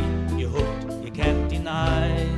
Worldwide audience watching to see which team will lift the cup up high. Oh, cricketers, European cricketers, share your passion for riding flag with the world. Cricketers, European cricketers, time to cheer and show the world what you got. La la la la la la. There he goes, he sent that pack in but the shaka, 6 more. Oh, cricketers, European cricketers, share your passion for riding flag with the world. Cricketers, European cricketers, time to cheer and show the world what you got. Time to cheer and show the world what you got. Time to cheer and show the world what you Mentioned got. turbo earlier, that's supercharged. 6 runs, that's gone into orbit. It's another kookaburra ball that's going to be circling our planet for years to come.